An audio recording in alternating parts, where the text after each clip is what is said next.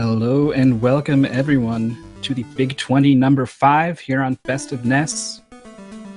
How are you all doing? I'm doing good. Everyone's practicing Popeye. Hasn't actually started yet, but we're pretty close here.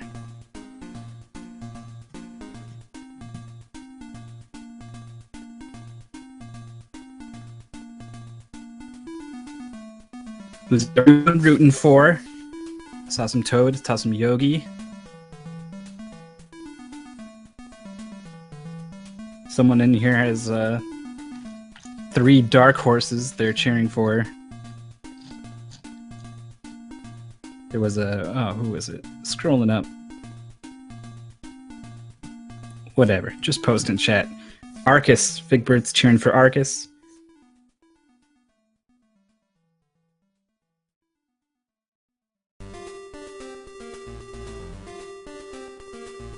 Blue Infinity back in his boy Etraz. Yeah, there it is. There's Team Underdog.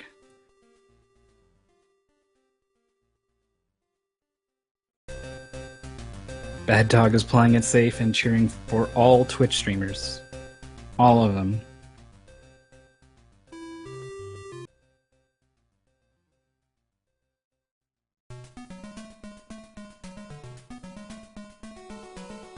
All Vidtendo's playing on carts. We have had people do that in the past. Frantically cleaning out 20 NES carts to make sure they all work.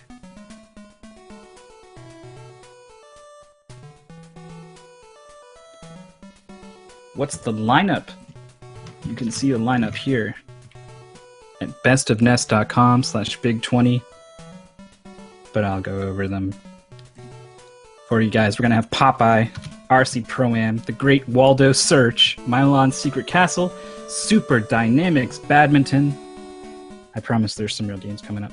Super Pitfall, Ice Climber, Kickle Cubicle, Cobra Triangle, Mighty Final Fight, Kirby's Adventure, The Flintstones, The Rescue of Dino and Hoppy, Alfred Chicken, Battletoads, Vice Project Doom, Gradius, Ninja Gaiden, Batman Return of the Joker, Ghosts and Goblins, and for the finale, The Return of Metroid.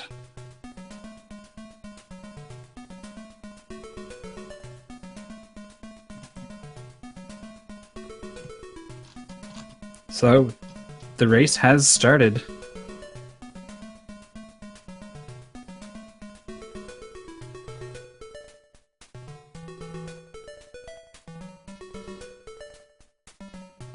We're going to be kicking things off with Popeye. Not exactly a classic, but kind of an interesting game to speedrun. There's a lot of randomness basically with where all these things go, and not a lot you can do to speed things up, but there's a lot you can do to lose time.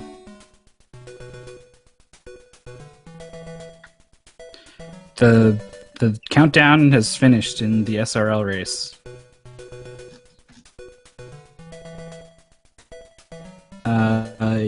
At 1:04:13.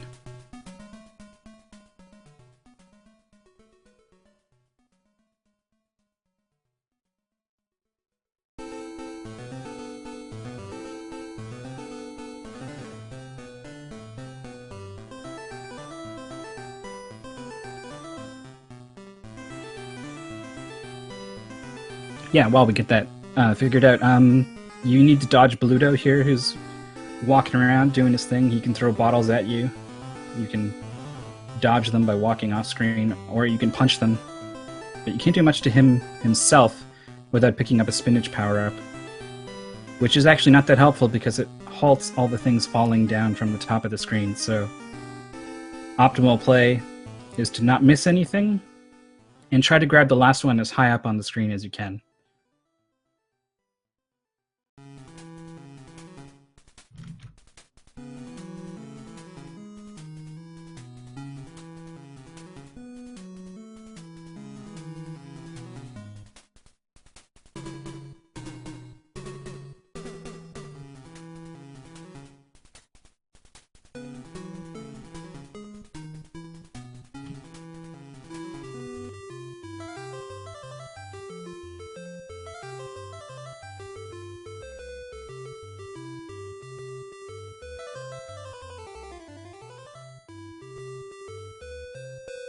See Yogi taking an early lead here. They're just doing 3 stages. Pretty short game.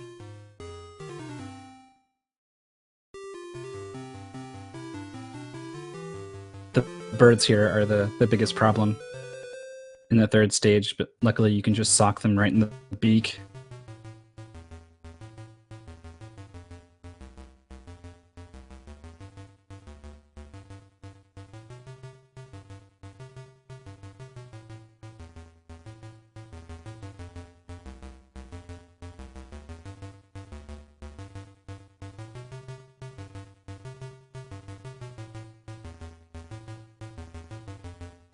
Yeah, you can see the difference between different capture setups, as well as if you're playing on console or emulator.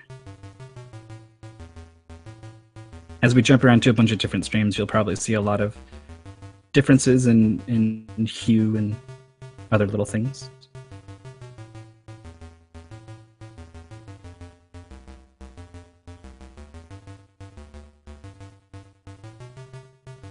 So it looks like Yogi is going to be first to move on to RC Pro-Am.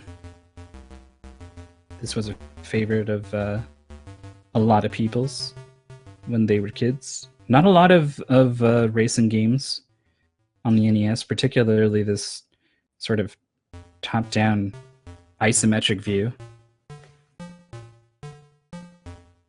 And the goal for RC Pro-Am is to spell Nintendo. If you haven't played RC Pro-Am, that probably makes no sense. But basically on each track there is a letter just lying there. And you pick it up and you get one of the letters to Nintendo. You can see Toad just passed one up there.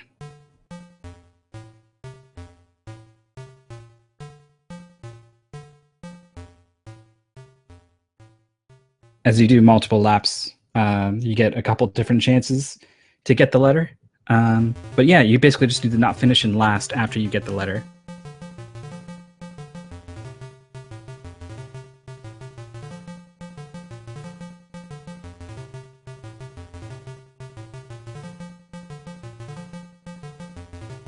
The high-level strats here are going to be taking a dive in the second track by getting last after collecting the letter.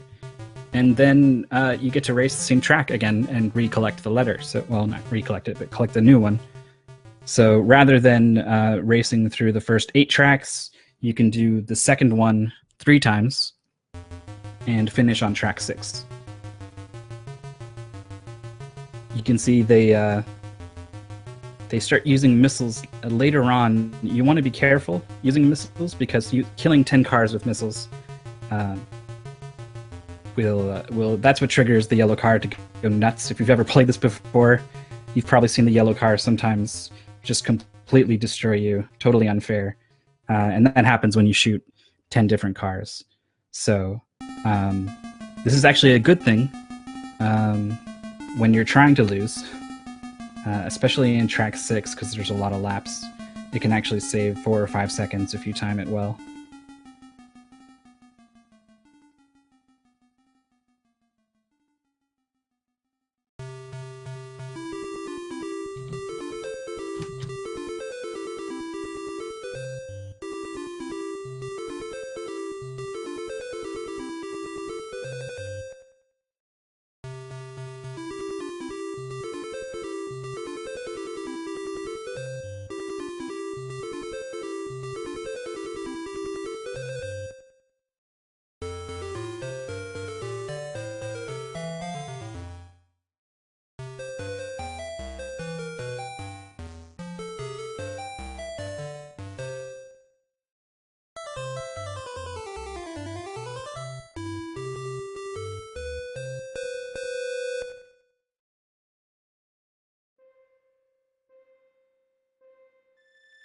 Yep.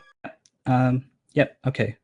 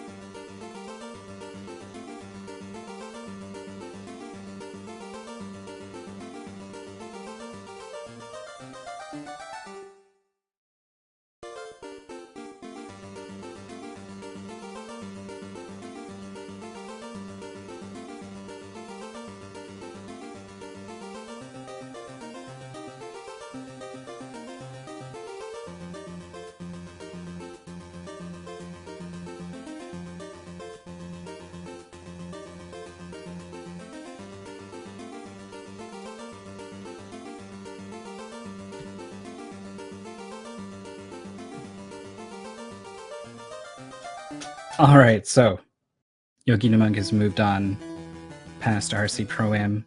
Not too hard once you've memorized the tracks. Waldo also not too hard. All you need to do is make sure you don't click on the dog. There's a dog in the levels, and he triggers a bonus cutscene where you play a mini game and you lose like 20 seconds. So don't click on him. Click on Waldo. Click on the scroll. If you mash fast enough, you can actually get the RNG seed, where you can expect everything to be in the same place. Nice little time saver. But yeah, this is just this is one of those silly games that gets added to the start of these races. The second Waldo game to be in a Big 20 race.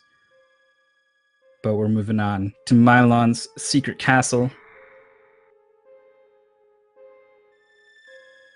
This is a pretty cool game. Very hard, casually.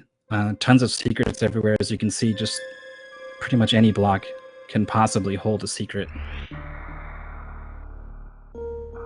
But for this goal, relatively safe. Doesn't get too crazy until later on.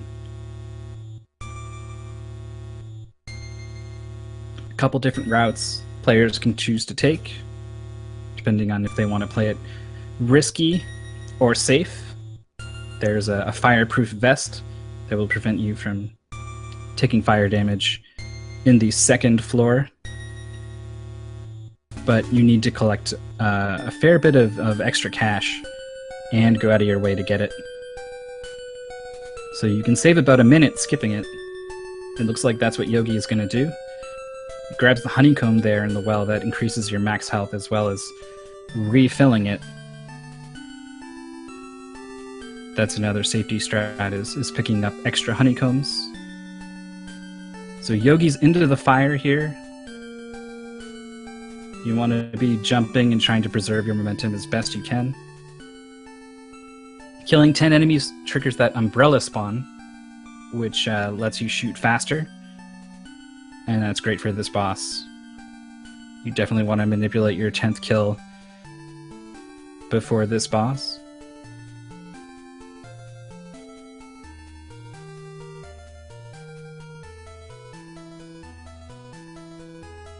So that's down. So other players are just getting acquainted with Milon here. Yogi is already out and moving on to badminton.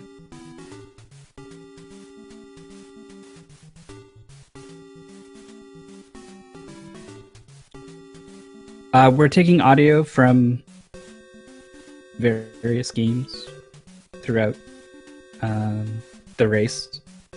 Everyone's usually streaming with a mic and a webcam, so we can't really grab their audio directly. Sorry for the confusion there. Badminton, if you just, the people who go into badminton blind are probably going to be really frustrated, because if you just sort of normally hit the birdie, it is almost never going to actually score a point.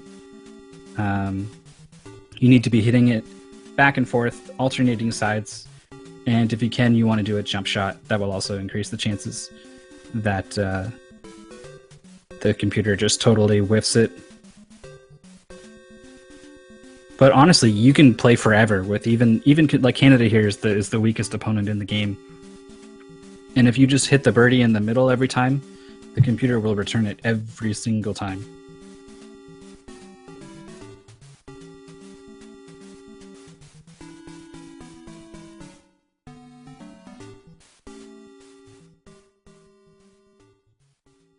How many are running? 36 people, I believe, have entered the race.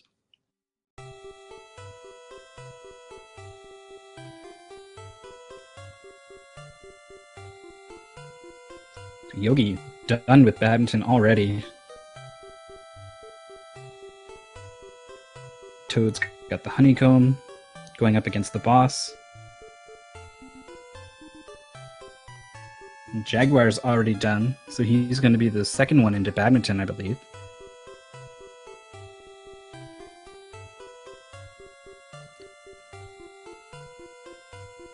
So Yogi is playing Super Pitfall.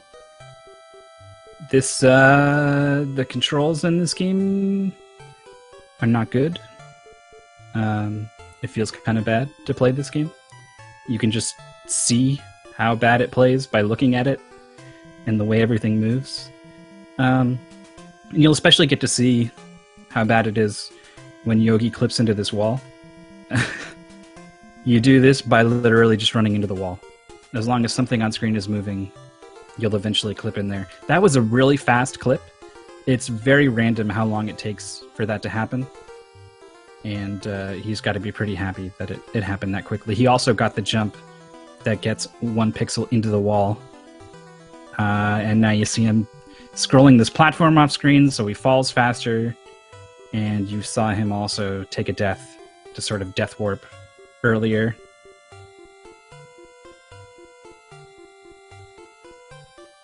And here's another one.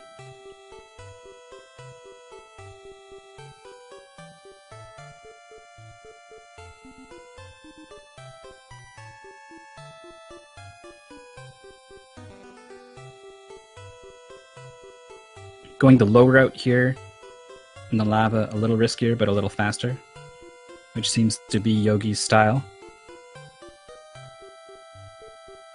He is really flying here. I did not expect this much of a gap to open up early on, but here we are. Gonna go ahead and run right into the Moai head there. Believe it or not, I mean, not only is it faster just because you don't have to dodge the thing, but you do need to die at the end of the goal, which sounds ridiculous. But in order to beat the game, you actually have to exit the dungeon. But before I talk about that, I want to direct your attention to this balloon. Notice the hitboxes, or the lack thereof. You want to pay attention to the top of the balloon and about your head on your character. Those are the 2 hitboxes that matter. So we're going to see the balloon not hit the ceiling. Make sure your feet don't touch the spider. There you go. Clip into the wall. Excellent work by Yogi. If you mess that up, you can be pretty screwed. That's a key moment there. He's got to be happy with that.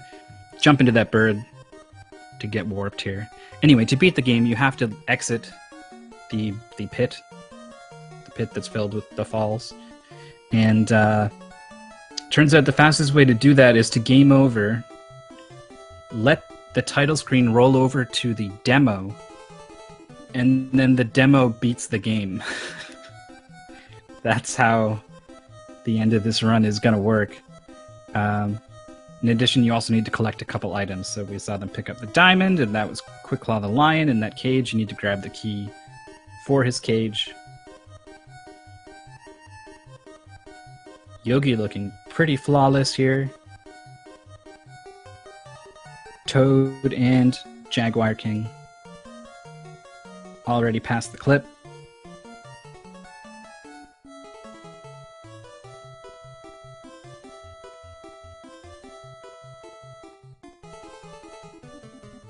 Two seconds ahead. Thank you very much.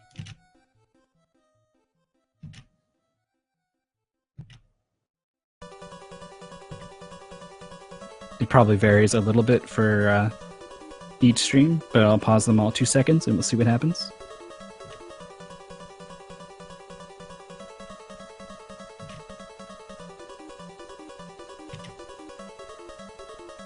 Arcus coming up to the clip here, gets the jump, so he's 1 pixel in, but as you can see, you just kind of run against this wall and hope it happens. After a long time, and you don't even get 1 pixel in, you can maybe jump or back away from the wall and get back in there. There's really no science to getting inside there. Pretty awkward. Just stuck running there. All right, we got some balloons going from Toad and Jaguar King. Important moment here. It is possible to clip into that wall without the balloon, but it's pretty tough. Jaguar King gets it.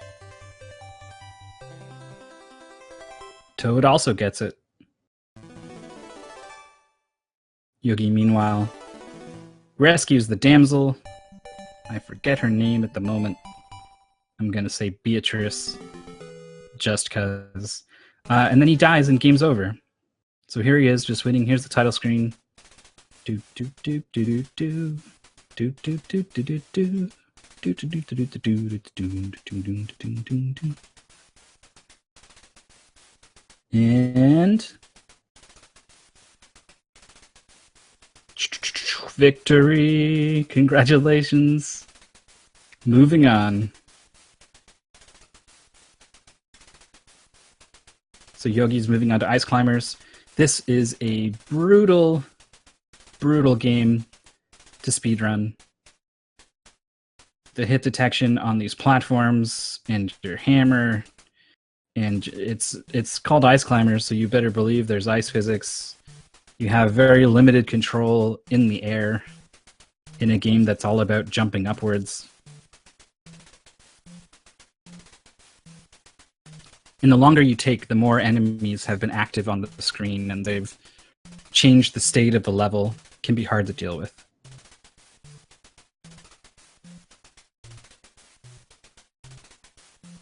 It starts out fairly simple, but eventually these clouds start moving really fast, and you have to start worrying about making cloud cycles. You can see Yogi there falling pretty much directly through a platform. That can happen. The edges of platforms are not necessarily where they appear.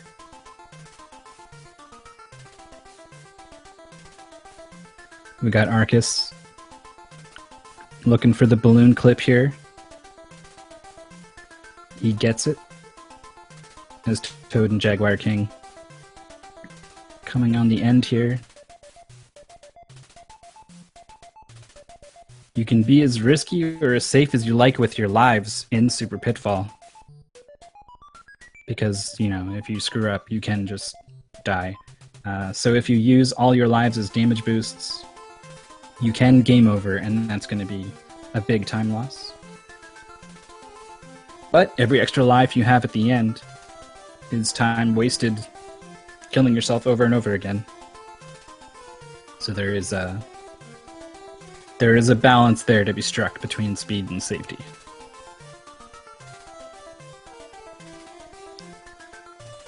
Yogi's making good progress on Ice Climbers here.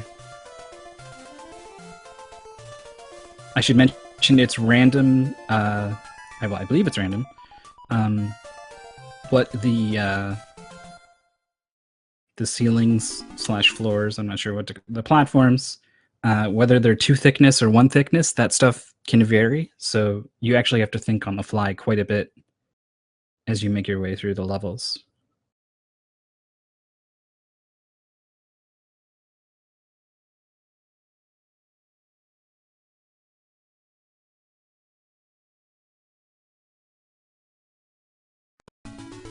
So we got a Toad joining Yogi on Ice Climbers with Jaguar King. Arcus still working on finishing off Super Pitfall. You probably noticed they always jump off cliffs. They don't walk off. That's very important in Super Pitfall because you completely lose air control if you just walk off. Hey there, Mythical. How's it going, man? Hey, welcome. How are you doing? I'm doing pretty well. I figured you could use a little bit of extra voice for the commentary. Sure. Now, I have to admit, of course, I don't know many of these games, but just so you all know. But I will do my best to help out. All right. Do you know? Have you ever had the pleasure / misfortune of playing Ice Climbers?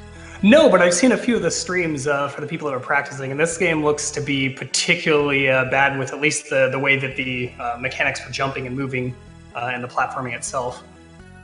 Yeah, in a game that's all about jumping, moving, and platforming, having you would hope that'd be good. Yeah. And the ice physics, and there's also like ice conveyor belts. It's real. Yeah, that's a strange thing to me. An ice conveyor belt, but it looks to be part of the hardest part of the platform, at least from what I've seen. Yeah, they started showing up pretty early on. The whole game's 32 mountains, I think, and we're only going to be doing the first 16 here. Thank God. But yeah, eventually these icicles start falling, the birds start spawning. So you can see you're kind of thinking on your feet here as to when to jump on these clouds and what to do. Wow, getting in that one tile hole there on the fast moving cloud, pretty tough, but Yogi gets it. Almost gets clocked by an icicle there. And he's keeping his lead pretty tight right now, and he's on, I believe, Mountain 8, or was it 9? I believe it's on 9 now. Or I don't know if that's showing the previous mountain or the next one. Probably the previous. So he's probably on 10 now. And you're right, Yogi has got out to a big lead, and he shows no signs of slowing down so far.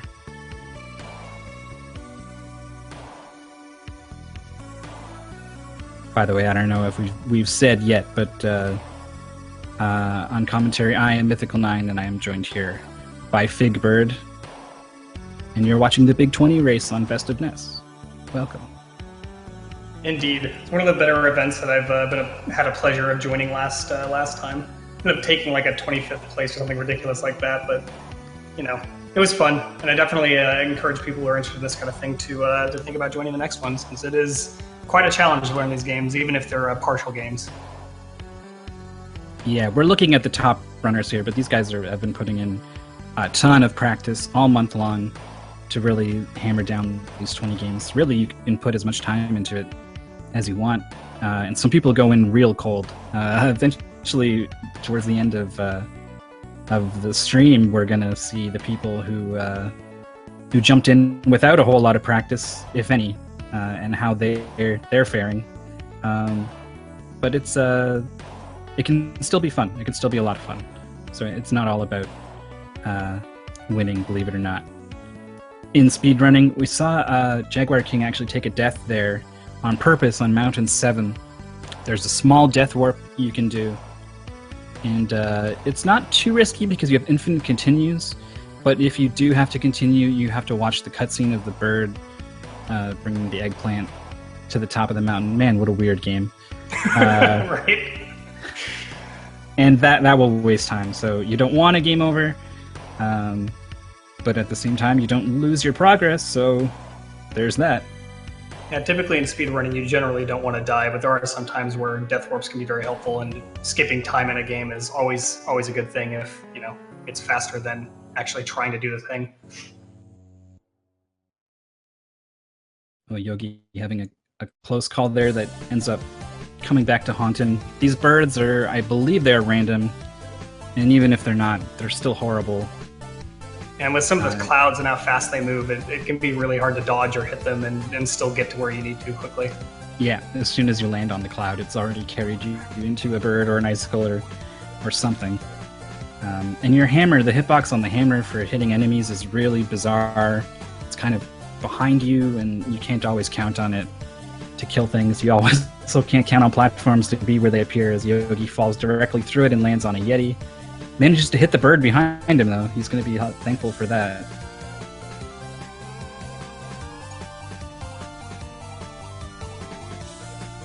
Oh, gets up to the top and falls through the platforms, falls through the clouds. This is Ice Climbers. Now I'm curious the which game kind of you think is... sorry, go ahead. No, that's it. Clouds are out of sync, and that means you need to wait for them to kind of resync in order to progress through the mountain. Right. Quite annoying. So I'm curious, though, what you think the big equalizer game is going to be in this particular lineup. Well, Super Pitfall had the clip, and that's kind of really luck dependent. But we're already past that. So let me just take a look at the list. I mean, Ice Climbers. I think we're going to see changes in Vice Project Doom. And then the last four, I guess, where things can go real wrong. Maybe someone will miss a warp in Gradius or something, and that'll be real frustrating. I heard Arcus on his stream talking about how this can be kind of tricky to do, and apparently we're allowing the Konami code for that game as well, which is an interesting thing to have. Yeah, there's some ease of life decisions that get made for some of the really hard stuff. When Contra was in there, the 30 lives code was allowed. And thank God, otherwise I never would have finished the first Big 20. Yeah, that makes sense, and especially because it is a 20-game race. There's got to be some leeway for how much you actually have to master the games for the 1 month that you have to play them. So it makes sense. That's right. We have 1 month and 20 games, so even if you're doing like a game a day, you don't have a whole lot of extra time to polish things off. Yeah, when I was doing the practice for the last Big 20, my biggest goal was to try and get the harder games down towards the end. But at the beginning, I was just sort of playing through a little bit, get the feeling for all the games, and then trying to either route or find the routes that were offered via the various tutorials that were put out. But the big focus came down to the ones that were like the big scary ones, the things without continues and stuff like that. So it can be each to their own for how you do the actual practice for these things. But 1 month isn't a lot of time for 20 games. Yeah, it'll go by real fast when you're actually practicing. Moving on, then we got Yogi on Kickle Cubicle here. Very tricky game to say on a live stream, but hopefully we'll get it right. It's a puzzle game, really fun. Not a lot of people know a lot about it, but yeah, you're basically kicking cubes. So you freeze enemies and turn them into cubes, and you move them around in various ways to basically get to the... I'm not entirely certain what they are, but they look like bags of seeds is my guess. Yeah, bags of something. So that you can go. Yeah, they're bags of something. Point bags, maybe. Who knows?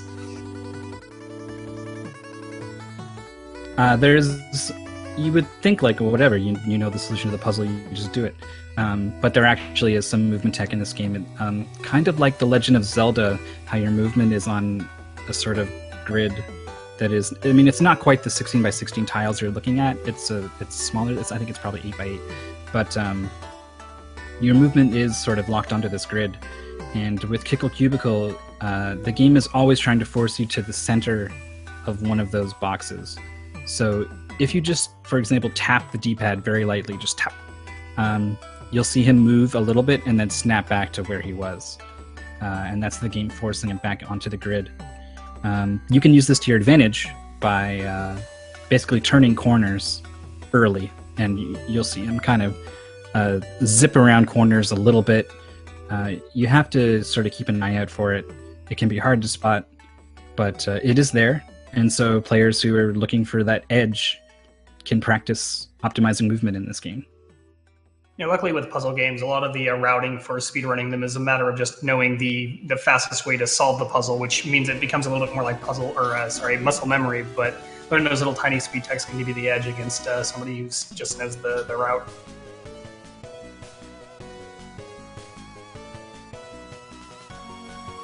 I think it's level 12, where in order to do the optimal solution, you actually have to make use of those corner clips to be fast enough to get ahead of a spinning spike ball enemy. Otherwise, you have to wait for it. Yeah, and I know later on you do with these like chickens that'll bounce your stuff around, and some of the places you can actually use that to throw the bag towards you or to get the solution quicker, if done quick enough to get them in a position for that. Yeah, there's a lot of interesting mechanics in this game that we're not going to get to see too much of. They mostly start appearing later on in the game, but the way enemies in particular interact with all the objects in the game is really interesting. Also, I've noticed a lot of NES games especially like to use balloons. I think we've seen 2 games so far that have had balloons, with Pitfall and then this particular one. Yep, interesting to always see the red work. Too. I know, it's always the red balloon. Big red balloon. We had Balloon Fight in the second Big 20, I want to say. Definitely one of them. And there was, with Gremlins 2 in the last one, there's the red balloon for that as well. Mm-hmm. Very, very helpful. Red balloon. So you can see on Yogi's stream right now, there's the chickens I was mentioning earlier. I'm not sure if this is the first appearance, but it's certainly, you can see how he's moving around the bag and stuff. But again, you can utilize that to make things faster, or in the case of getting over there, you actually, or not in this particular one, but there's one where you can use them to throw the block that spawns. That way you can get to where you need to go.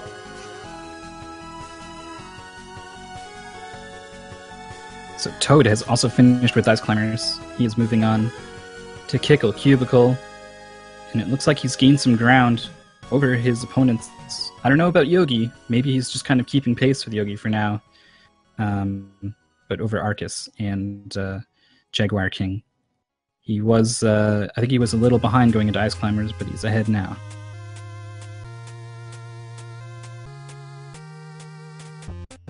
Yeah, I've noticed that Toad always has an edge with a lot of these games. I did a blind race for, I think it was Star Tropics 2, and he was part of that. And of course, he took the whole thing, and it was kind of crazy how fast comparatively he got the game through than we did. Just because, I think he's got a lot of experience with various platformers and things like that, which comes a lot in handy when you're playing a bunch of blind games, or at least learning them in this case. Yeah, definitely. You definitely need to have an aptitude for picking things up quickly to do well in the Big 20. Yeah, Yogi just completing the level there, where he needs to beat the spinning green spiky thing in order to do the optimal strategy, which he did. This is still a really big lead that he's earned for himself, though. He's almost an entire game forward, it looks like.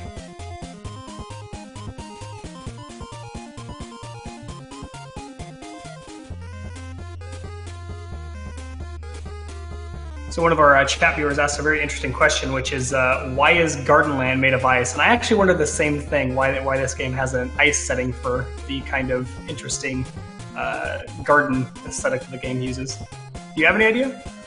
Well, I mean, I think the other lands are like Candyland, and so instead of rescuing vegetables, you're rescuing candy. So it's less about the geography of the land and more about the people living there, I guess. I mean, we're talking about pushing ice blocks on top of ice, so if you were to have a garden, I feel like the game wouldn't make much sense. I suppose that's true. Pretty nifty strategy here on Yogi's screen. If he does it right, yep, that enemy poop just kicks that bag over, saves you quite a bit of time there. Those chickens being helpful again. Yeah, birds are usually jerks, but not in Kickle Cubicle. I'm not sure if I should take offense to that comment, being as I'm Figbird. But no, you are definitely right. Gaiden, you should know better. Exactly. Those birds are the worst.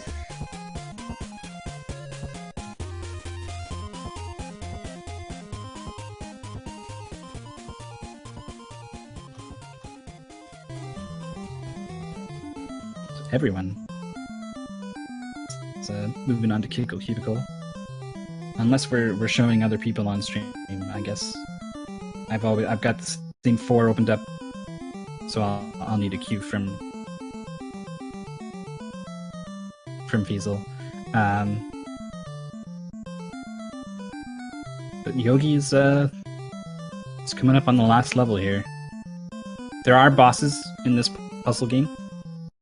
They're pretty simple. Though if you don't get the quick kill, you can end up running around a little bit.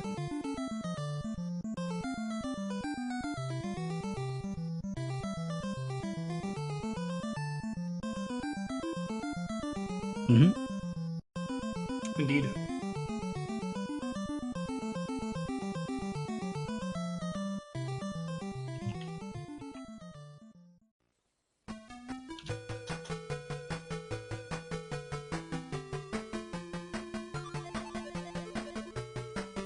There we go. Awesome. Took me a second to get it up, but it looks like it's working pretty well.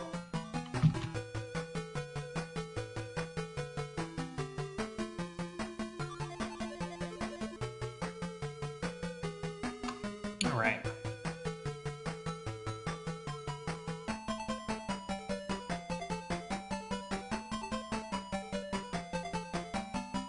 Trying to set up my windows here real quick. Give me one moment. Yeah, I'm on one monitor, so there's a bit of screen real estate management going on behind the scenes, but enough of that. We've got Yogi moving through this cutscene here. It lasts quite a while. Can't do much to to skip it, you can grab a drink, I guess. Yeah, that's another thing that with these longer races, sometimes you have to think about when you need to use the restroom or like get a snack real quick. And I know that in the last one we had, I think it was, oh God, I want to say Fievel Goes West, but I know it wasn't. I always thought of that. But there was a game where there's an auto scroller you can sit in the corner, and literally that would be a great time to just go get a drink or use the restroom real quick, because it was a good minute or so that you literally didn't have to push a button on the game. Alright, Yogi Monk gets the quick kill on the boss, kicks the ice blocks at him, defrosts Garden Land, and moves on to Cobra Triangle. This is another... This is one of my lovely favorite games from when I was a kid. My father was big into this game because he's a big fishing and boating person. And one of the things that I always hated was the crab boss, which I believe is that the goal in this particular? That is the end of the goal. Yep. Yeah. So that boss was always a pain to deal with. I always had issues myself with it. And I know some people also have issues with the rescue the people, or sorry, save the people stages, because they can get kind of random and things are going on all over the place. And but overall, it's a pretty interesting game. It kind of plays a little bit like a race game, but it's nothing to do with racing. Like, you can see all the other boats and stuff flying around, and like the hazards and things. But like, again, it looks sort of like it's a race game, but it's more like a shooter in its own right. There's little power-ups that they have like numbers on them, and what those correspond to is how many like movements on the little fire speed missile force bar at the bottom. And essentially, you press I believe it's select during when one of those is flashing, and it'll upgrade that. So in the early games of the early part of the run, you're going to want to try and max out individual parts that are useful. So you see when they're grabbing these things, they're essentially hitting the select button to upgrade whatever it is that they're selected on. And so usually you go with speed and fire, and probably grab a little bit of the missiles. And then later on, the force is essentially a force field, though I don't know if that actually matters in the particular run. I don't think these guys are going to be too worried about force, but you really want to have the spread gun. I believe it's the 6th fire power-up. You want to have that before the crab boss, and ideally you get it in this 2nd level here. And because these levels are essentially like bonus stages where there's just a bunch of these power-ups you can grab, and you can see that Yogi is focusing on grabbing the power-ups so that he can get those things upgraded. Because again, the fire, getting it to level of spread gun is really important, because it's a really good damage and it spreads out and it's helpful.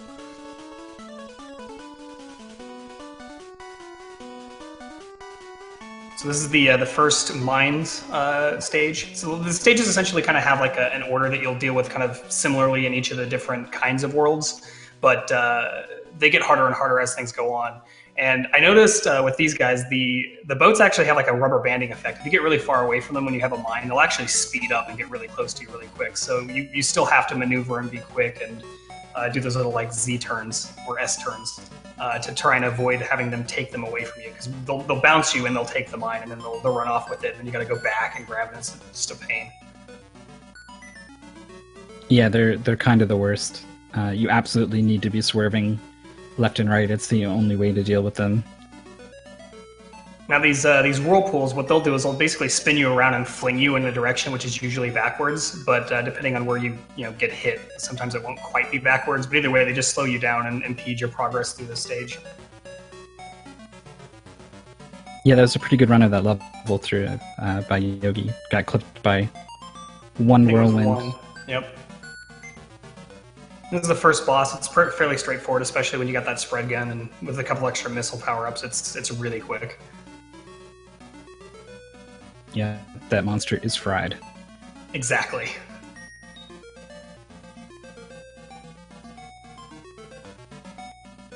So here's one of those levels. Shoot the targets. Yep, you shoot the targets. Now you can actually do nothing and it doesn't matter, but if you do shoot all the targets, you can get a 1-up at the end, which of course for speedrunners generally doesn't matter. But again, if you do have issues with lives and stuff like that in the game, it's worth trying for the points and getting it in there. But again, for speedrunning, you can just take your hand off the controller. That's exactly what Yogi opts to do. I think Toad prefers to do 360 spins the whole time. Everybody has a thing that they do. So again, this is the Save the People stage I was mentioning before, and essentially it's RNG as far as I understand.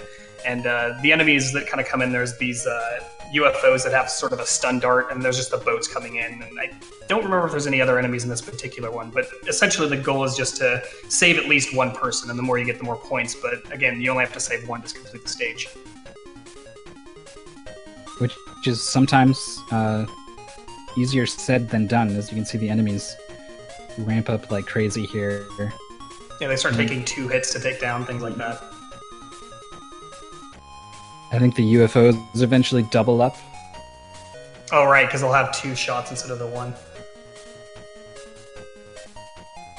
So you can see some of these people they're not being guarded. They are gone. I don't know where they go. There's these little holes in the side that they take them, and it's kind of scary to think where that they're actually just goes. gone. Yeah. Let's not think about that. Let's talk about how you can grab one person and drag them around as a last-ditch effort. That's a great way, and that's how, as a kid, I would actually complete the particulars of the level if I got really desperate, because once you're down to 1, it literally doesn't matter, and so it's just about avoiding the enemies and getting rid of the sleep darts, or sleep missiles. I'm not really sure what they're supposed to be. So Yogi actually getting through a very tough level that is made very easy by a simple trick. You don't hold accelerate, but very shortly after the level starts, you hit it, you hold it, you don't turn, and you will hit every single ramp and dodge every single whirlpool. It is a very nifty little trick. That's good, because those levels are some of the more annoying ones, especially later on in the game, which, again, I don't know how many of them we're actually going to see with the crab boss being the goal, but later on there's there's an ice level, and it's one of the worst for that particular type of stage, where you have to jump the waterfall, because the ice things will jump in your way. There's whirlpools, all sorts of stuff, so if you don't get those jumps perfectly, it's pretty much a death. Yogi making one of his very few visible mistakes here by missing one of the jumps in this level. He has been completely rock solid up to this point. I haven't seen any mistakes besides that so far, at least for this game.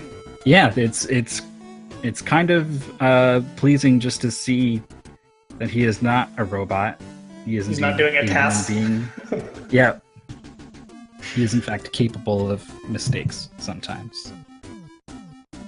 That being said, though, most of the players are going to have trouble actually catching up to him from this game, because, again, he's only made that one mistake. It's a pretty...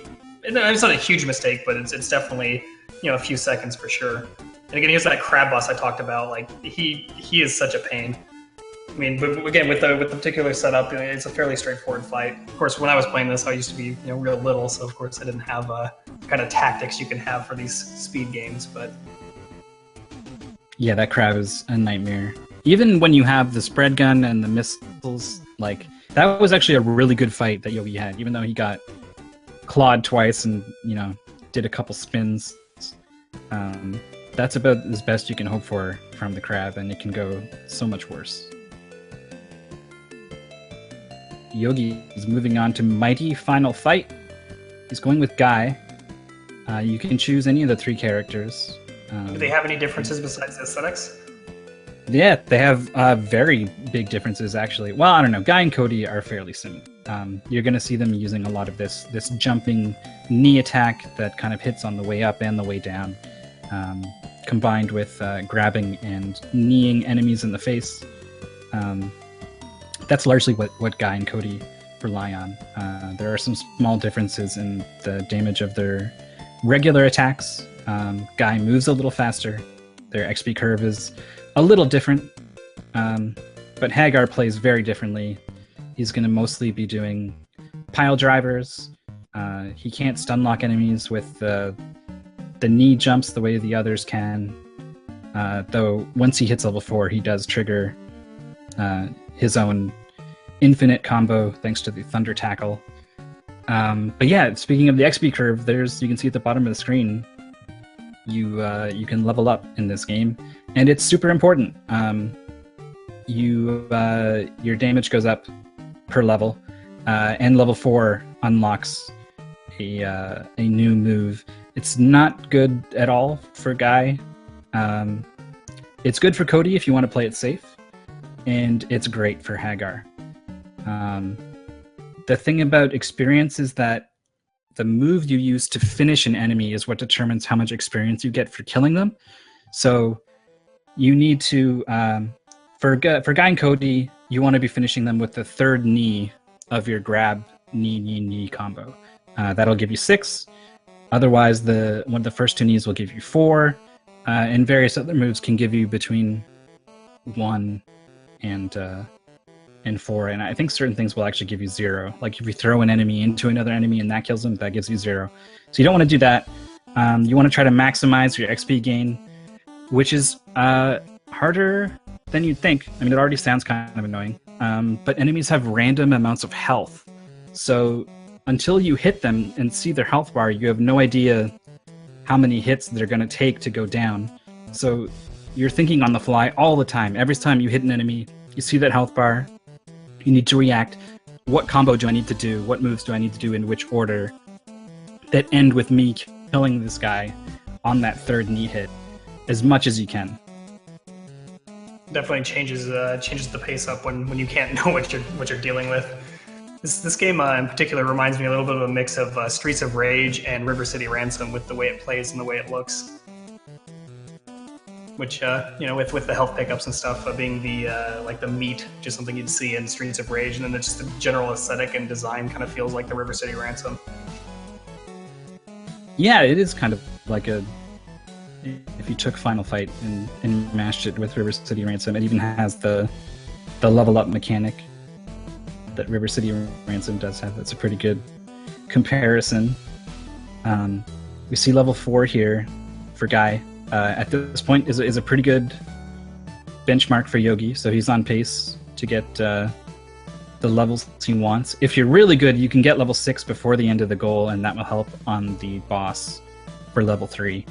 But it's pretty hard to do. You don't want to count on it. And you can kind of only really make it happen with Guy. You would need to play absolutely perfectly with either of the other 2 characters. Well, perfectly, and then also get perfect luck. That's the biggest thing.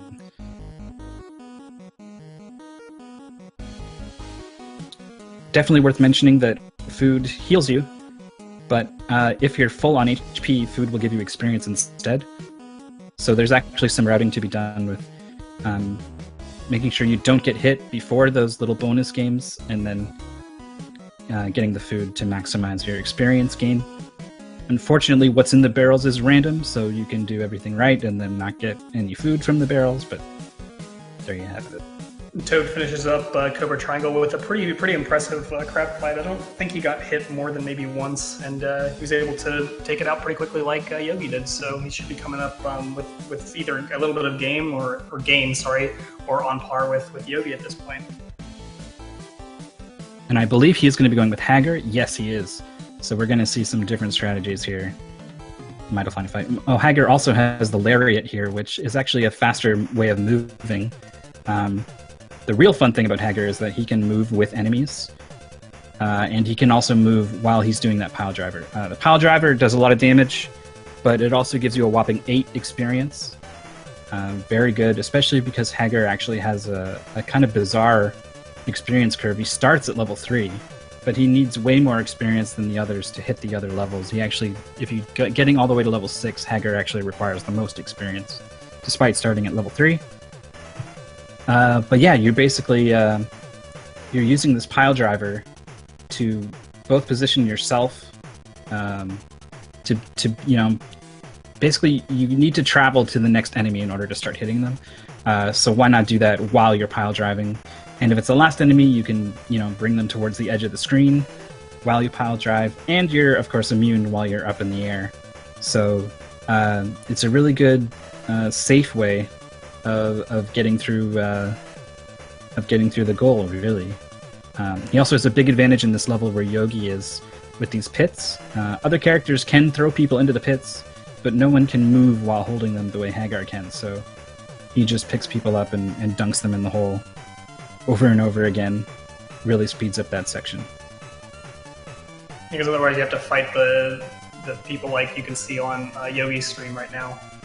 Above the pits or next to the pits or whatever. Whereas if you could grab them and throw them in, that's definitely faster.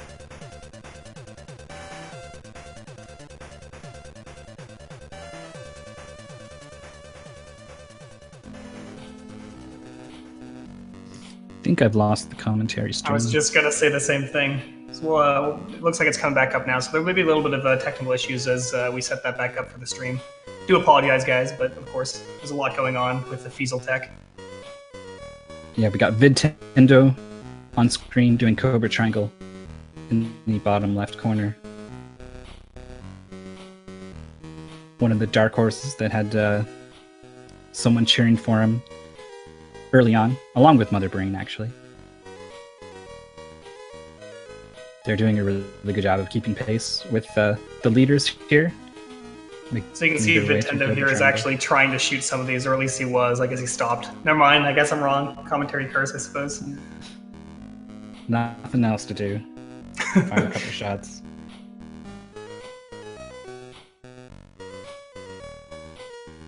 I also love how the boat has a little helicopter is how it gets around. Like, you'd imagine that if you had that little helicopter, you'd just go to where you need to go with the helicopter. Yeah, you'd think. It's a limited Video use game helicopter. I also love how it's just this absolutely tiny little thing that is able to carry the entire boat. Yeah, it's kind of crazy to see. So it looks like he's having a little bit of trouble with the Save the People. He's already down to one person. So again, this level can be really punishing and very, very easy to lose. So at this point, he's got to guard that one with his life. If he doesn't move around too much, he's going to hit with these stun darts. So he might actually run. Oh, cool. He saved it. Now he's going to do that strategy of fly away with the people and hope. Yep. So, you can also bang into the wall intentionally, and that gives you some invincibility frames.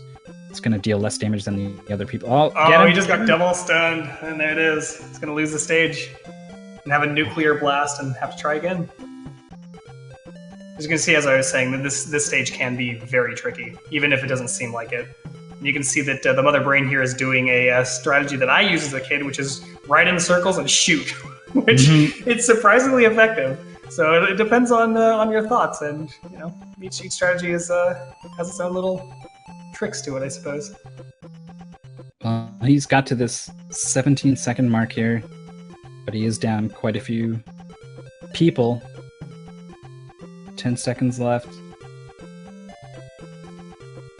So Yogi here is on to Kirby's Adventure, a game that I haven't played actually at all personally, but it's definitely one of the classics. Yeah, this game is fantastic. It came out really late on the NES, so that's why they were able to get all these wonderful colors and detailed sprites and backgrounds in there. They really knew what they were doing by this point. In terms of a speedrun, it's actually a really interesting speedrun because there's you can sort of slide off a ledge to preserve your increased sliding speed. You have to optimize when you fly because it's quite slow. And of course, your different power-ups that you have. Unfortunately, the tornado kind of wins out over everything else in most situations.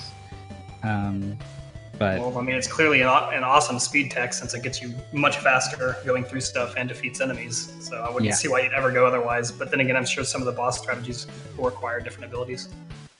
Yeah, we're only going to see the tornado for this goal, but it does get mixed up a little bit in the regular run, I believe. You notice there was no tornado enemy in the first level.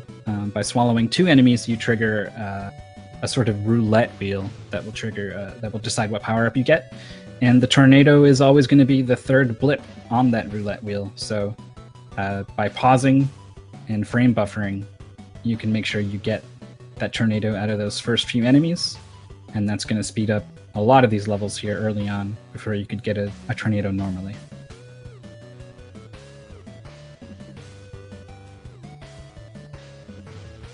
There's a lot of memorization. The tornado takes a while to spin up and cool down, so you really have to have an idea of where you're going to be using them on each screen.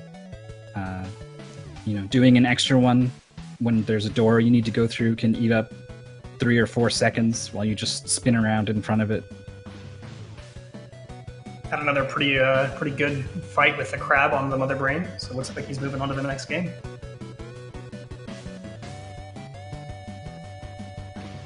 He's going to be going to final fight. Toad is fighting the second boss here. He already has the Thunder Tackle, so he's able to kind of combo that boss a little bit. Otherwise, Hagar is forced to kind of just do pile drivers over and over again. It does a lot of damage, but waiting for the enemies to stand back up can eat a lot of time. Nintendo just had an amazing crab fight. That was very, very quick with the way it went down.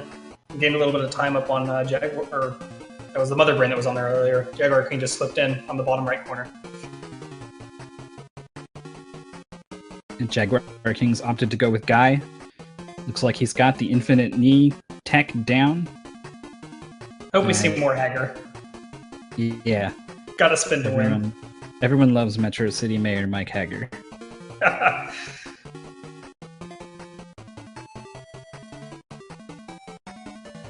Now we get to see the tech where we're throwing enemies into the pit, as was described by Mythical earlier. So we make this part a little bit faster for Toad. Because again, you don't care how much health they have, you just put them in a hole.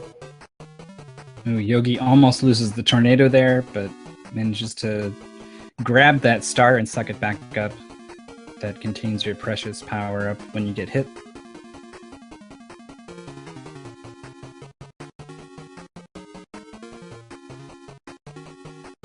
Moving on to the iconic Wispy Woods boss here.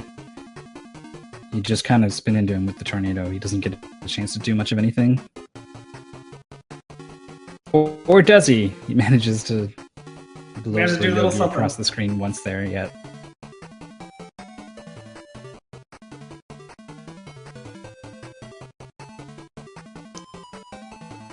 Estimated for a blind person. I assume you mean someone going into the run blind, having not practiced the games instead of an actual blind person. That would vary a whole lot. Something like Super Pitfall would take hours if you don't know where to go.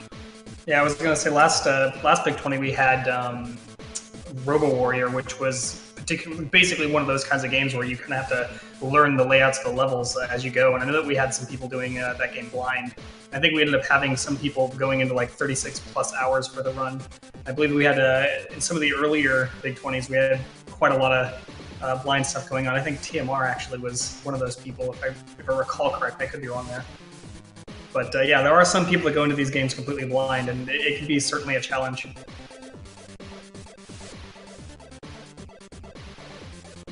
I know Nighty is a very well-known blind player, and he's got mountains of determination. If you check his Speedruns Live profile, I don't think he has a single forfeit, despite doing like 500 blind races. So he will see things through to the end, and he usually goes in pretty blind. But I think he checks ahead to see if there's anything like a Super Pitfall that's going to take hours and hours like that. And if so, he'll learn quickly, roughly where to go, what to do. But otherwise, be playing pretty much everything by ear. So we'll probably see him later on. That can be really fun to watch. Yeah, I think my favorite part of last year after I completed the race was just jumping in and watching all the people who were coming through with the mostly blind strats and just like rooting for them to figure out those little things that had taken me, the month to actually learn. So it'll be fun to watch that again with this race. Toad, with that last pile driver onto the boss, is moving on to Kirby himself. We're seeing Yogi setting up this clip here. He's got it. It is actually fairly easy to do, as long as you have a power-up. If you actually don't have a power-up, it can be a lot more finicky. But I think it's as simple as pressing down as you hit the edge of the platform, and then after that you need to know what to do to make the most use of it, to traverse the level quickly. It looked like he was able to go through a couple of walls with that particular clip. Yeah. I don't know if this boss has a name, but it is definitely a recurring Kirby boss. The multiple enemies wielding a variety of weapons that appear on the sides of the screen. It looks like our particular order right now of players is Yogi in first, Toad with second, Jaguar King third, Arcus with fourth, Motherbrain fifth, Nintendo at sixth, and Flotatius at seventh. Or did I skip one there? I don't think I did.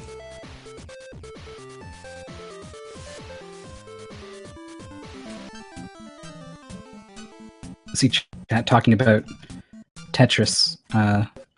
Zergriff, who was the first of the sort of blind players to do a Big 20 in the very original Big 20. Zergriff joined, and I guess he hadn't really played Tetris before, so turns out he was not very good at Tetris. It took him 11 hours to get the 100 lines goal. He got to 99 lines a number of times. Quite heartbreaking to watch, but very tenacious.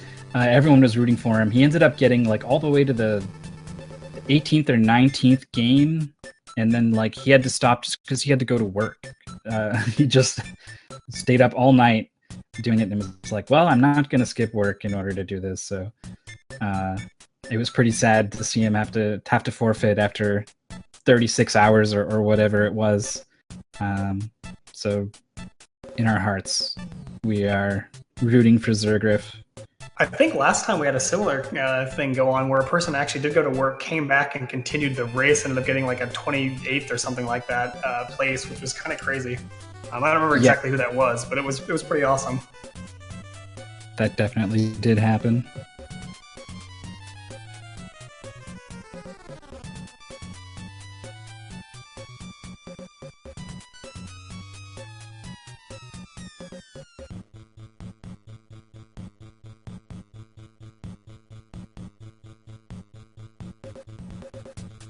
Pretty annoying section here coming up for Yogi with these blocks.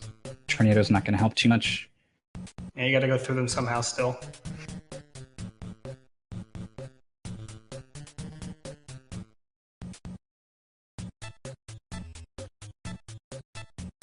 So remind me again, what was the goal for Kirby specifically? I think it's the first 3 worlds. We're on World 2 here. And I'm pretty sure we at least go into the next one. I remember there being a fight with the painter, which is coming up on Yogi's stream right now. Oh, it's beat World 2, no UFO glitch.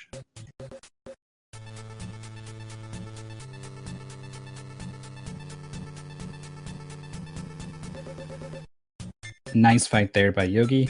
That was amazing. He's definitely doing very well right now, and there's a reason why he's the leader. That's one of the reasons why I asked earlier what the swing games might be, to see if somebody can have a chance, but he's looking to take it right now. I mean, obviously we're still in the first leg of the whole race, but still very, very sizable lead. Yeah, there are some traps that anyone can fall into, including Yogi. But at this point, even if he does, he'll still have a lead. He's earned himself that much leeway as he moves into our next game. As I need to check the actual full title of this Flintstones game. Flintstones, The Rescue of Dino and Hoppy. It's maybe a little tough to see. I'm not sure how it's coming through on stream. But Fred's movement, the up and down movement as he walks, is it's a little weird. Fred's kind of slippery. And grabbing ledges is hard for him sometimes. The movement in this game is short answer. It's frustrating, especially because you stop moving when you attack. So that includes attacking in the air. For most games, when you get stuck attacking on the ground, you end up jumping and attacking in the air so that you're moving while you attack. But in this game, that will stop you cold.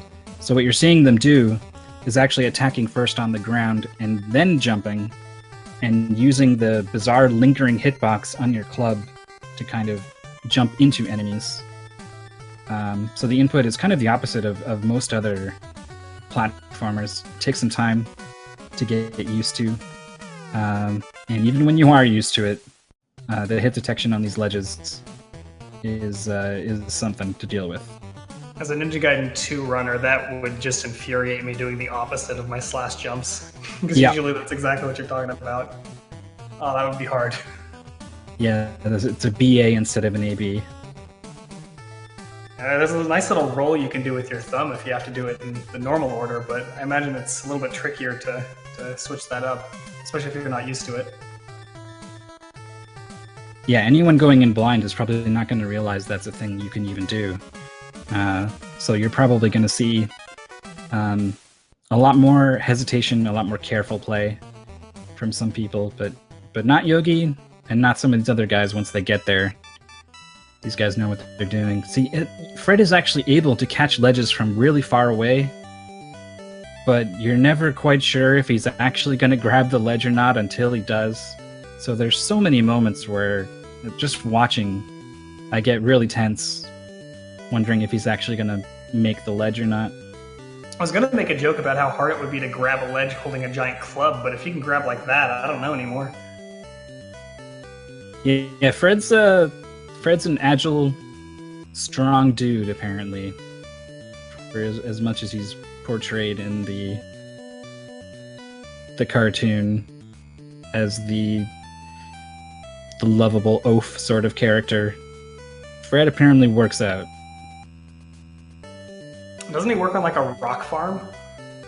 He's in a quarry, I think, yeah. Yeah, okay. So a rock farm, also known as a quarry. So yeah, that would get you pretty buff after a while, knocking those rocks around. For sure. There are sub-weapons in this game. If you look at the bottom middle of the screen, Yogi has a slingshot. I don't think it does as much damage as the club, but it's helpful to have a projectile weapon. You can also charge up your club here. There's a frame perfect.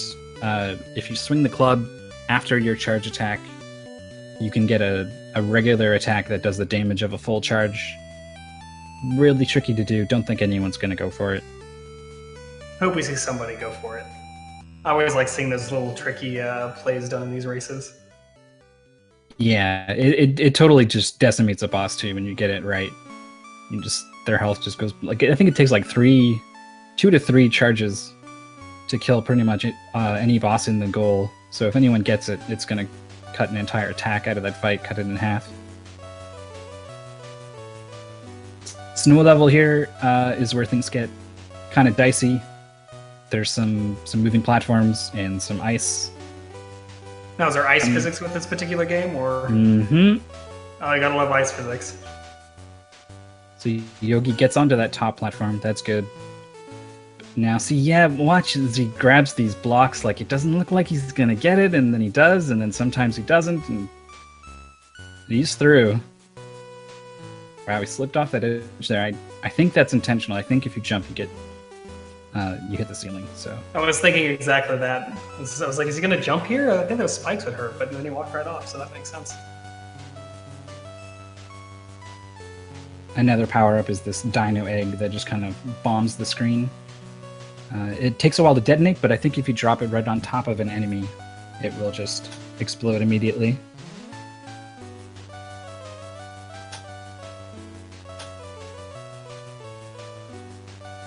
Meanwhile, our other 3 players are making their way through Kirby. Seems like everyone's managed to hold on to their tornado.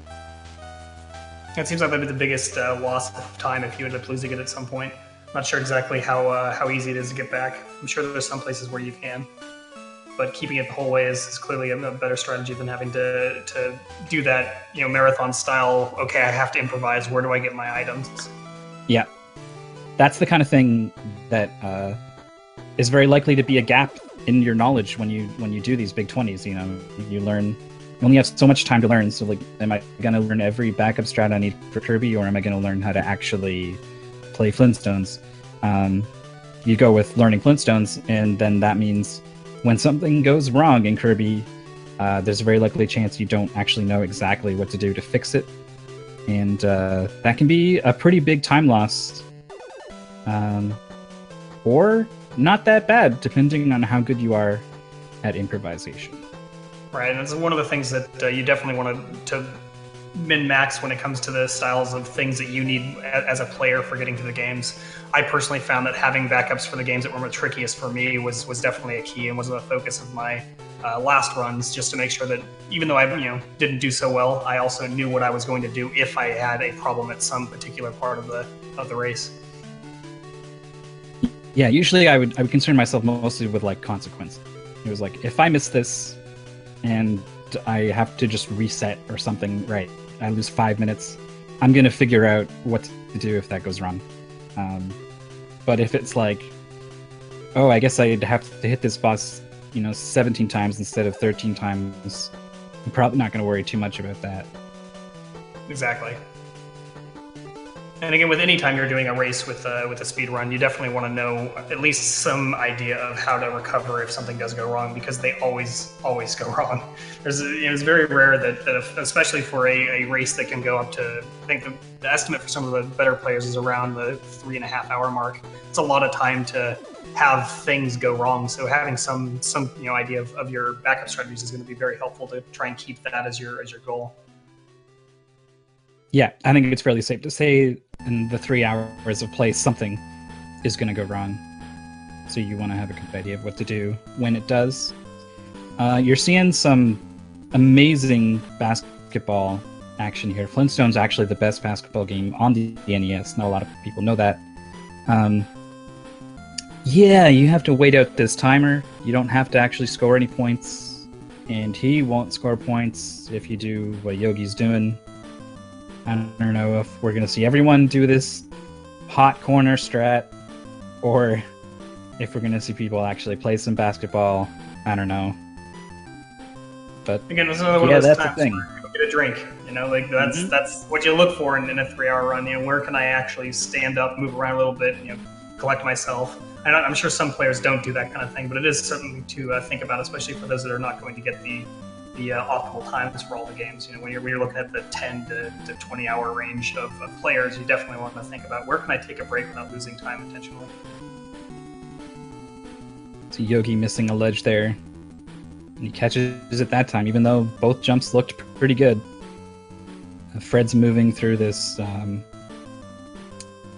haunted castle, prehistoric castle. They had some amazing architecture back then. Yeah, someone was really good at stone cutting. They had some mechanisms, had a way to set up like a filling moat for your castle. Yep. Use that lava to your advantage.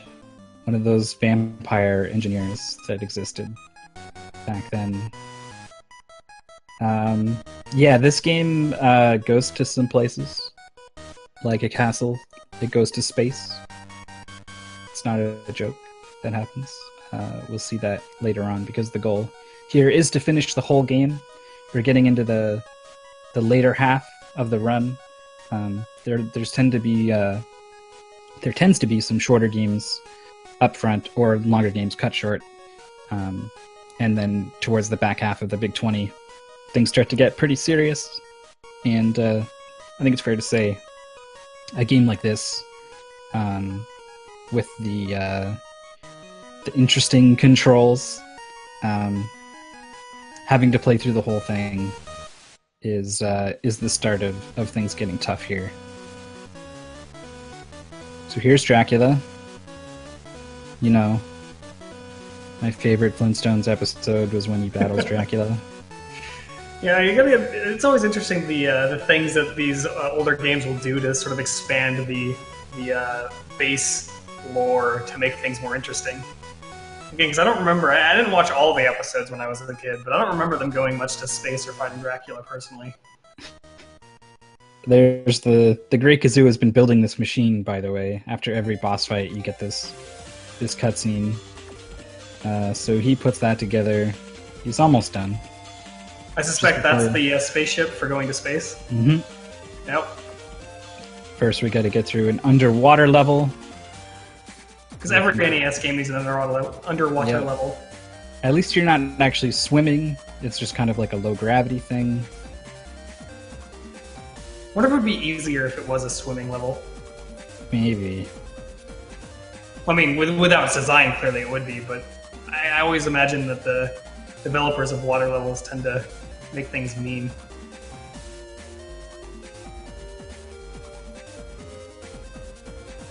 Wow. The bubble's just there. Pretty sure that's a death if you don't land on them. It's a nice job there by Yogi. The leap of faith up to that cliff, Doesn't look like you're going to make it, but you can. I was about to say you will, but that's not necessarily guaranteed. How punishing are the deaths in this particular game? You will lose your sub-weapon, and you lose one of your max hearts. You can see he has 5 right now. Oh, yeah, that's not good. Yeah, if you lose the sub-weapon at the wrong time, that can be really bad. Also, your power club that you charge up to fight bosses with, I think that is also a power-up that you can lose. So a death in the wrong spot can be really bad. But a death in the quote-unquote right spot, not so bad at all. Right, of course, anytime there's a spot where you want to die, it's a place where it doesn't screw you the most in later portions of the levels.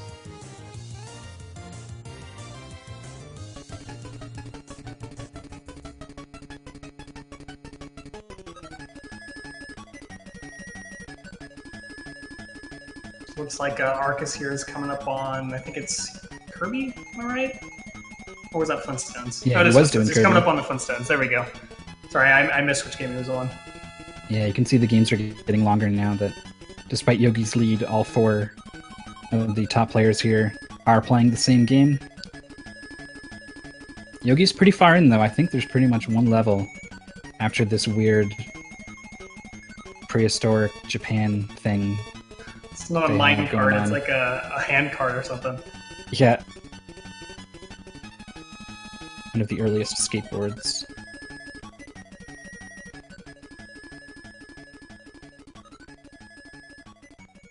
And then there's like a sumo dino. Yeah, I mean, because that's what you do for fun when you're prehistoric. You fight dinosaurs in sumo fights. That boss can be pretty tough to deal with if you don't have your upgrades and stuff, because it seems like the optimal strategy is kind of just to trade hits with him. So suddenly you have to actually dodge his attacks when you don't have enough stuff to trade hits. Here we go. It's time for Flintstones in space. I think. Pretty much. Dun dun dun dun. It's actually, you'll see in a moment, space actually looks pretty familiar to another Hanna-Barbera cartoon. I wonder which one that would be. If you're real old school, you'll actually know the Flintstones did in fact meet the Jetsons. That was a canon crossover that happened, and that's where this game goes. So there he is. There's George Jetson. He's depressed or something because he's just all blue. He sends you up in this elevator, and then you go under the elevator and drop off of it to clip into the wall, and then you jump through the last level, making it completely trivial. Otherwise, it probably would have been the hardest level. So thank God for that. It's always nice when a game has a glitch that lets you get through some of the harder parts, generally the last level, so that's definitely a wonderful clip to have. And for those blind players, they're not going to have it, unfortunately. So a couple of fights here, a couple of phases, rather, to this last fight. Yogi just kind of going ham here.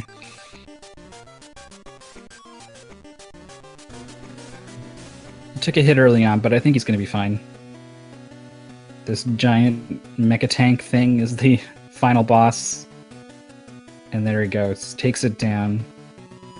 All those pows. Yep. Pow, pow, pow, pow.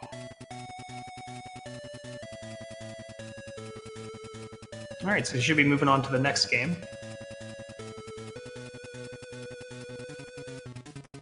Which looks like he's got a couple levels on Toad still. Yeah, Toad still has to do the castles, still has to do the water level, the weird China, Japan, Asian level, and the space level. So, actually, still quite a bit of a lead here. Alfred Chicken? Alfred Chicken, yeah, I want to hear about this game.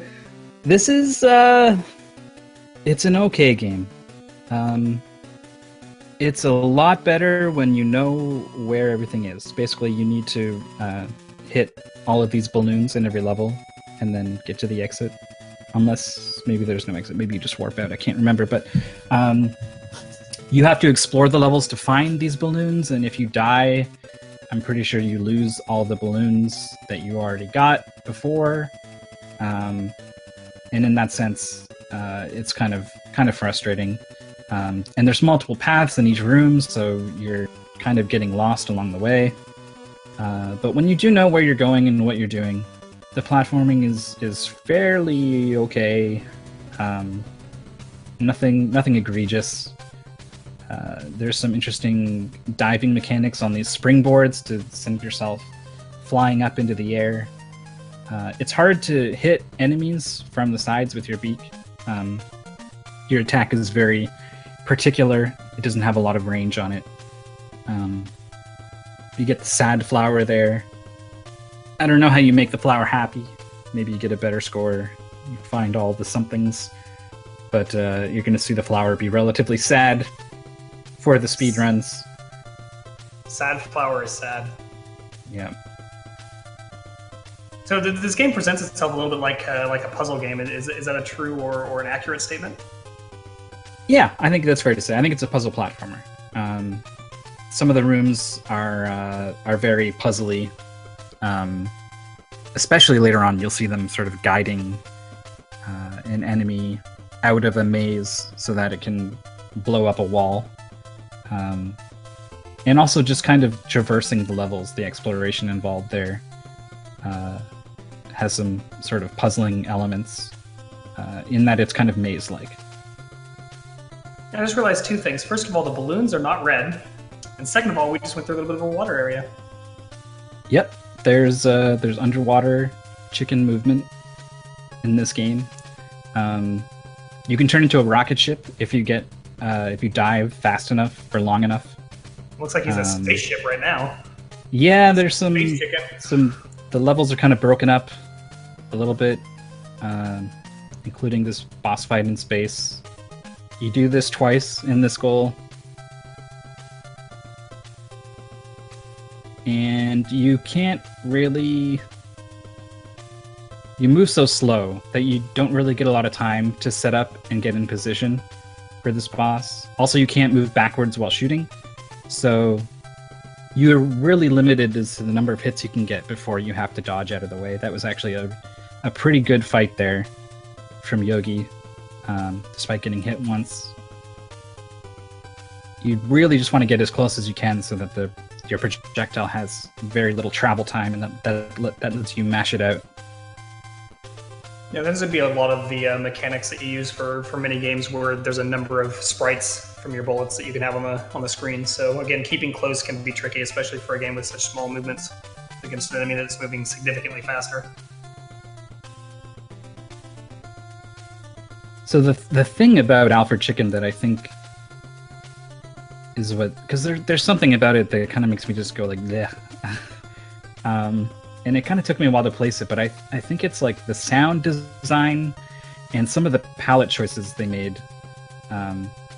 It just has an unpleasant look and sound to it that probably is not coming through on stream. I mean, the palettes you'll see. This level's pretty good, but some of the other ones were not great. We're going to see the rocket ship here, I think. No, he is going to just drill through each of the blocks individually. Here's the rocket ship. Yeah. Yeah, there's that rocket chicken. Boom.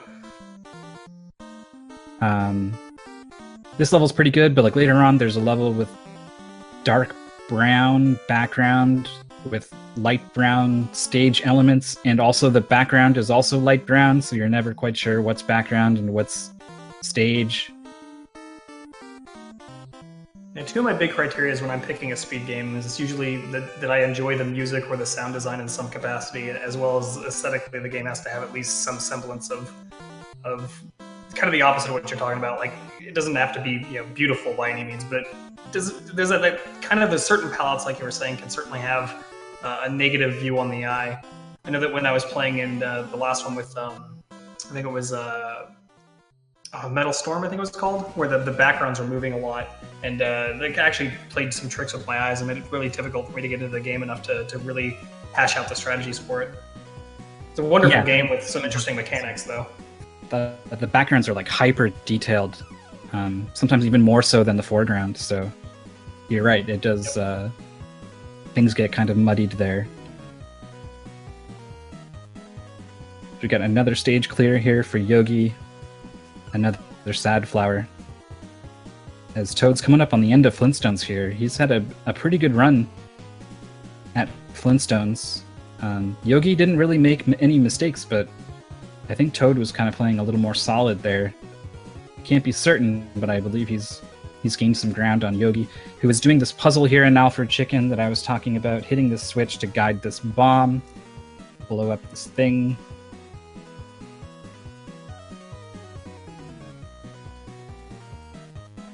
So yeah, now Toad's on to Alfred Chicken himself. Is this one of those games that has a lot of variation in some of the strategies, or is all pretty straightforward for what you have to do? Yeah, I think these guys are going to be sticking to mostly the same route. There's definitely different ways to get through the levels, but there isn't really anything that is safe enough to warrant going slower to do.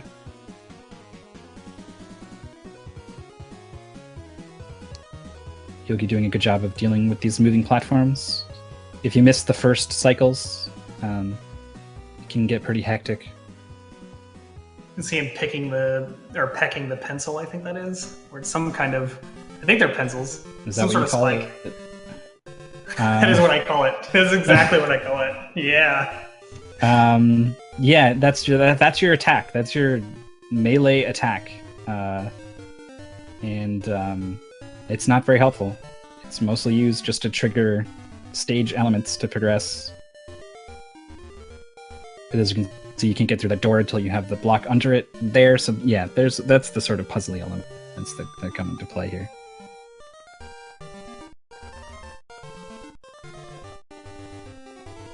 You can see some more dino wrestling with Jaguar King. Looks like he's doing blow for blow, like you were saying.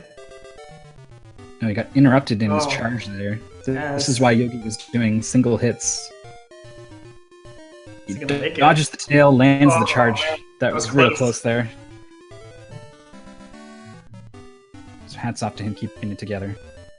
Yeah, I think I would have panicked a little bit if I were in his position.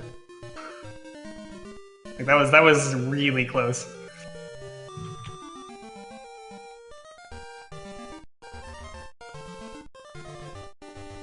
Now he's moving on to space.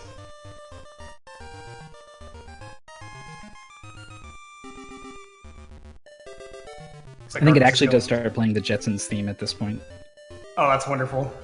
That's awesome. I always mixed those two shows up as a kid.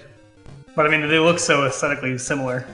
I mean, they're not the same at all by any means, but it's a lot of the things that they feel similar. Yeah, the Hanna-Barbera style is very distinctive. Yeah. You got Arcus fighting the Dracula. Solid fight there. And Yogi's coming up on the end of Alfred Chicken here. With a pretty much identical fight against this green thing. Yeah, I'm not sure exactly what it's supposed to be. It's like a space blimp. Or an inverted space balloon. With like the head on it, on top. Like a clown head or something. I'm not sure. Oh, whoa. I don't know if that's like a special attack, but it moved real quickly. No, that was some stream. Okay. I was like, wow. That would make this way harder. Yeah, as people drop frames, they get a little bit out of sync, and so we have to play around with things a little bit to keep them in sync. Yep. But with the end of Alfred Chicken there, Yogi is moving on to a little game called Battletoads. Maybe most of these games so far you've maybe heard of, probably haven't played. But Battletoads, we're getting into it now. This is one of my favorite NES titles of all time. It's pretty cool. It's pretty tough, cool. But it's a great game. It's kind of too hard for its own good, I think. It's both. It's an accomplishment for sure. That all the different the levels and the variety of gameplay in each of the levels. I feel like it kind of doesn't give you enough time to really get used to and get comfortable with any single one of them. Maybe these levels where you get to run around and just whack things. But I mean, some of them have this isometric perspective. Some of them are purely 2D. You're racing bikes and flying rockets and maneuvering giant automatic unicycles. Like there's birds to mechs. Yep, riding snakes into holes. Like this game is, they threw everything at it and the kitchen sink. So it's an accomplishment for sure, especially from a technical perspective. The music is really good. It's also co-op, which is another great advantage if you happen to be the sort of person who likes to play games with your friends. Although this game can be kind of co-optional in the sense that it's sometimes easy to hurt your ally, if I recall correctly. Yeah, especially in a level like this one. Yes. All too easy to go swinging across and nail your friend. In this level, you want to be killing enemies as fast as possible because the screen will stop scrolling if they get to a certain point.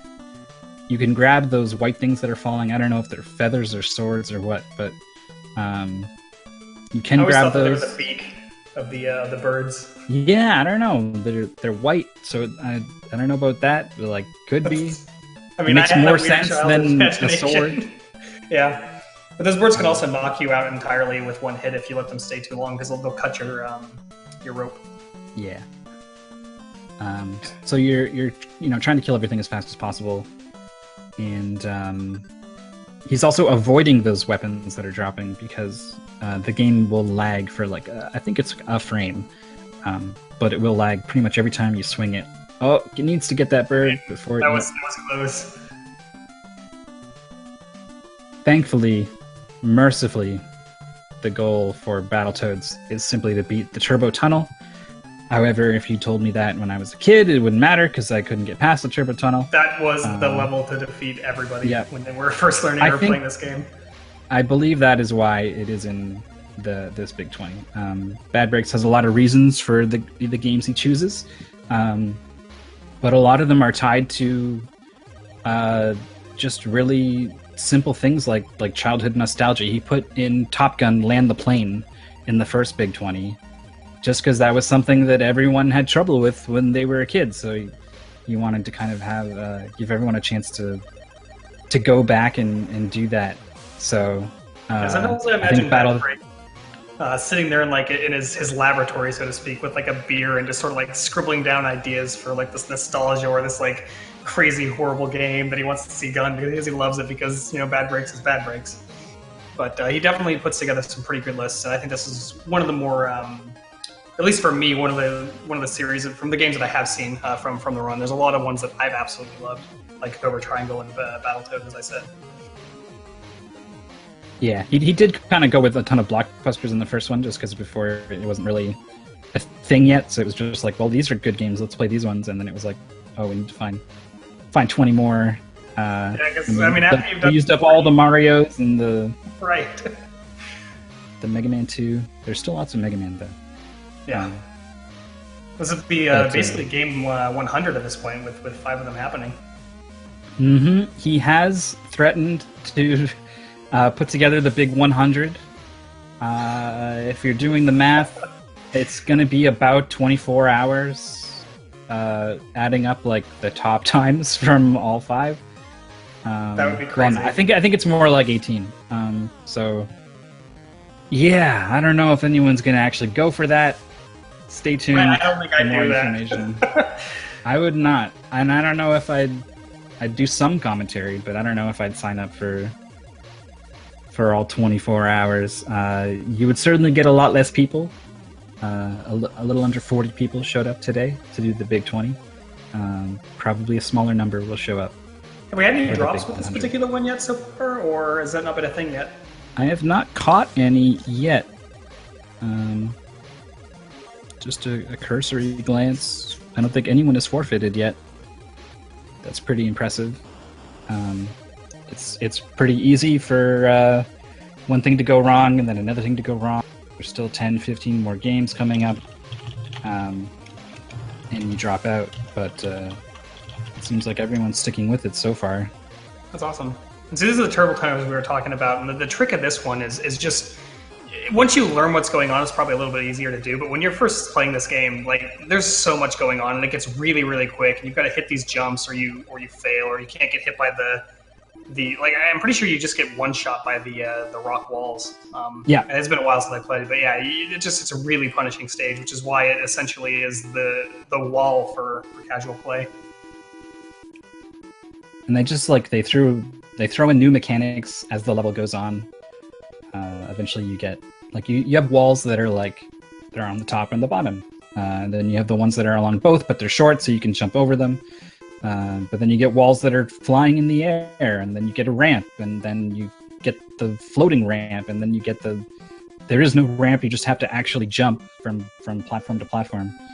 And the only clue they give you as to what to do in the situation is a flashing exclamation mark. It's just like, oh crap, something, exactly. Do something.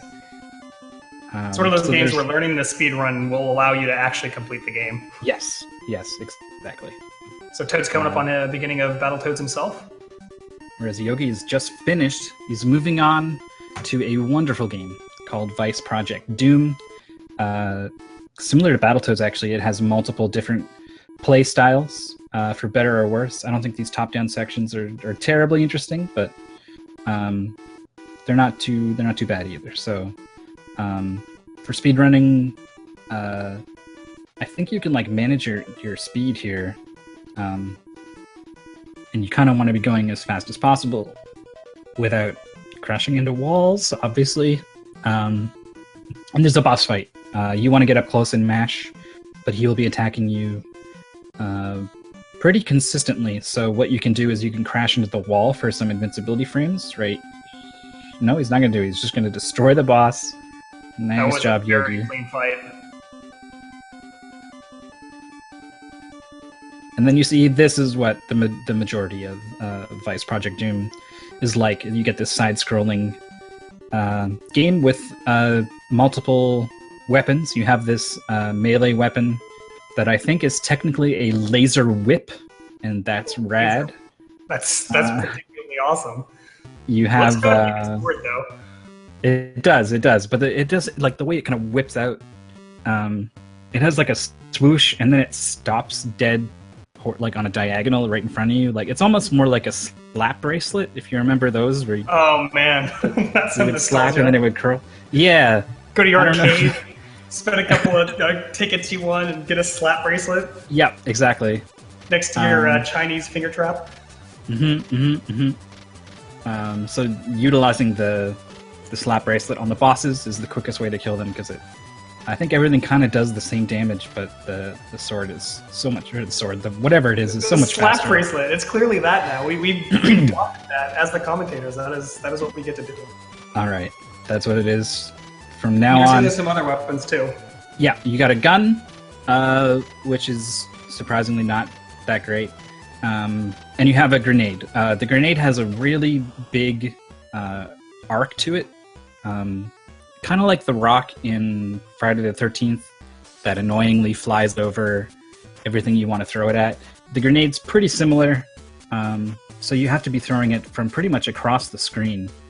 Not very easy to make use of in casual play, but for a speedrun, when you know exactly where everything's going to be and when, you can route out when to throw these grenades, and you can actually do some really interesting shots with them. Yogi doing a great job with that boss there, following him around, sticking close. So we just had to pick up the weapon in this case. It's an interesting choice. There's a bit of damage boosting going on. Also, this game has a crouch run. You still move at full speed while crouching. Unlike every other game ever. Mm-hmm. Except maybe Wizards and Warriors X on the Game Boy. So now I was conversation about this actually. Games with crouch running. That's weird. So now we're on the Terminator or Punisher section, depending on which game you played. Or Bayou Billy. Oh, Bayou Billy, that's another good one. I think that is the same three actually, of sort of side scroller, shooting gallery, and vehicle sections. That's a good call. So it looks like there's some sort of grenade attack, or is that just your normal attack with that? I think you get access to both those things, yeah. I never really paid too much attention to that section. It always seemed like it was kind of just on autopilot.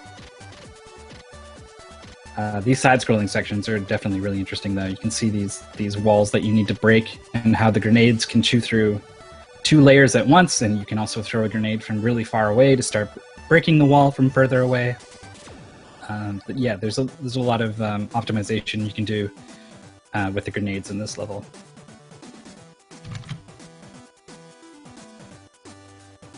So we're onto the turbo tunnels for Toad here. See if he can pull this off without taking a death. Probably should be able to. Unless he decided to do it blindfolded or something. And Yogi's in this waterfall section with these logs. They spawn horizontally in an order, like 1, 3, 2, 4 or something. But the height they spawn at is determined by how far the screen is scrolled. So there's actually a really tricky way to get them to spawn in a way that lets you get up there a cycle sooner. It looked like Yogi missed it there, so he had to wait a little bit, but it was pretty fast. Also, if you spawn them in the wrong way, you can have a completely intraversable pattern. So hopefully people don't get caught up there too bad. You can see damage boosting through these vines here. Once you get inside and they start respawning, if you take a hit, you can kind of just keep going through them. And then we have this ridiculous tank on a ball with like a dingus sticking out that you just whack until it explodes. Now that's done. There's a really ridiculous plot to this game involving some kind of ooze that mutates things and aliens being behind a government conspiracy. That's about as much story as you'll usually get from most speedrunners of their games. Some of them will know their stories, but yeah, they'll be kind of vague usually. Unless you decide to do cutscene % or something.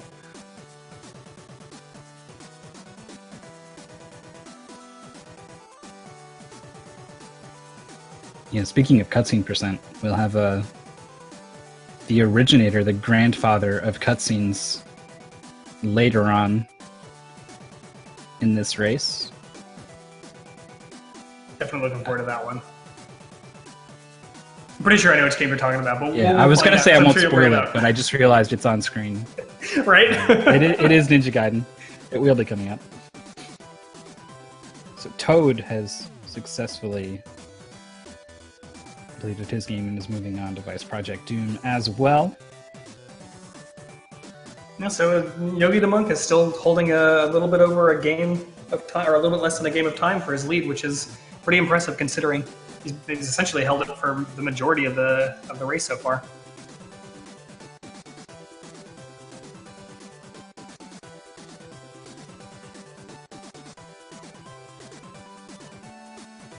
And speaking of Ninja Gaiden, actually, this train level with the lightning and the parallax scrolling fast-moving clouds. Very it's Ninja Gaiden. It's literally the same Ninja Gaiden 2 backdrop, actually. Okay. I mean, I couldn't say that 100%, but as I've played a lot of Ninja Gaiden 2, I'm fairly certain that is almost pixel for pixel the same setup for the cutscene in the beginning of the game. Those birds are very certainly Ninja Gaiden-esque. Yogi almost getting knocked into a pit there by a rat in the, of course, sewer level with the water that rushes in different directions. In fact, actually looking at this game a little more closely, there's quite a few assets that seem to be being reused. Like these pipes look a lot like the Teenage Mutant Ninja Turtle pipes that are in some of the levels, with the way that they set up for the 2-pipe setup. It was made by Sammy. And I don't know if they're affiliated with Konami or what. I know Konami made games under Ultra. That was basically their alternate name because Nintendo said you can only put out so many games because we want you to only put out good games and not a ton of crappy games. So studios would just make a new studio and release games under that name. So I don't know. I don't know what the deal is with Sammy. Still, so it was a noteworthy thing that I had just caught since you'd mentioned the backdrop. Yeah, it's either like legit, they're affiliated with Konami, or they're just totally sketchy in taking things directly from other games. Not sure. Yogi what the here is case moving is. on to Gradius, which is an interesting thing for a speedrun because, again, it's essentially all auto-scrollers, but I spoke with somebody about kind of how this is as a speedrun, and a lot of the things that I heard were, besides warps and other things, it's also lag frame management, which is kind of an interesting thing to have for a speed game. Yeah, we had Gradius 3 in the SNES Superstars Marathon, and also during our 25th anniversary of the Super Nintendo celebration that we did on the Speed Gaming channel. I say we, I just realized this is Best of NES, but our broadcaster Fiesel and I work on a different channel. Anyway, yeah, the lag management. The two runners demonstrated the difference basically between the kind of strategy you would use for like a 1 credit clear and the kind of strategy you would use for a speedrun. So despite playing perfectly and actually getting a 1 credit clear, that player finished I think 4 minutes after the speedrun. And so that was just pure lag reduction over the course of a 20-minute game. So quite significant. Also, Gradius is just kind of a hard game to play. The speed of the ship is kind of awkward, especially before you get the speed power-ups. For this Gradius, you're going to see them only really getting the shield power-up here, and then making sure they hit the warps. The warps in level 1, kind of obtuse. You need to break the enemy spawners. There's 4 of them in the level. You need to break them while the thousands digit of your score is even. So you are actually kind of carefully managing which enemies you kill and when to make sure you get the warp. If you see these Moai heads, you know you've got the warp. So Yogi does not have to play through level 2. Which is definitely a good thing. And I'm sure some people are going to miss it or not even use the warp in some of their races. And this game also has a power-up system similar to what we saw with Cobra Triangle, with sort of you pick up these blips and they sort of move the selector to different locations, and then you pick up each of the things as you go through them. And each of those will give you different types of power-ups depending on what it is. And I believe a lot of the focus we mentioned earlier was on the shield. We might see some speed up, but we definitely want to see the things like the rockets and the laser and stuff as we have on Yogi's stream right now. Because it makes a lot of the damage you put out a lot different and better for being able to kite some of the bullets and things like that, since this game kind of plays like a bullet hell, but with a side-scrolling aspect to it instead. You can see him actually going well out of his way to kill these Moai heads. You need to kill 10 of them in order to trigger the warp in this level.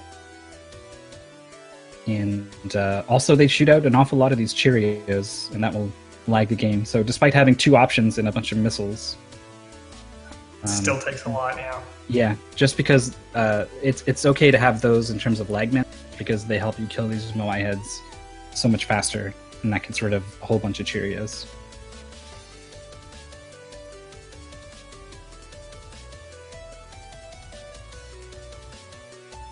So we've got Nintendo doing the move the bomb in the right location. See if you can get this down. Oh.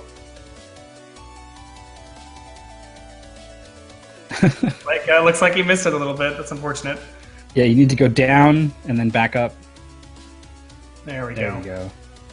It's like a car that can only make right turns.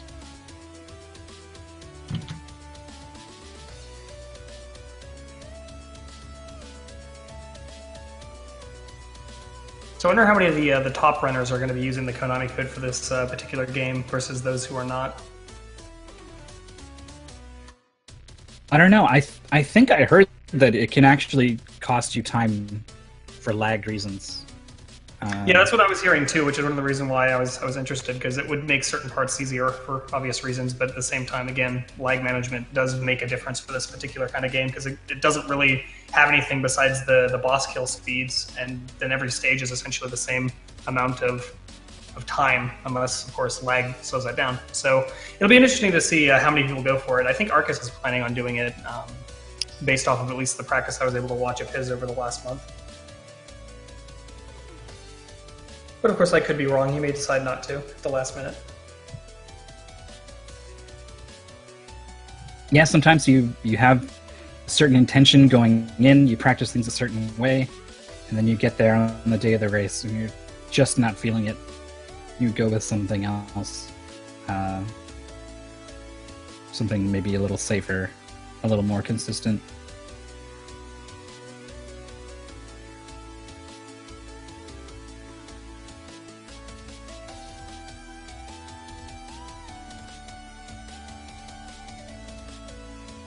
Toad is still in this train stage here for Vice Project Doom. Getting bounced around a little bit by some of these enemies. He's running out of games to catch Yogi. Yeah, it's getting close here to the end. I mean, not to the catching up part. He is still about a game behind, is what it looks like still. But you never know. Something crazy could happen. Yeah, anything can happen, especially with Metroid in the finale.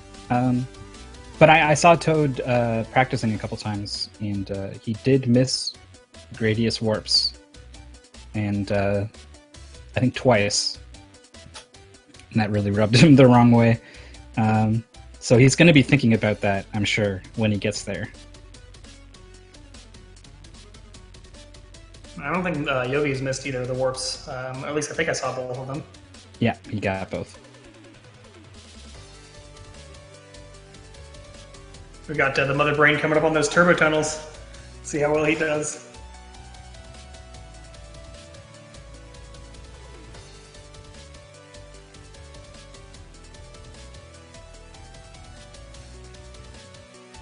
Yogi having a bit of trouble with the meatballs.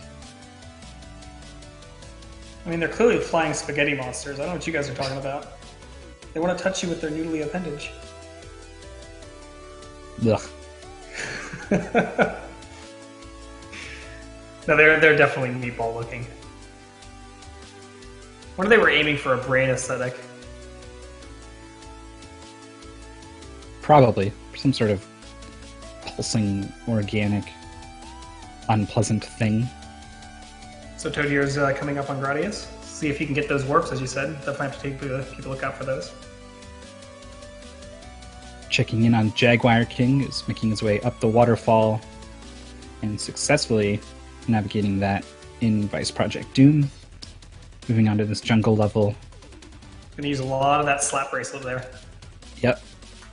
It hits above you and also kind of behind you, so these birds that come up actually dealt with pretty nicely with the slap bracelet. Almost got knocked off earlier there, but managed to keep things together.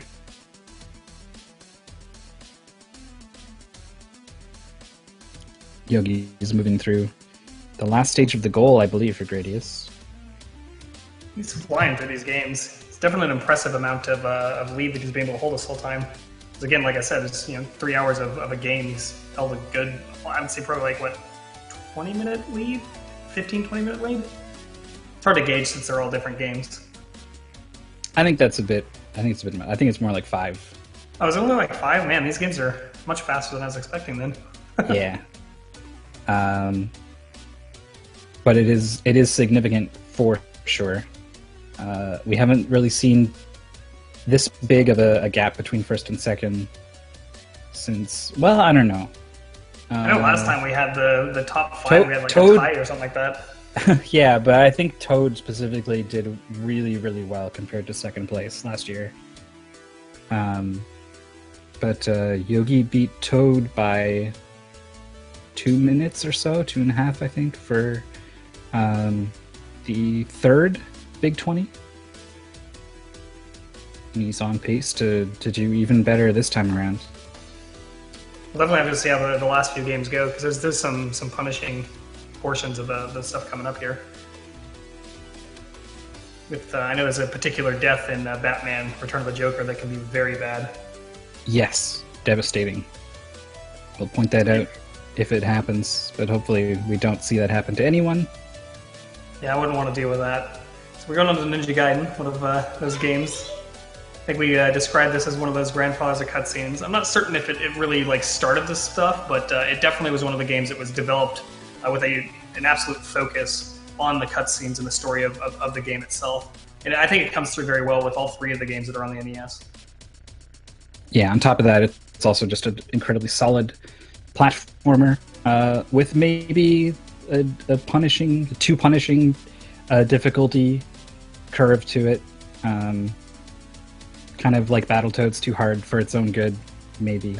There's an interesting thing about the birds in this game, actually, because again, birds are evil, as we all know. But in this particular game, they do quite a bit of damage, and I believe that was not the intention of the developers. They were supposed to tone those down, but it never got pushed through, if I understand. There's a fantastic article that was done for the 15th anniversary recently with an interview. And you can see some of the insights into some of the reasons why this game is as punishing as it is.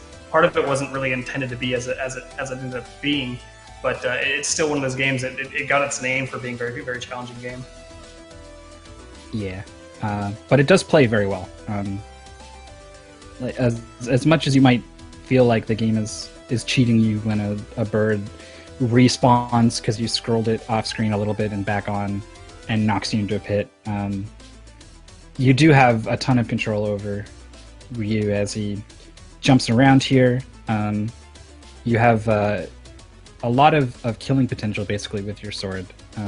Despite only having a hitbox of like a line or a pixel or something, it comes out super fast, and it's got some decent range on it, and most things die in one hit. So if you know what you're doing, you can kind of plow through these guys and just pop them as you run through. Plus, there's also the amazing the invulnerable fire wheel and the spin slash. There's all sorts of power-ups that are very useful, and especially that spin slash, as you were mentioning, because it essentially can do damage per frame that it's attacking, which for the normal enemies doesn't really matter, but for the bosses it makes very quick work of them, and we'll see a few places where that spin slash is used. In fact, I think for this route, or for this goal, I mean, we'll see it for all the bosses, or is there one that we're going to have? I think there's one where you throw out of the fire. Okay, so we are doing that particular stage. Yeah, so there's one stage where we won't be seeing that, but in most of them you'll just see a kind of jump, spin slash, and they just go down. So we missed a death from Toad and Gradius. Oh no. He's having himself a rough run this time then. He's got some options though. He doesn't have the lasers, I think, but he's got the options in the missiles. Yeah, the missiles definitely help for the shooting things that are above and below you. Or I should say the missiles and the, I guess, little seeking ball. I'm not sure what the minions, I guess. We'll go with minions. Sure. Toad actually runs Gradius 3 on the Super Nintendo, so he should be quite comfortable with this style of game. Then again, maybe the subtle differences in movement have maybe worked against him here in his muscle memory. Another noteworthy thing of the Ninja Gaiden series is that the platforms can be kind of tricky to use, not because of anything with the mechanics of the controls, but because they can be a little bit smaller or wider than they look in some capacities. So you'll see sometimes where it almost looks like they'll fall off and then they'll jump, or the other way around. And there's a few places where this can, of course, mess you up, because it can be pretty punishing to take a death because you lose your sub-weapon. And when almost every fight in the game is using that spin slash, which you can only usually get in 1 or 2 locations per stage, losing that can be a big time loss. You can see that the fire wheel was used for the final boss here. It was a very quick kill, excellently done by Yogi. Yeah, tracking that guy down as he jumps from left to right is a real chore if you run out of Ninpo for your fire wheel. So, not to mention, it may not come off on the stream as well with the size of the streams, but the guy also fires little like bullets out when he does the jump as well. So those can start to be really, really problematic if you don't have that sub-weapon.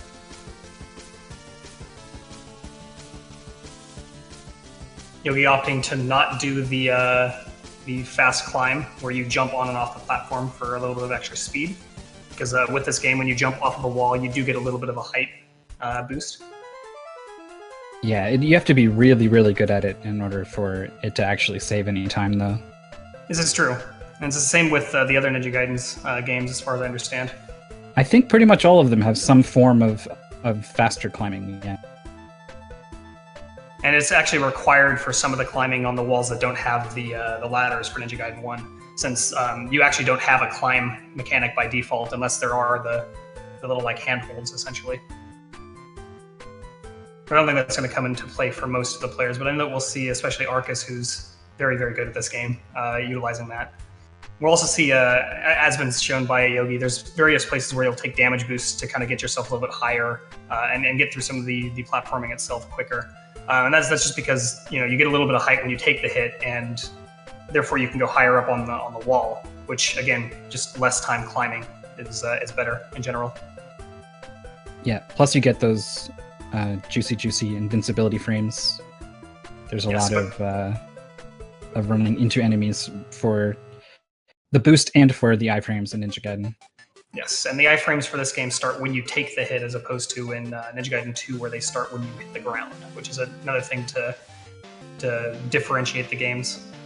They play very similarly, but there's a little tiny things that make the difference in the way they do play.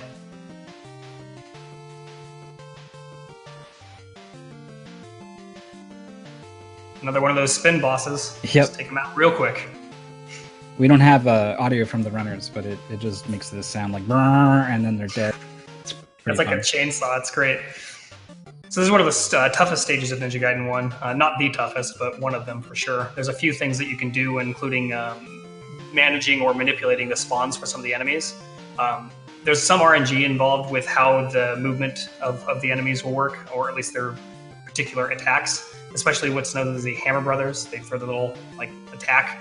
They can decide randomly to do it or not, and it can actually ruin runs. But in general, the hardest part about this stage is just the birds and some of the damage boosting, and it looks like we're opting not to do some of that, which is probably smart for a marathon setting. Yeah.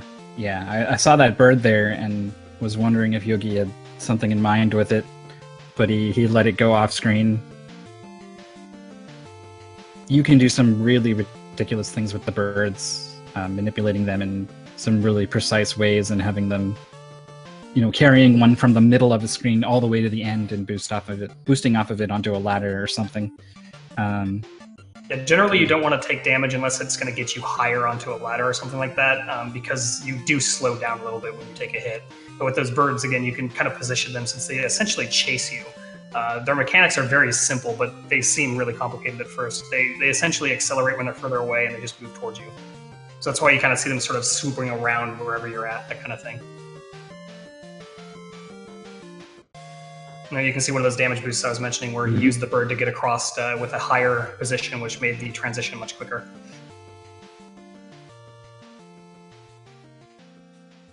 And this stage can be kind of a problem when you're first playing this game as a casual player, because if you take damage and it boosts you onto one of the walls that you can climb on, you'll grab the wall, which can be really frustrating because those Tysons can they can get really annoying. Let me just put it that way. So being able to take those enemies out with that spin slash is something that you have to get used to for the game. I'm doing the SP boost, which is a shorthand for its full name, but it looks like he missed it for a moment, unfortunately. And it looks like another death from Toad has put him, I think, in third place now. I think Jaguar King has passed him up. It's a little hard to tell at this moment, and we'll keep an eye on it. We'll have to see when they complete the meatball stage.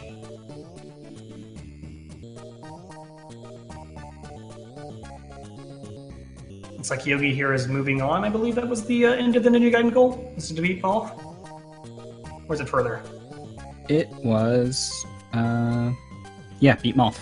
There we go. So he's moving on to the next game in the series, which is Batman Return of the Joker. And we have confirmed Toad is still second place here. Yeah, it looks like he's barely keeping that lead then.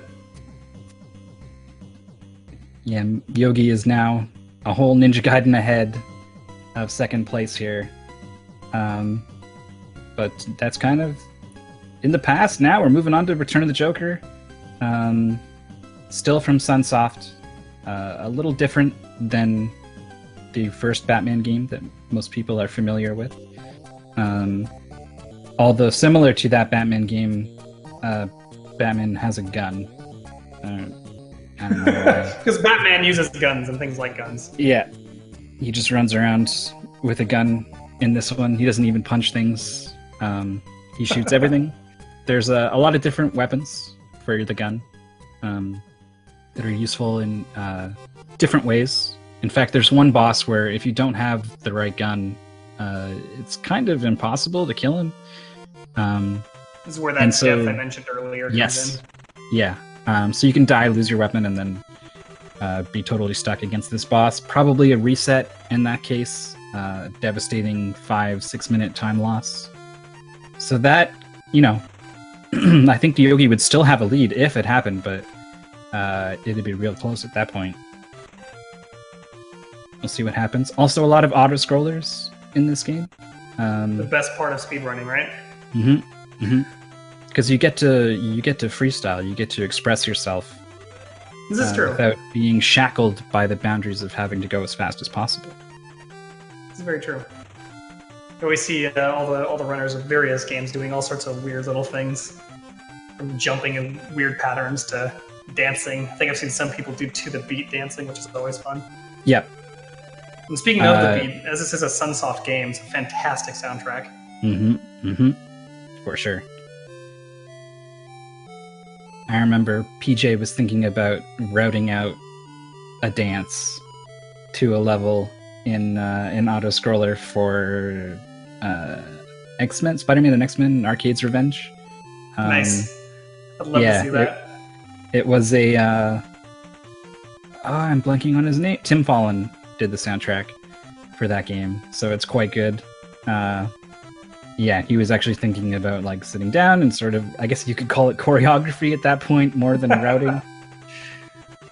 I would definitely watch that. Unfortunately, I think a bunch of donation comments ended up getting read over it at the marathon he was planning it for. Yeah. But still. Wonderful. But still, Batman has a jetpack. By the way. Yeah, because, I always thought he used that bat vehicle that he had. I don't know, like it did some flying occasionally, but jetpack, that's better, right? It's more maneuverable. It lets him get into these closed spaces here, so that he can shoot things with his gun, the way Batman does. It's like a batarang gun, I guess. Yeah, that's true. Maybe that's a way to justify it. Is that he's no stranger to throwing a batarang. So what's a gun that fires a whole bunch of them? It's a machine gun batarang. And it's just efficiency, is what that is. Yeah, this is technological expertise, or farming that expertise out, I suppose, depending on the lore. There's this slide move that you want to throw in as often as you can, because it is super fast. But it's really awkward. You can see the movement in this game is kind of stop-start, especially if you get hit. But yeah, right there you can see the slides kind of chained together. They actually can be quite fast if you can pull them off. Yeah, I mean, every game with a slide move tends to be something you want to utilize as often as possible, since it's generally faster. I'm not sure there's many games where it's slower. I'm sure there's some out there, but none that I'm really familiar with. I don't think I can even think of one. There's got to be at least one. I'm sure chat will throw them out there. Mario 64. I mean, I'm not too familiar with the actual movement mechanics in that game, personally. So I couldn't tell you if that's true or not, but hey, there you go. Nailed one. I think you could probably cancel out of the slide fast enough to not lose any time. Ooh, Oh, Yogi. you took a death. See, the slide has a very, very set distance that it travels.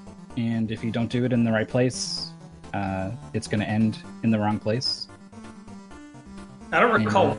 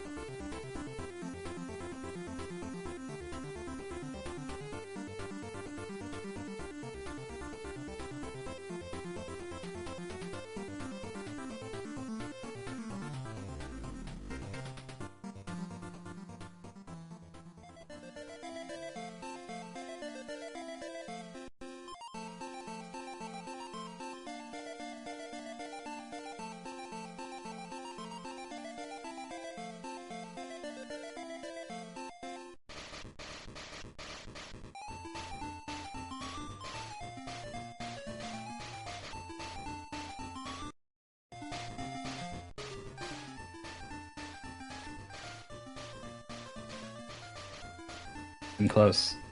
Batman SSJ2.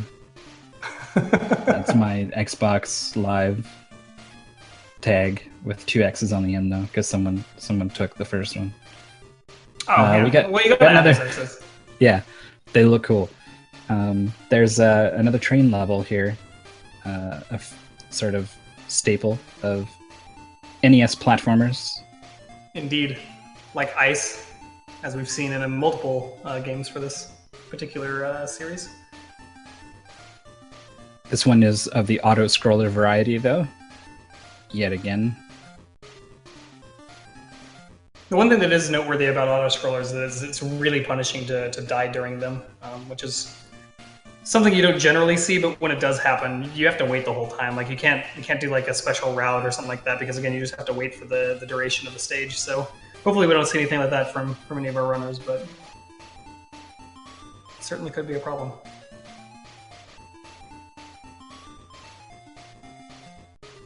He's got his machine gun wave gun, but now he's back to his batarangs.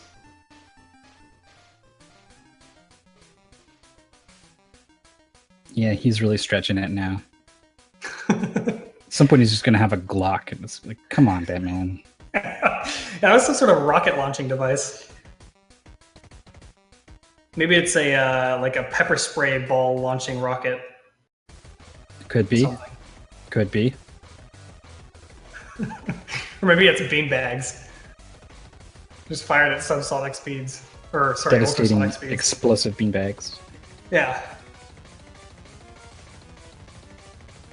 So I think this is coming through a little better on stream, but in the commentary view, it's almost impossible to see what is going on with Batman and his guns. There's a lot of 30 hertz flicker going on.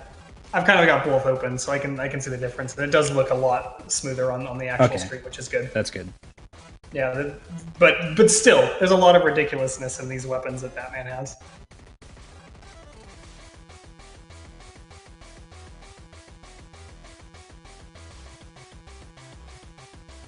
This looks like Jaguar King and Toad are fairly close to each other at this point. Yeah, Jaguar King had a scary moment there where he got hit by something on a pillar over a death pit. Yeah, death pits, again, some of the worst parts of the Ninja Gaiden series. Yeah. It's where most of the punishing part comes into it. And to talk a little bit about the spawn mechanics that we mentioned earlier, essentially there's a pixel that they'll spawn on when your character is moving to the direction. So if you back up past that and then go back forward, it'll spawn the enemy again, which is what was brought up. Unless, of course, the enemy is still on screen, in which case they're still on screen. So that can make a big deal when you take hits in a Ninja Gaiden game, because if you take too many or take one that boosts you behind the spawn, you'll have to deal with that enemy again.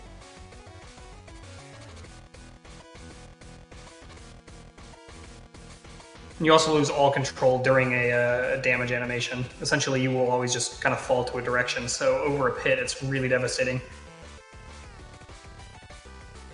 So this is the longest health boss that I've seen of Return of the Joker, with a huge amount.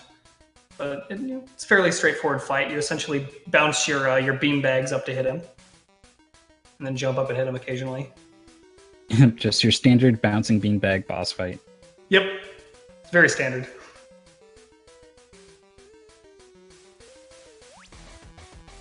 Now, somebody asked this before. What does the bar above that boss actually signify? Is it like an attack timer, or? Can't tell you. Oh, God! I'm glad we're on the same page. Yep. For all I know, it's total fluff background element, or it's incredibly important that you keep it minimized. I don't know. This was one of my blind spots in my research for commentary for the Big 20. We're not going to talk about my research into the Big 20. Yeah, sure. I'd say, research there is used liberally. It's very loosely used terminology. Like if you were doing a paper or something and you went on Wikipedia to research, that's the kind of level of research I'm talking about here. Another auto-scroller, another jetpack, another day in the life of Batman.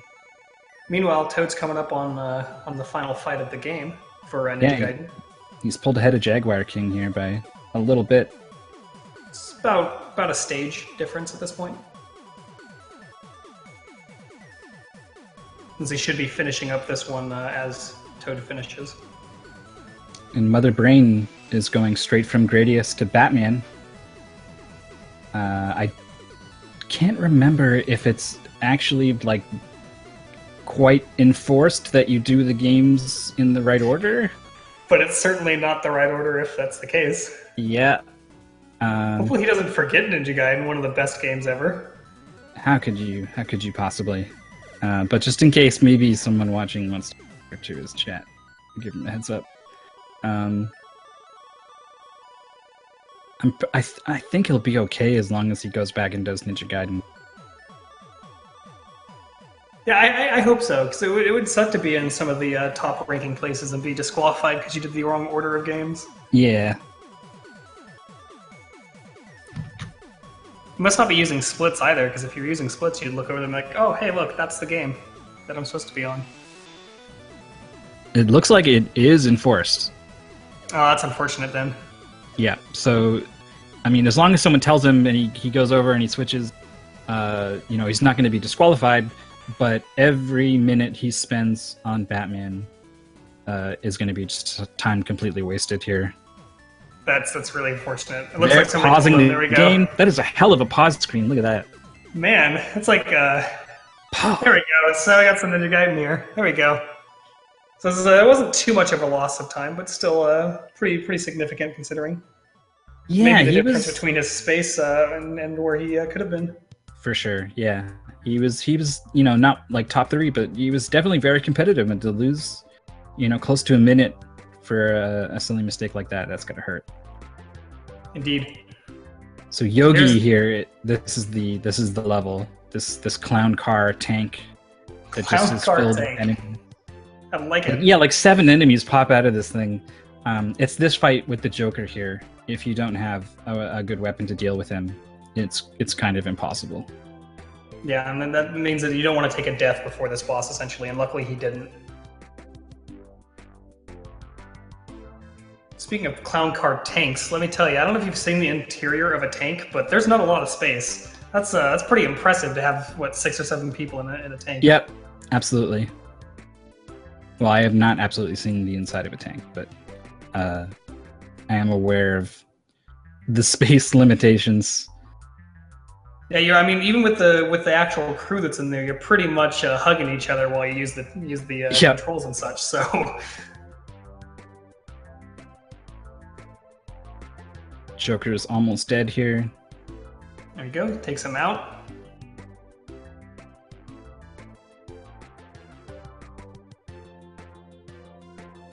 Oh God, it's one more stage, right? Or is there 2? Well, it's the goal has beat the game. Right. So I I can't think remember there if this is. is the final stage or not. I'm gonna say Yeah, this looks like yes. it. Okay.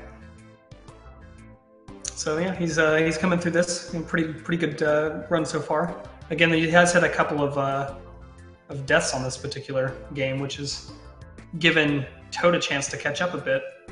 I'm not sure it's going to matter if things keep the way they are.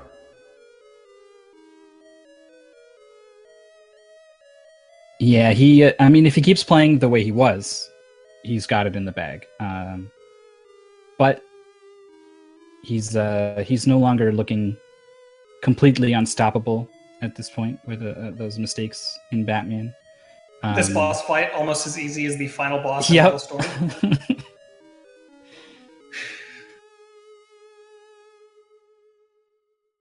Essentially, what you do is you use this weapon, you sit in the corner, and you just shoot at the wall. Yeah, he just goes down. Really wrecks him. You can look at his health bar dropping. Yeah, his power level dropped pretty quickly. And then he dropped out of his death machine thing that the Joker never builds in any other incarnation of the Joker. So now we're on to but I mean, Ghouls and Ghosts. Batman's stepping it up. Yeah, if Batman's stepping it up with guns, though, I mean, it's only reasonable to build a giant war machine. Ghosts and Goblins, Ghouls and Ghosts. I never remember. Ghosts and Goblins. This is Ghosts and Goblins. And it's a bastard of a game. More birds. You have very limited control once you jump, and no double jump like you do in Super Ghouls and Ghosts. These red armors that just took Yogi's armor away are probably one of the most annoying and well scripted AI routines in an NES game. I'm pretty sure that they persist through a lot of the series, do they not? Oh yeah, for sure. For sure, and yeah, they're mean. And yeah, every time, this game no exception. They're very, very hard to deal with. They take a lot of hits, so you can't just mash them down usually. That's kind of the theme for this game, actually, is things taking more hits than you really want them to. Yogi gets that boss down because he manages to get there with his armor on that lets him take a hit and do that pretty safe. You can damage boost in some really rare cases, but since you only have that one extra hit, it's pretty risky.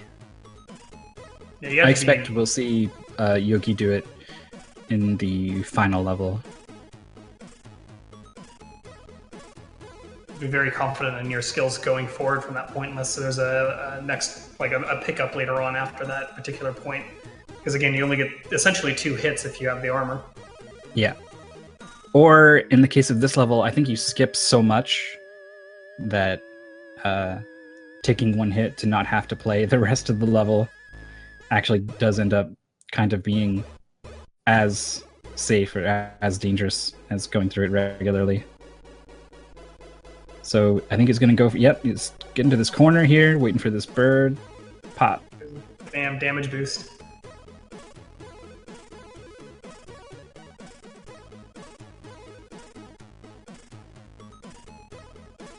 Pretty risky here, though.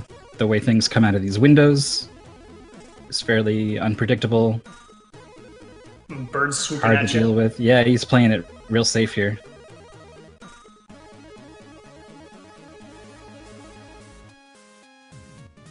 Looks like Arcus is on the final stage of Gradius.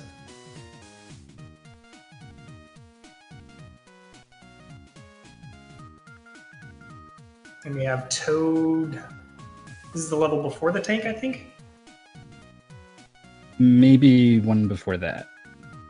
Now he's got some sort of, like, laser whip. Yeah, spinning death ray thing.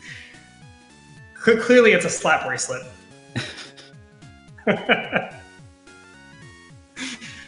Oh, man.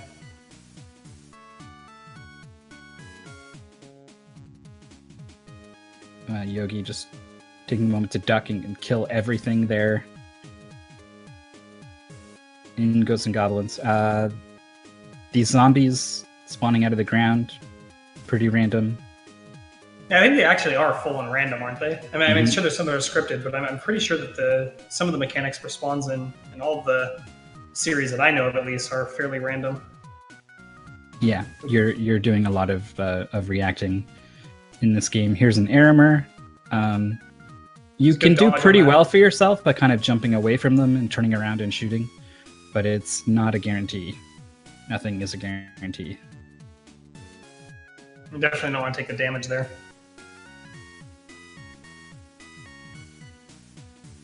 It's a different strategy from Toad here on this particular boss. I wonder if it's just because it's the sub-weapon that he ended up with, or if it's actually one that he intended to use for this boss. I think this was his intended weapon for this boss. Okay. Makes sense, considering that it essentially looks like it's seeking. Yeah, I think basically it's... it can be faster, but you need your homing missiles to cooperate. Oh, I see. And if they don't, because you get a little unlucky, I think it's a little slower than what Yogi was doing. Makes sense. And so with Arcus now on Ninja Gaiden, you can see some of the technique that I was talking about for climbing some of the ladders and the walls, since he's definitely got the muscle memory down for doing those things. I'm sure we won't see many of the runners, unless they're familiar with the game, do it, but it's definitely an interesting way to get around. Yeah, we definitely want to point out at this time that, you know, it can be exciting to watch the guys out in front, but you're going to want to watch Arcus play Ninja Gaiden. He has the record in that game, incredibly competitive game. So to be the guy on top for a game like Ninja Gaiden means you got to be some kind of good, man. So should be a real treat for you guys in the bottom left corner. Definitely, highly recommend watching that particular portion of the stream. So we got some more jetpacks for Toad. And Jaguar King is still not too far behind. Looks like he's got the stage, or it's the boss of the stage, and then he's basically caught up. Or I should say, on par. He's opting to use the exploding beanbag weapon again.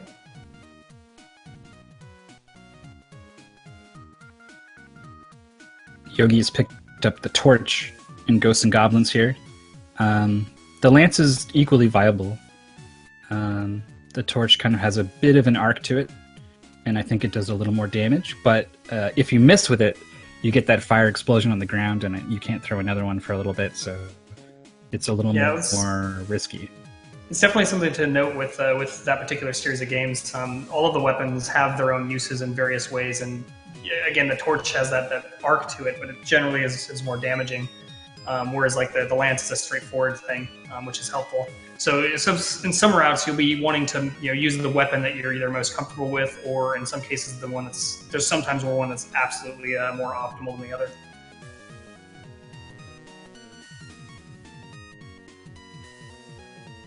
So Yogi's kind of manipulating the enemies a little bit, boosting off of the burrito ghost that skips quite a bit of stage.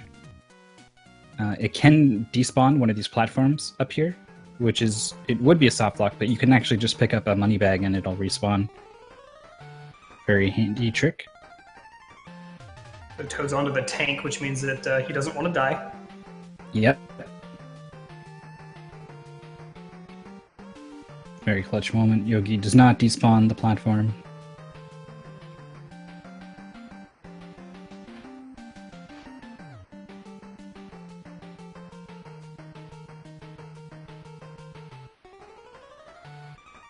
I'm not too familiar with the specifics of the Ghouls and Ghosts route for the NES, though I have heard varying degrees of frustration with the game.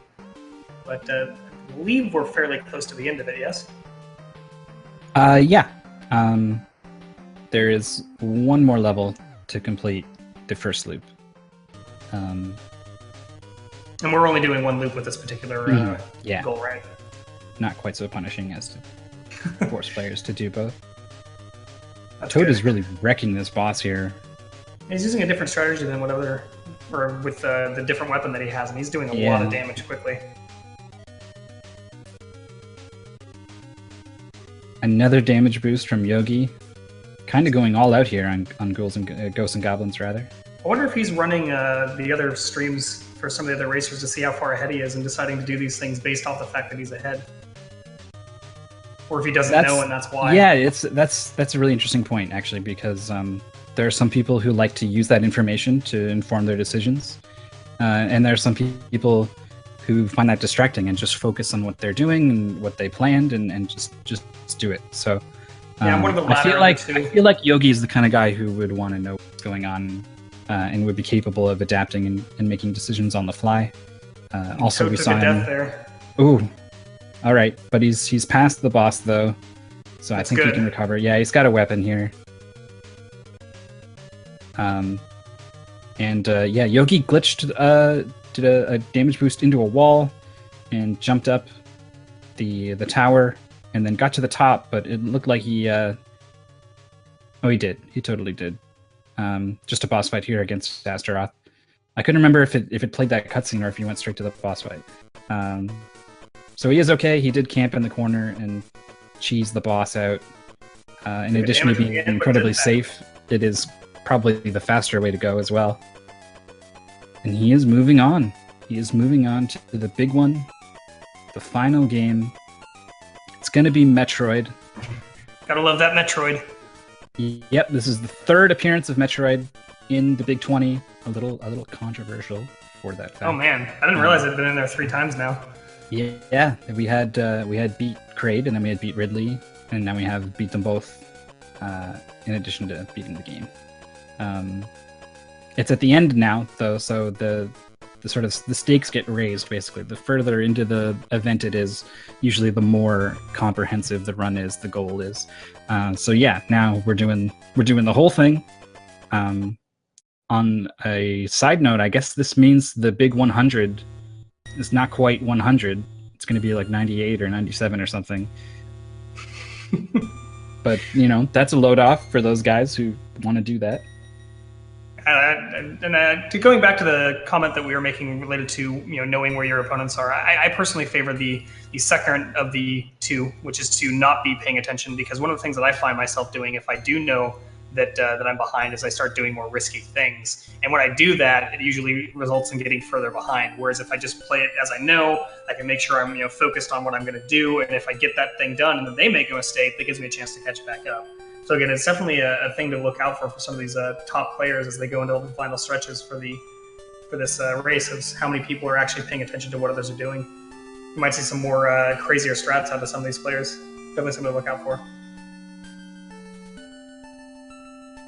Arcus, as predicted, is tearing through Ninja Gaiden.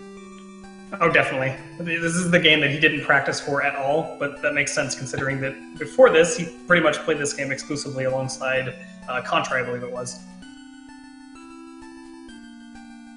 With a little bit of other games thrown in there for fun. Man, his movement on the walls with the minimal time spent sticking to the wall.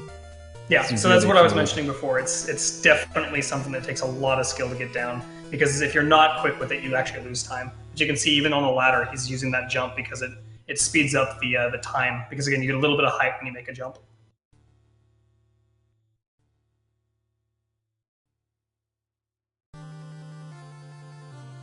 Looks like we've got a little bit of a feast tech going on. So catching up. For Metroid, there's a lot of different things you can do depending on how risky or how safe you want to take it. I think Yogi is going to be going pretty risky here. The bare minimum is kind of you can E-Tank, missiles, Ice Beam.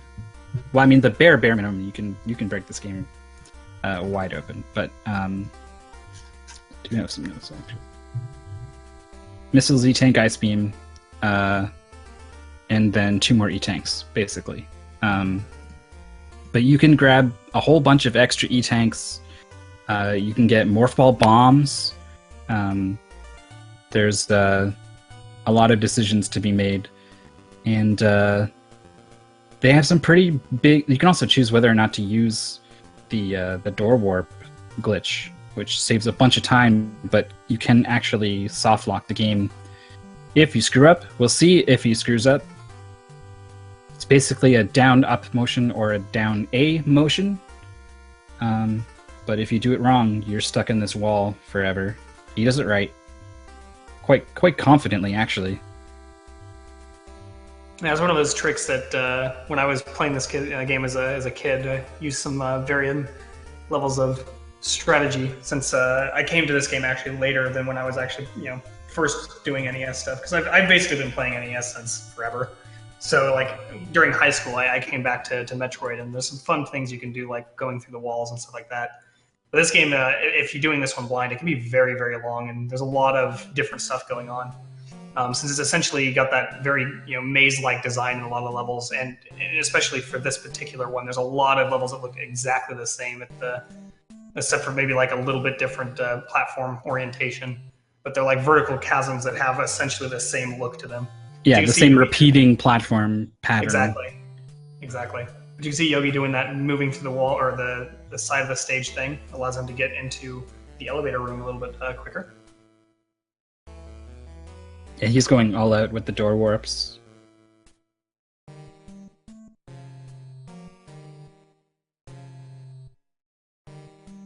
So he is heading to Ridley first. You don't have a whole lot of missiles, but I think you get a crap load when you beat either of the bosses. And that makes the second one you fight quite a bit easier. The bosses kind of have a number of patterns, but I think they all kind of break down into good or bad, basically.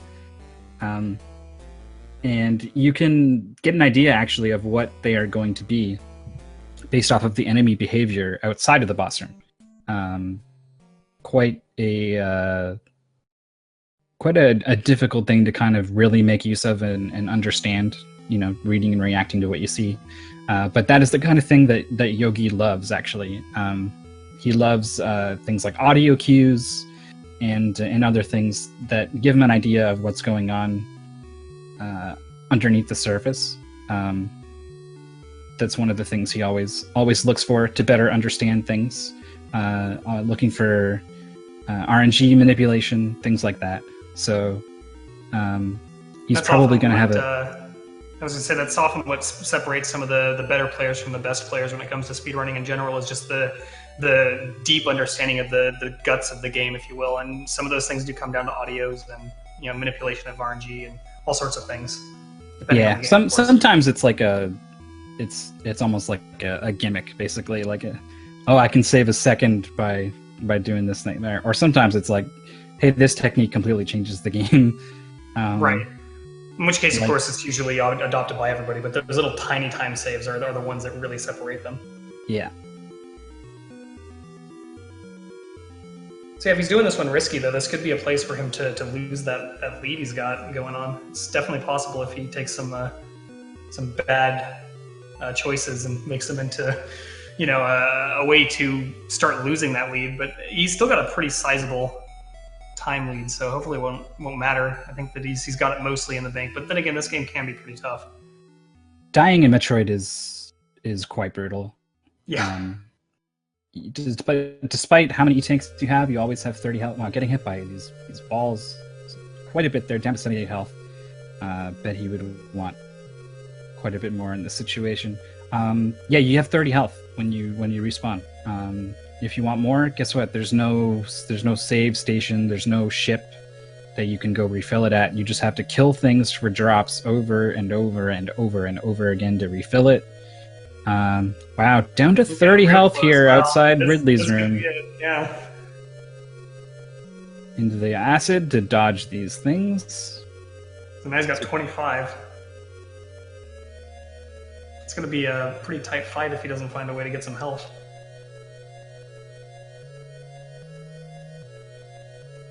So I think he's looking at these flying enemies to get an idea of what Ridley's going to do when he opens that door.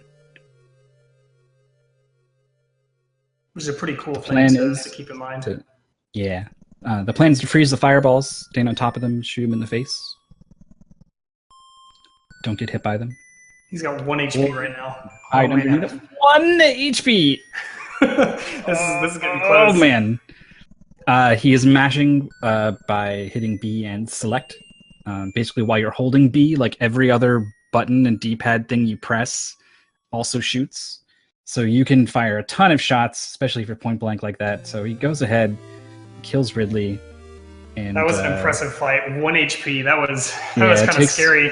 Could have takes breathed the on game him. over warp out. Dang. I mean, if I had 1 HP, I would too. I mean, you probably should anyways, but it's very fast. Yeah. Now I'm starting to think maybe like getting down to 70 or whatever was like intentional. I don't think getting down to 1 was the plan. Probably not. There it is. And there's another death, which comes down to the low HP.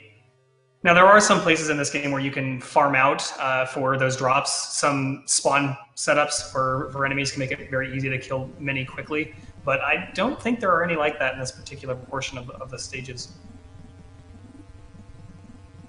So he'll have to find himself a place to get some HP probably. Or at the very least, do some really, really tight platforming. There is an E-Tank in Kraid's room that he will probably get during the fight for as an E-Tank refill. Though now that he's spawning here, there is an E-Tank in the ceiling that he's actually probably... Oh, that makes sense. Maybe he was going for intentional deaths then to get like the different spawn one. Or wait, is Kraid down here? I can't remember. Yeah, it is. And the ceiling E-Tank is to the right, I think, so he's going to grab the one in Kraid's room, I believe. Even though he is so far ahead, he could probably... He's looking for that sub 3 hour, like the dream is real. I guess. This is a possibility. I mean, he's got 15 minutes, essentially, to finish this game out, and I'm pretty sure that's possible. So that's pretty impressive. I know that was like a big goal for a lot of these runners.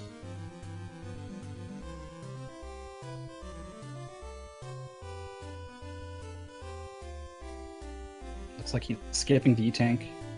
Falls straight down to the door. A lot of people will pause there to make sure that they're able to do the unmorph trick properly. Man, he's cutting this to the wire for his HP and stuff. Yeah, he really doesn't have to do this. I mean, it's impressive, but also like I feel it like could be his demise. It's not the smart play here. But like you said, if he is just focusing on what he's doing and what his plan is, then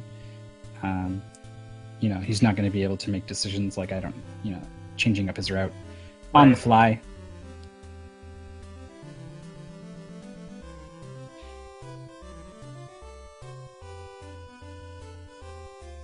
So he's already in morph ball form here. Revealing the E-Tank. The only way to get in there is to go up to the top and fall in. But he's got to be feeling a lot better now that he's got that E-Tank. That's a huge boon of HP. Oh, he's going with the point-blank mash strategy. I guess he's got a ton of missiles, so this is going to work out for him, even with 2 E-Tanks. Plus, he seems to be really good at mashing. Wow. So that's Kraid down, no problem. It looks like Toad and Jaguar King are still pretty close to each other at this point. Yeah, this is going to be an exciting fight. Yeah, looking for that second place. Second place. Like. Yeah.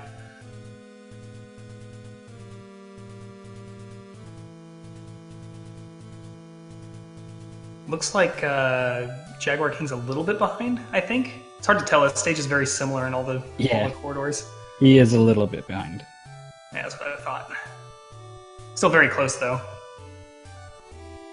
Yeah, they're basically, this fight is differentiating them. Yep. With the patented corner camp strategy here, working out for both of them. I've seen a couple of those in this game, or in this this race, with the Return of the Joker as well. Mm-hmm. Good old corner camping. And the Flintstones basketball strat, of course. Oh yeah, it's true too. Can't forget that. Can't forget that best basketball action. Toad's coming into Metroid at this point. Oh, okay. I was like, Yogi is skipping the E-Tank. Oh my god, but no, he's not. He's respawning the enemy in a favorable position. So the question is there any chance that that Yogi loses his lead at this point? With that much health and that many missiles, it's kind of slim at this point. The room where Mother Brain is is it's a little hectic. But Say the least. the scary stuff is kind of over as far as Metroid goes. And I guess as far as this race goes. Well, we'll have to definitely see. I mean, it is still possible. I'm pretty sure that, it's still possible, right? Gotta have some, hopes for everybody else, right? Gotta keep the hype up. Yeah. We'll just lie. We'll just be like, just blank it He's out got for no a little chance. bit and be like, we don't know what happened to him. They just switch his screen off for somebody else. Yeah. Like, no, he dropped down. So again, Jaguar King and Toad are basically neck and neck. Like they're like 3 platforms between each other. A little bit more than.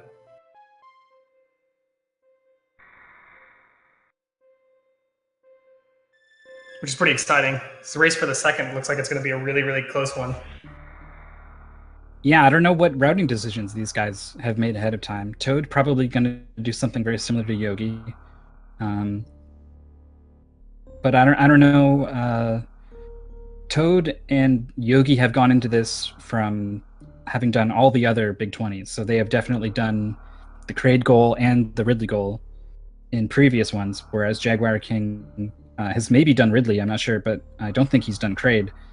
So he had to learn quite a bit more for this race, and it's possible that he's got a safer route in mind here, and that's going to cost him in his race against Toad here, unless Toad is, Maybe he did something goes put the wrong, work in God now at forbid. the same time.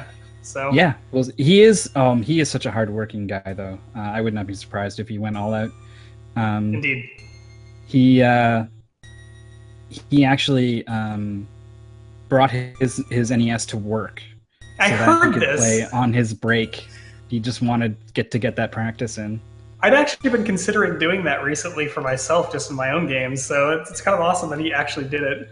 So it inspires me to maybe do it like for real and actually carry a TV and an NES to work. But yeah, that's one of the things that's definitely noteworthy with these lineups. We obviously try and make it so that as much as possible, it's blind for everybody for the month of play for when they get to actually start running it. But of course, when you're picking games that are well known, there's going to be some games that some players already know or have played a bunch of, or in the case of being part of all the Big 20s, apparently with Metroid, having some experience with the game before. So for some people, it's easier for certain games than others, just because they've had the experience and the practice with the game before. Whereas others, go into it more blind because they haven't had a chance to or haven't run the game before. So it looks like Yogi here is coming up on that Mother Brain fight. He's got plenty of health, plenty of missiles. I can't see him actually failing here, but we'll see. Yeah, making his way through, I believe these are called Zebatites. They're force fields to me, man. All these naming conventions and lore. They're force fields and Cheerios is what they are. Yeah, exactly. Took a bit of a damage there, but Yep, knocking Still. lava, but nothing you can't deal with, for sure. the amount of HP he has, I can't imagine it being a huge deal. Freezing the Cheerios, it gets locked Got in. stuck a little bit there.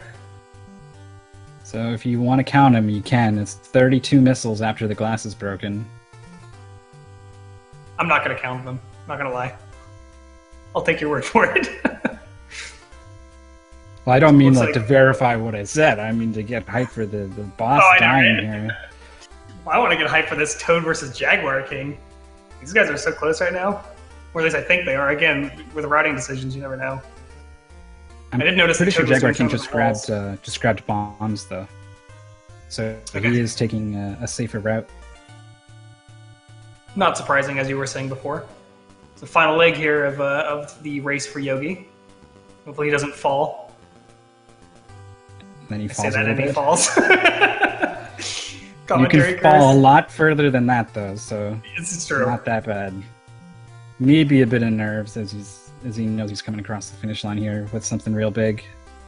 Yeah, like we were saying, you might have that sub 3, which would be a huge deal. And I think he's going to get it, which is awesome. Yeah, chat exploding a little early there, but Yeah, I know. But they still yeah, know yeah, it's this- that sub 3 this- hype. Look at that. yeah, The stream is delayed a little bit, but the final time is in. Yogi Demunk has finished in first place with a time of 2:54:07. That's sub 3 is real, guys. That is under impressive. 3. That is impressive. He did an amazing job with his runs. Yeah. We were pointing out, like, oh, he missed the jump in Cobra Triangle. Like, that's like the worst thing that happened. He died in Batman once, right? Like, he died twice. He died twice. Okay. Yeah, that's the still, worst thing that happened. Yeah, it's impressive that he's only had that many mistakes, and he had a couple of deaths here in Metroid, but otherwise, it's very, very almost machine-like gameplay. So he takes that sub 3 and takes the whole event there. So congratulations to Mr. Yogi. He's got to be happy about that. Yeah, he's got to be super ecstatic. I know that I'd be shaking if I were in his position right now. Looks like we're pulling up the Toad Bop complete. Yeah, no, that's basically all I wanted to see. Honestly, like I mean, I love the guy, but like after that Star Tropics race, there's a little bit of salt. You know, got to see him lose a little bit. You know, take him down a peg. Exactly. So we all know he was the favorite going into this. Although Yogi was probably a second pick or first pick for a lot of people. I should say. I didn't know what to make of the battle between the two of them. Yeah, Yogi's been mostly offline, as from I understand. Yes, that's the thing. I think Yogi has been secreted away in the mountains with a sensei and a CRT and an EverDrive. Just devoting his life to he has been doing the off-screen practice for sure, and it shows because that was a hell of a performance. Yeah, maybe he just wanted to focus on it. Yeah. Whatever he did worked tremendously. Indeed. He went all out in pretty much every game. He took the damage boosts in Ghouls and Ghosts. He did some crazy amount of 1 HP Ridley strats, and yep. You know. So we've got Nintendo here taking on the Joker right now. He did not die beforehand, so he's got a weapon, which is good. As we stated earlier. Makes that fight significantly easier, aka possible.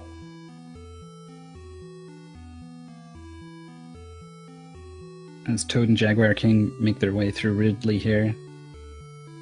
Now, even with the grabbing of the bombs, they're very close still. I think they're like a screen behind each other. Or I should say he's a screen behind. Yeah. Maybe 2. I think this is the one that he was just on, though.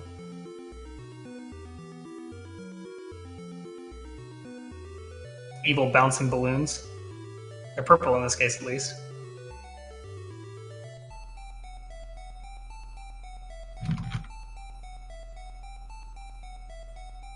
Got that Ridley fight over there on Toad. He's taking a little bit more damage than I think he had planned.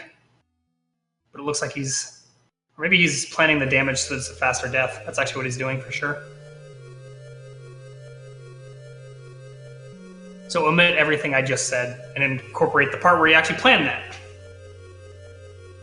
We've got Nintendo on the final boss here with the wonderful wall-hugging strat.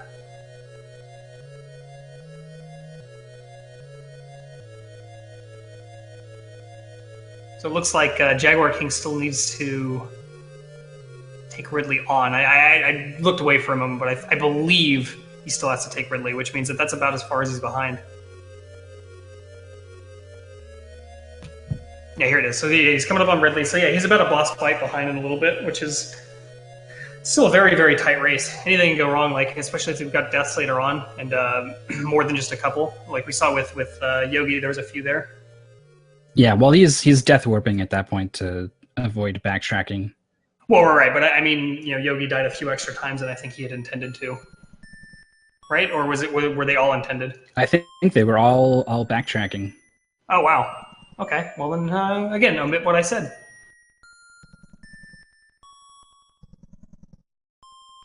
Jaguar King, please kill me. Come back.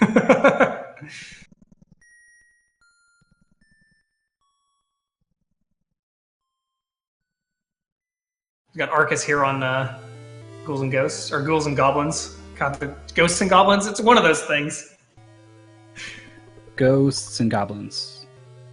Yeah. Goats and Gorillas. Clearly that's the name of the game. Yep. grips and grabs.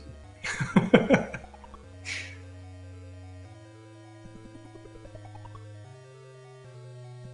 believe he's got, what, one stage in the boss fight left? Or no, 2 stages. Whereas Nintendo here is closer to the beginning of the game. Arcus is in, I think that's stage 2. So oh, that's stage 2? They're I pretty thought that was close. later. Oh, wow. Okay. Oh, yeah, you're right. Yeah, because this is the level with the damage boost. Yeah. He's been having a bit of trouble with this level, actually. Yeah, I know Arcus was looking at this game as kind of one of his big problem children, if you will, along with Gradius. I think were the 2 that he was most worried about. He could knows be about wrong. the damage boost. Yep. He's getting the damage boost, though. It's not that hard to execute on once you... It's mostly that part where, have you know, an- you can it's die most- afterwards. To the part where you die at the bottom of the... Yep. Yep. Gotta love those birds.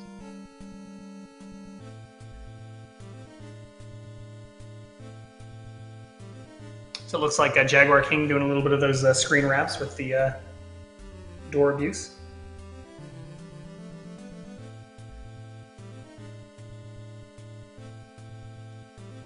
Yeah, it's fairly easy to do, but like the risk of messing it up and soft locking the game just seems so scary.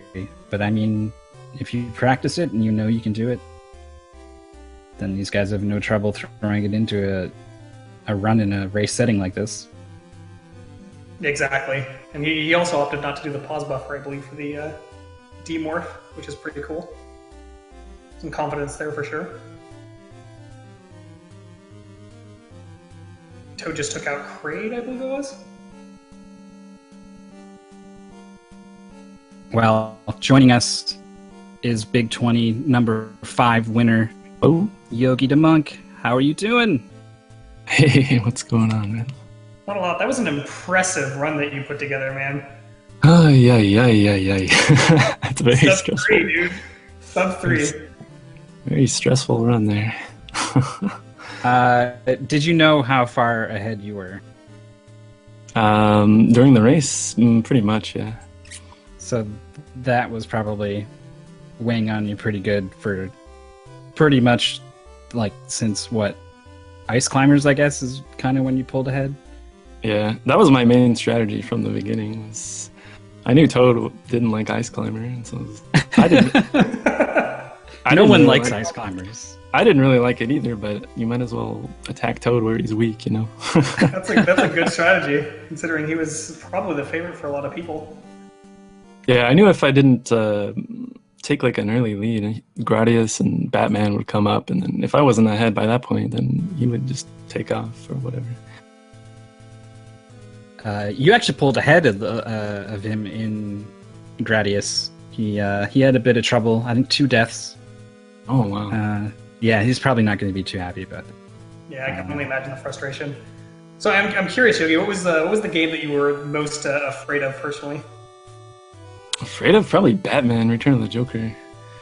Not only does Toad just have a natural advantage in that, just with his mashing, but that game can just eat your inputs, and you can jump and nothing happens. And there's that tank. I was really careful in the tank part. That I had 7 health going to the tank part because I took the level before really slow, just so that we don't game over and have to game. Yeah, they're the worst Yeah. place to die in that game.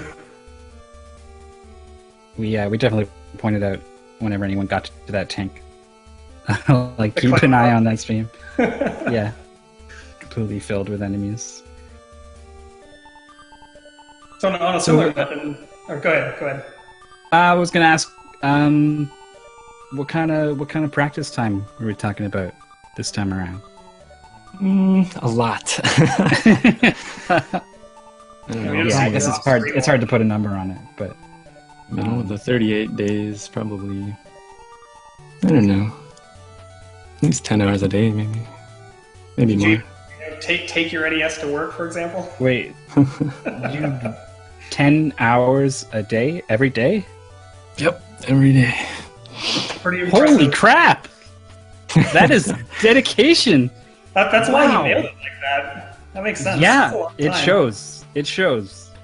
Wow, I was expecting a big number, but I would not have dreamed it went that high. That's like literally he ate, slept, and played NES.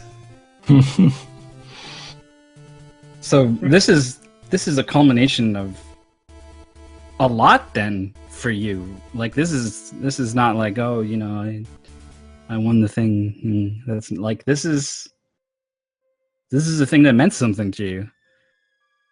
Yeah. I mean, it's always a good time racing in these.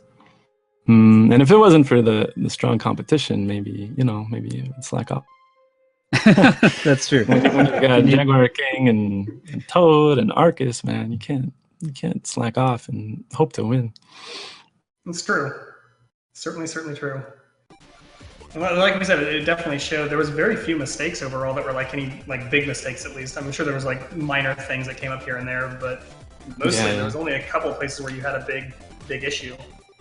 No reoccurring TMNT or I've had some big mistakes in the past. Tried to avoid those. It's a good plan. Yeah, you did a lot more than avoid those. I think it was like Cobra Triangle. We were like, oh, he missed a jump. Like that was like the only mistake we had seen in the first 9 games. This like 3-second time loss or whatever. Well, I got caught up in one of those later ice climbing levels, but yeah. Well, Ice Climbers was like a blur because all 4 screens were Ice Climbers all at the same time, and they're all moving. You can't tell the levels apart when you're not like super deep in it. So we're talking a lot about the mechanics and stuff, but the play-by-play on what was happening to each person, not really there for Ice Climbers. That's a really, really hard game. That's the hardest game on the list to go fast, I think. So I put like 6 days of work into Ice Climber. It was by far the longest practice on that game. Not to mention it's part of your strategy to beat Toad, so that makes a lot of sense. Probably Ice Climber first, Ghost and Goblin second, and probably Metroid third. But I spent a lot of time on Metroid just because even though you had already spent a lot of time on Metroid for previous Big 20 goals. That's a big advantage too for anyone that's done Ridley back then in Big 20 number 3. You already know that whole section, and you can do it with no health, and you can do it with 30 health and nothing. 1 HP, like you finished it off with, which was and no HP. Oh yeah, the chat loved that part. Well, if I was less than 25, anything less than 25, I would have farmed the health probably before going in the room, because sometimes you can just get you. So you knew the break point. You knew 25 means I can take a hit. So everything in that level does 24. Nice. It might have seemed scary, but it was not scary.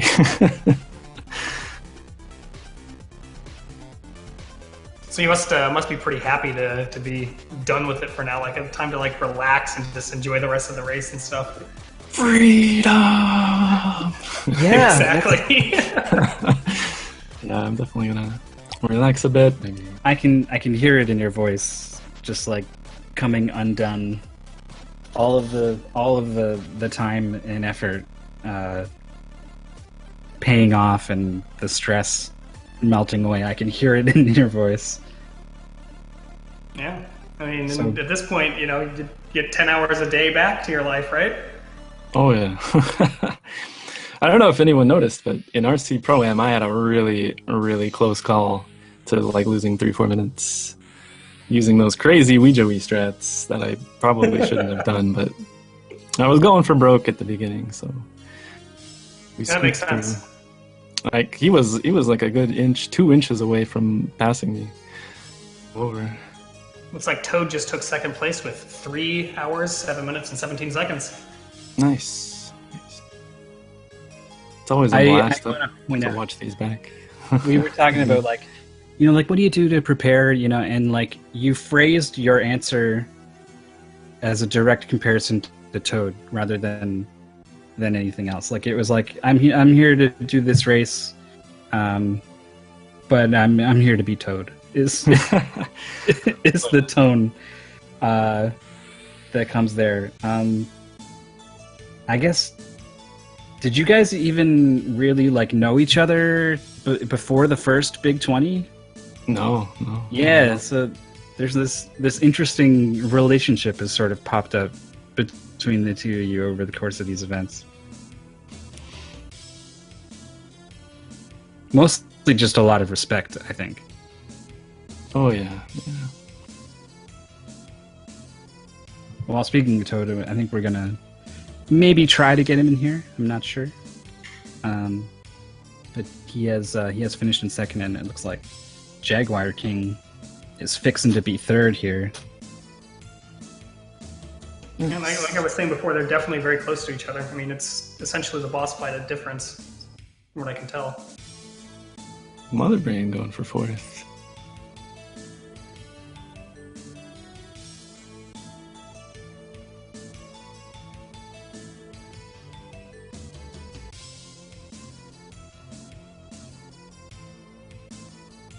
So he's climbing, making It was his kind of way out scary from the watching that escape. little tiny drop before. Yeah, we were like, well, as long as he doesn't fall, you fell a little bit. And it was like, okay, let's maybe just not say anything anymore until he's done. Yeah, falling there can But be that really is, bad. without falling, is Jaguar King making his way to the top. Gets and him at coming third out- using 3 hours 10 minutes, 20 seconds. It's 3 minutes difference over 3 hours. That's impressive. Yeah, there's a pretty noticeable gap here between first and second. I don't think we've had a 10-minute gap like that before. Well, I guess it's more than 10. Wow. Yeah, very impressive performance, Yogi. We're gonna let you go, let you get a drink, do whatever you need to do to collect yourself. Congratulations. All right, thanks guys. Thank you.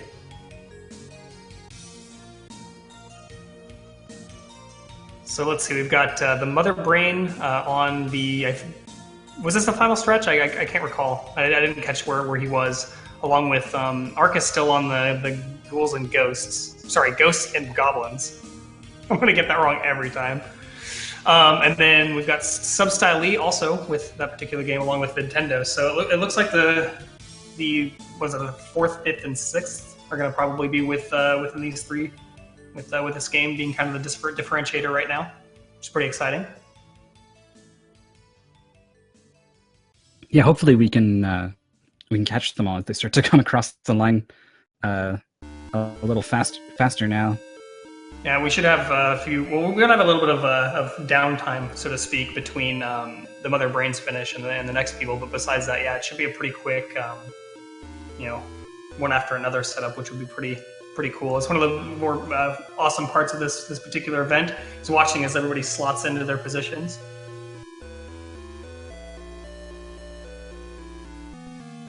I'm sure most people are looking for a top 5 finish as like their main goal.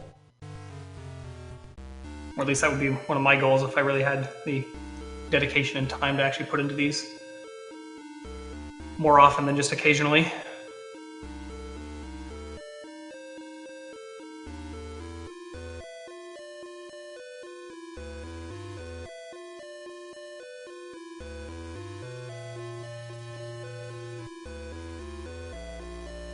So we got the corner strat going on for Nintendo over here as he finishes out the, I believe, the second to last stage, if I recall this correctly.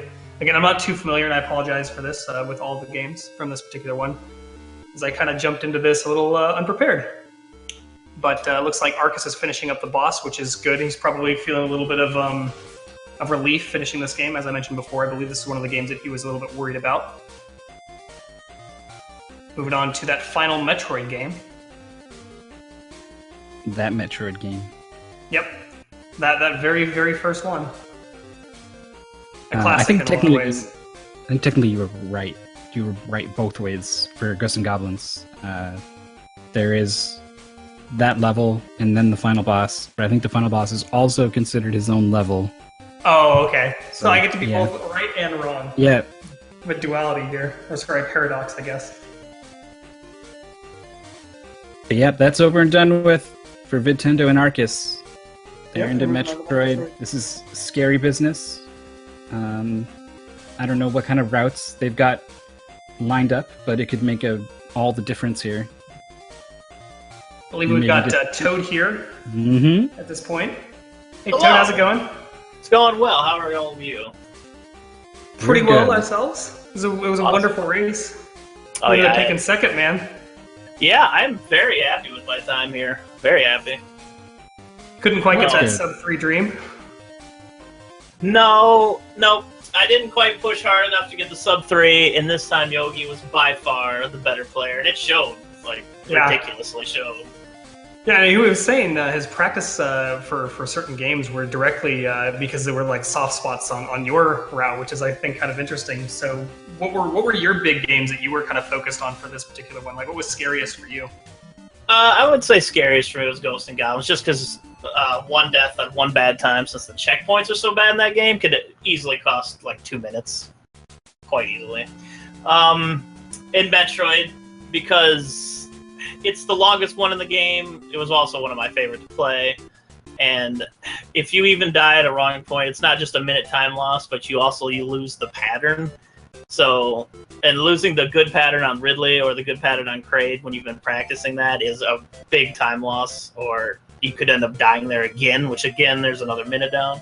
So, a lot of concentration at the end of the list. I didn't really concentrate too much at the beginning, which clearly showed when Yogi just nuked the competition through the first 10 games. That was actually his goal, was to be very good at those ones, to try and get a big lead there, because he figured that he'd have a harder time catching up or making time in the later games. So it was probably a good call for him, for sure.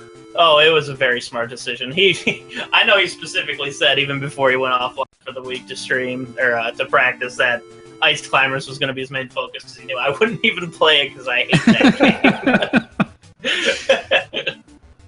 game. But yeah, congratulations to him. What a disgustingly good time. I am Yeah, he got in that awe. sub-3. Yeah, no, we all were.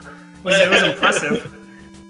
Yeah, he didn't make the mistakes. He grinded hard on the beginning of the list, which is very important. I had one issue where Waldo froze on me. I never had that before. I know Arcus mentioned it, but I never had it happen. And of course, it picked a perfect time to actually happen. But the game just froze. I was like, what? But yeah, I just reset, went through it. Didn't matter too much. If there was one game that was going to just completely hard lock on Waldo, probably the best bullet to bite there. Yeah, just a little one bit. of the shorter ones. We also noticed you had a couple of deaths in Gradius, which I know is one of the games that you're kind of big on. How'd you feel about those? Well, when I was at that point, I think I was like 7 minutes behind or 6 minutes behind. So I'm like, forget it. I'm just going to go full any percent strats. And for the most part, it worked out until, and then there's that word until, of course. Of course.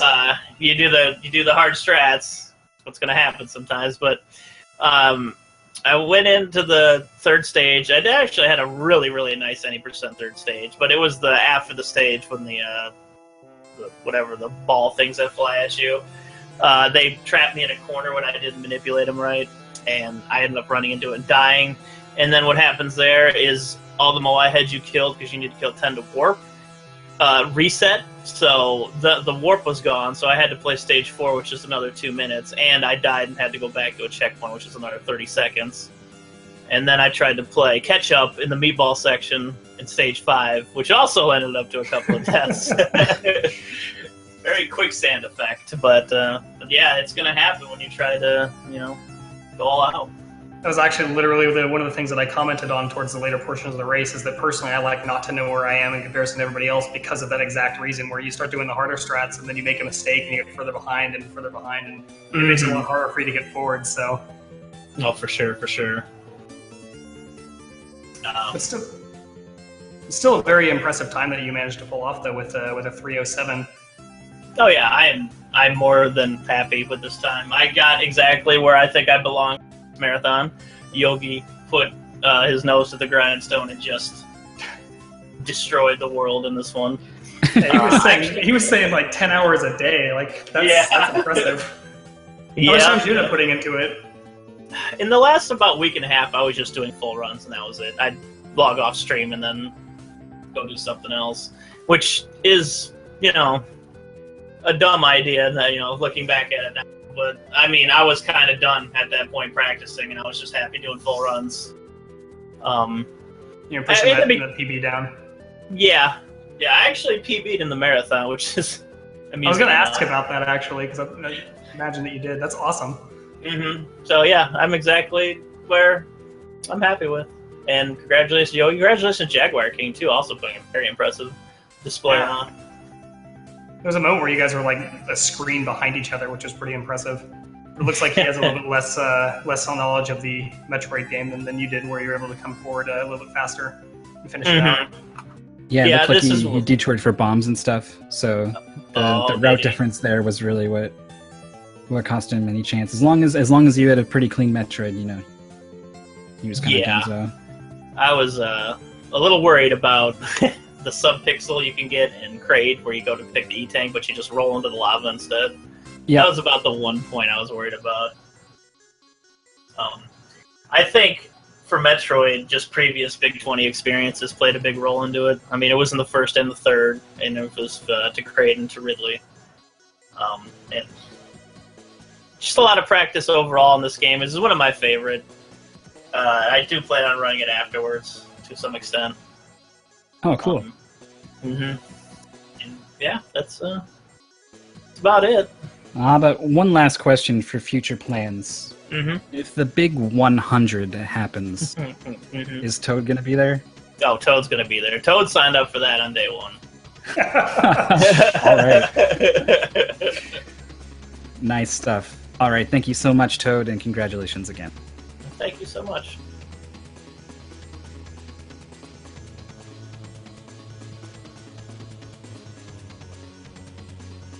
All right.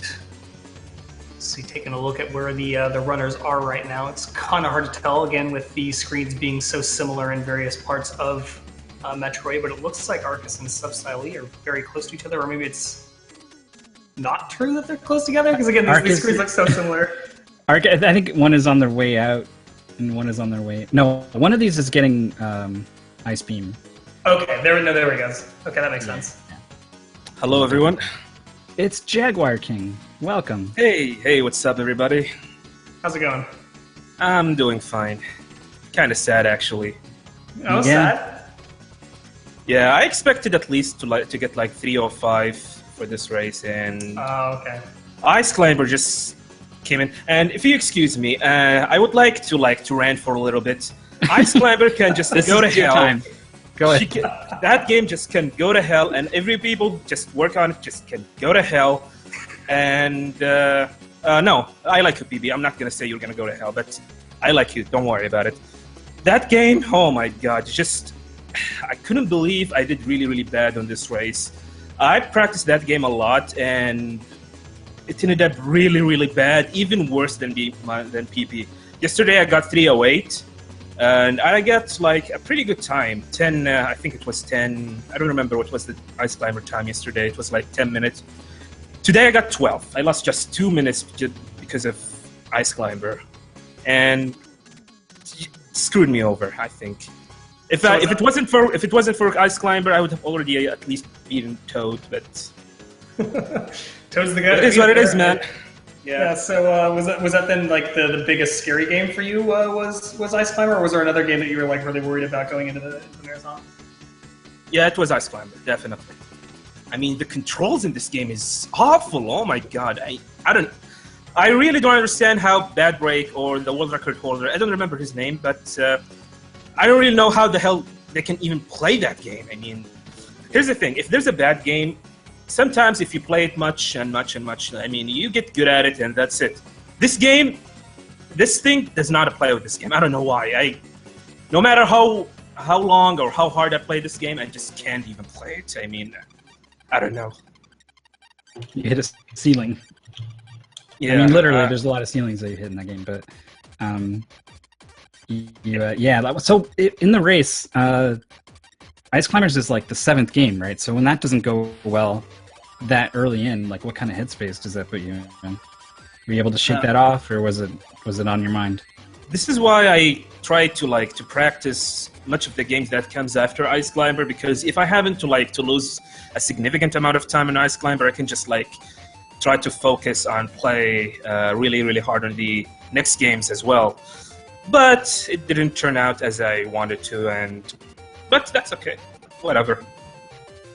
Still good race. Yeah. Also, I would like to say shout outs to Yogi for being a monster and destroying this race, getting sub 3 hours. I did not expect that he would get sub 3. I mean, I was talking to Toad like every time when I go to his stream, and we were like sharing like which is the best time he gets. Most of us would like 305, 308, 307. That's how it was. And then Yogi came out of nowhere and he gets sub 3 by like 6 minutes. Yeah. I mean, it's an amazing man. It's an amazing job. I mean, that shows how much dedication he and hard work put on this race. And congrats to him, actually. Well, coming from you, that's pretty high praise. You're the guy who brought your NES to work just so that you could practice some more. So I'm sure that means a lot to him.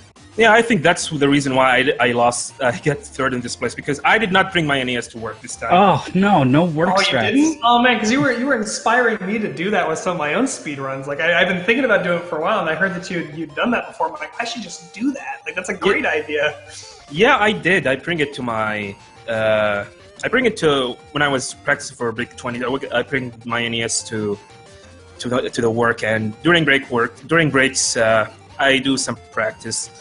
This time, because we relocated, I was really relocated to a different place. It's still same thing as my job, but we relocated to a different place, and the place that I usually had break-in is really small, so I couldn't bring my NES to it and play. So, but that's okay, that's fine. Also, I think one of the reasons that I did great in this race was because during the month of August, I was out of the country with my wife, enjoying summer, and I did not practice that much. And I hate really practicing on an emulator, but that's okay. It's fine. Yeah, sometimes emulation doesn't exactly match up input-wise, so that can be almost not useful for most people. Yeah, no offense to emulation people, but I hate emulation so much. I cannot stand that one frame of lag, even that 1 or 2 frame of lag on the games, so that's why. I totally know what you're talking about. Like, I started my speedrunning last year with the emulation, and then moved on to the console with an LCD TV, and then finally got a CRT recently. So like I've kind of seen all the levels of differentiation that can make, and I can definitely say that once you get used to it, it's not so bad for emulation. But once you switch over, it's really hard to go back. Yeah, that's what I mean. If you're playing on SD original console and you want to emulation, it doesn't feel good or right for you to play on emulation after that. Yeah, I feel like one or the other you adjust to the timing. Yeah, it's just the timing. Once you get adjusted perfectly to the timing, then you should be fine. The problem is there's nothing can emulate the NES perfectly. There are going to be always this lag frames that you want to end up having from either the monitor you're using, especially if you're playing on a laptop or a desktop, or from the controller you're using, or from the program, the emulation program you're using. So with all these things, all add up and can make things much different than playing on an original NES console with an SD TV. Couldn't have been said better. Yeah, that's well said. Sorry you didn't get the 305 you were looking for, but 310 still very solid. Third place. Yeah, I'm happy. Also, Toad did a really good job. I think he PB'd in this race as well. Mm-hmm. I think he PB'd, yes. Yeah, he did say that, which is pretty cool. Yeah, that's really great. Good job to him. All right, so thank you very much for joining us, Jaguar King. Congratulations. Yeah, thank you for having me.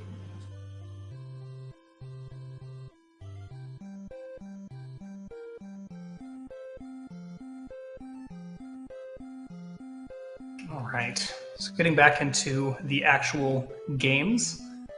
Again, it's hard to, after taking a moment to look away, to catch where exactly everybody is, since, again, Metroid is like that. But it's still a pretty close race for fourth, it looks like. I think we just saw a Kraid kill from the Mother Brain. Yeah, so he's going into the Mother Brain room right now, which means he's on his push to take fourth, I believe. It looks like it, cool. Yeah. Kind of came out of nowhere, that looks like. Ghouls and Ghosts are Ghosts and Goblins, or whichever game it is, since I'm again never going to get it right, definitely seems to have been a equalizer for a lot of these people in the the fourth place position. Yeah, Metroid 2 is playing a role in that. It looks like Mother Brain, true to his namesake, is quite familiar with the game and seems to be having an easier time of it than Arcus and Nintendo. That would make sense, considering. I'd imagine somebody with a name to Mother Brain is a Metroid runner, or at least somebody who loves the games. He's dealing with those Cheerios and those force fields. Looks like he's got plenty of health and missiles to get through this, so it shouldn't be too challenging. And then it's just come down to the escape, which shouldn't be too bad. Again, the only thing you really lose time on is essentially the drops if you fall somewhere. So he should be able to clutch this out and get that fourth place, which is pretty cool.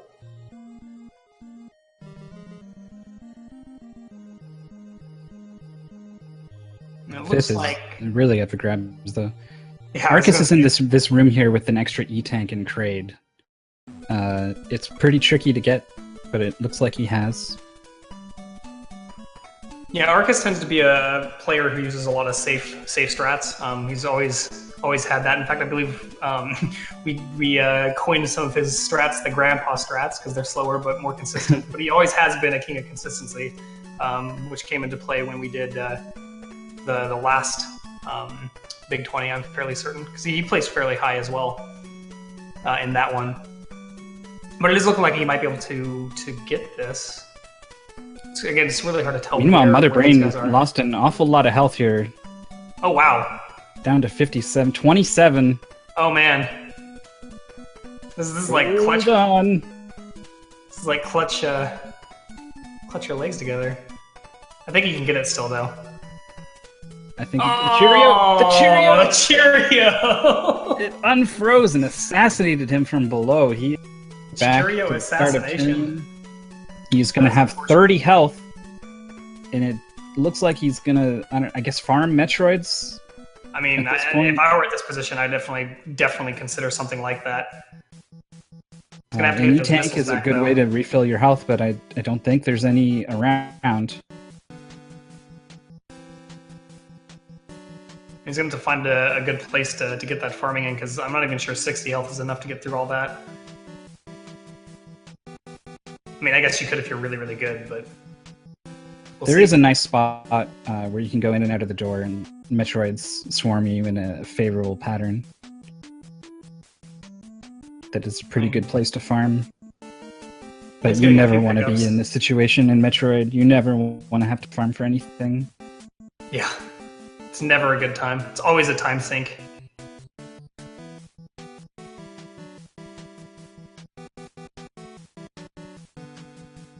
It's possible he knows too that he was way out in front for fourth place here. So he's got to be scrambling, wondering where exactly everyone else is. How much time do I really have? He's getting a little bit of a favorable drops there with the couple of health pickups. He's still going to need some missiles, though, I believe, right? Because you still have to damage her from full, right? Yeah, I believe so. I think the Zebatites might not respawn. Those might be gone already. But yep, he is. Well, he's got health, but now he doesn't have many missiles. Yeah, he hesitated a bit there before going back in. And he knows that he's losing missiles. He's got the health, but what's he going to Alright. do about those? He knows he can't kill definitely any more needs those. Metroids. He's gonna go left. He's looking for something that'll drop him some missiles. So this is where that improvisation that was being mentioned earlier comes in. It's like, well, what do you do at this point? Is he going to die and go back through it? Which is kind of what it looks like he's going to do. Unless he's using bombs. I don't know if he picked those up. I don't think he did. No. Yeah, so he's definitely taking a death here because he's realizing that he can't beat the boss, so he's got to go back, which is just more time loss. He's giving everybody else a chance to catch up. This Looks is like heating up. Substyle's beating Kraid here. He's trying to get the E-Tank. He's low on health here. 23 health. It looks like almost like he's trying to grab the E-Tank, but like die simultaneously. But he managed to get it there and clutched it out, which is good. Sitting on 4 E-Tanks is Arcus. Don't you, heading man? Grandpa towards strats. Tyrion. Slow and Steady is looking like it might win this race for 4th place. Right. Well, it's still a race, just not for first place. Yeah. And I'm fairly certain he's not looking at everybody else. He's just looking at what he's doing. So he's just doing what he knows, which is to take things pretty safely. Which, again, can be a very viable strategy for a long marathon like this. To get a good solid place. Absolutely. The Mother Brain has decided to farm in this room, which is probably smarter, considering that it'll allow him to kill things without the missiles. This is kind of one that I was mentioning earlier with the spawns that are very, very helpful for especially these particular kinds of spawns. Some of them spawn more than one, I think, in some of the later games, but don't think that's the case in any of the ones for the NES title. But he's still really lacking those missiles. Yeah, I think the way missiles work is like each room is allotted a certain amount of missiles that it will let drop, and that number is randomized. So it's entirely possible that like you're not going to get any missile drops unless you leave the room and come back. And I think if I were in this position right now, I would definitely consider that to be the case. Yeah. I don't think I've seen a missile in like, oh, there's one, okay. So just hitting some now. Right, like you never know if you're actually in this missile hell or not. It looks like Arcus is coming up on Mother Brain now. We might actually be able to clutch out that 4th place. The extra E-Tank will serve him well. Yeah, definitely. He won't have to worry nearly as much about the HP. It's going to be pretty hard for him to die unless he has some seriously critical mistakes. Mother Brain is at 3 health, I think. He is down man. in health since he started. He's up some missiles, but that's about it. Looks like he's at 83 actually. I know it can be hard to tell, but I'm fairly certain that's with 83. the commentary view. Okay. Yeah, I looked over to the non-commentary, so it does look in fact like an 8, which is more than exactly 3. I would definitely More- not want to yeah. go into the fight with that much. 8 is 8 more than 0. Yeah. That's good. Well, Wow, right, look but at- these are the tens columns, man, so it's actually 80. Nintendo has all the missiles in the world and a little low on health here, dealing with these Metroids. Looks like Arcus has decided to farm a bit as well. Not entirely certain why. I mean, he's going for like super safety, Yeah. which may end up winning him the race here, which is kind of funny to me actually. Yeah, it's pretty much just Nintendo who has a real chance of catching him here. But he's going through these He's still got a ways to go. the Zealotites here with he's not, the safe strats are still pretty fast here. It's Right. going to take something special here for Nintendo to catch him up at the end. It looks like Mother Brain had to take another death, unfortunately. Mhm. Oh man, he's got to be kicking himself right now for that Cheerio. He had to be close to taking out the Mother Brain too. Oh yeah, Couldn't have for been sure. many more shots. Almost, I think, why he went for the sort of trying to clutch it out there right at the end.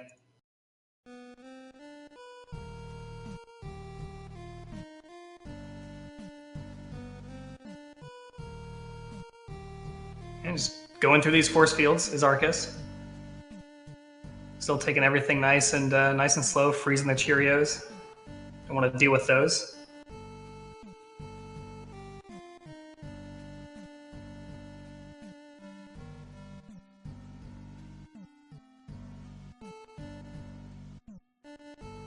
Five, 6, 7, 8, 9, 10. Oh, man, you're 11, counting them. 12, 13, 14. And he's up a little bit more on the missiles, but he's still got a long ways to go before he can take out that being the Mother Brain, I should say. He's got more HP than he did before, but he's still not getting those missiles. This is like RNG hell for him right now. Yeah, and I don't think if you pick up a missile pack, it refills all your missiles. I think it just gives you the 5, if any. Yeah. Yeah, if that were the strategy, then you could certainly go and find one that you didn't pick up earlier, but I believe you're right that it only gives you the 5. So Arcus takes out Mother Brain. Now he's just got the final little stretch to go, and he can just clutch out that 4th place. Nintendo Good. and Substyle also in Turian here. Oh man, if they both beat the Mother Brain, he's got to be so salty over that. Yeah, 4th to 7th or more if this missile luck continues. Yeah, I mean he's still only got 12.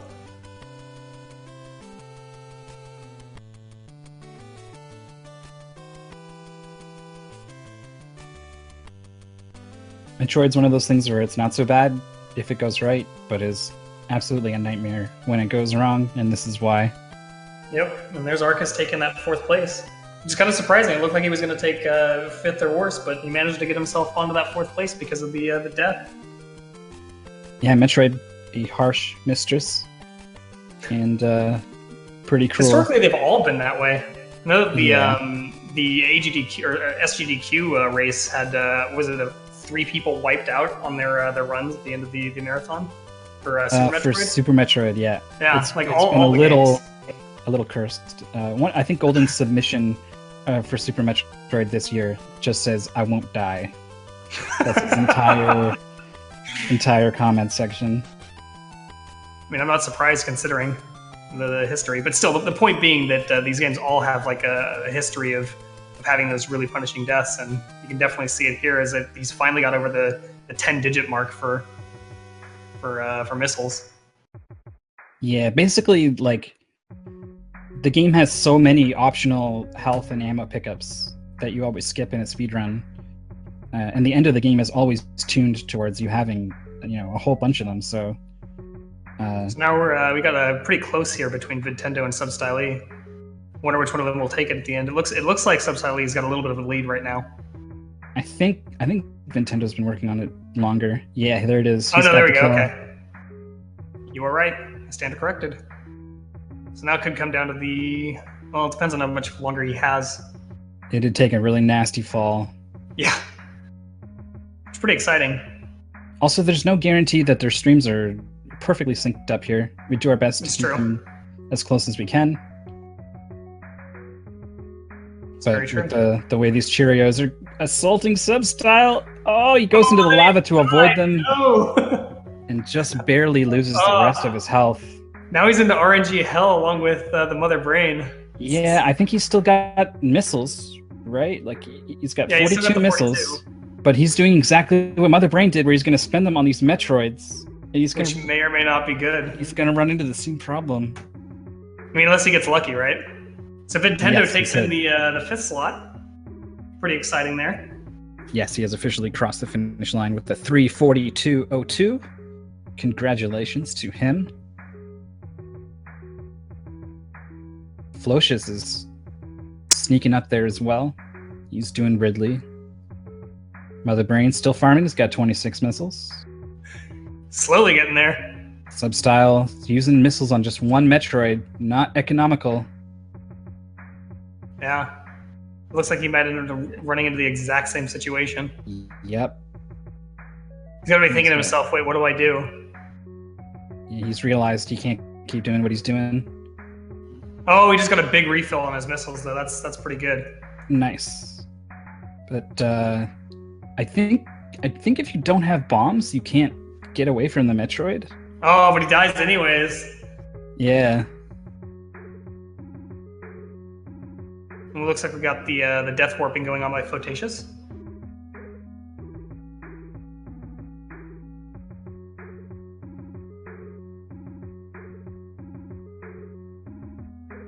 Looks like he's still going for those Metroid farms. Still not getting what he needs.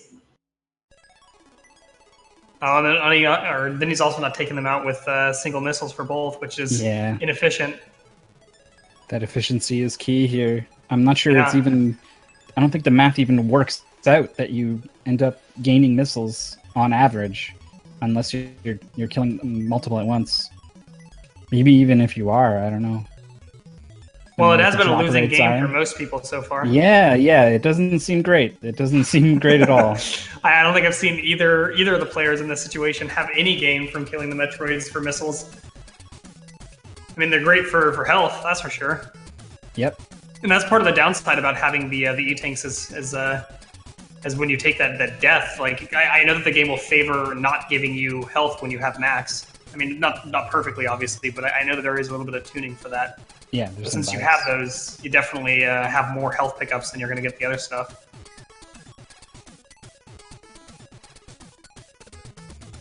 So the Mother Brain has 29 missiles as he rolls his way back through Turian.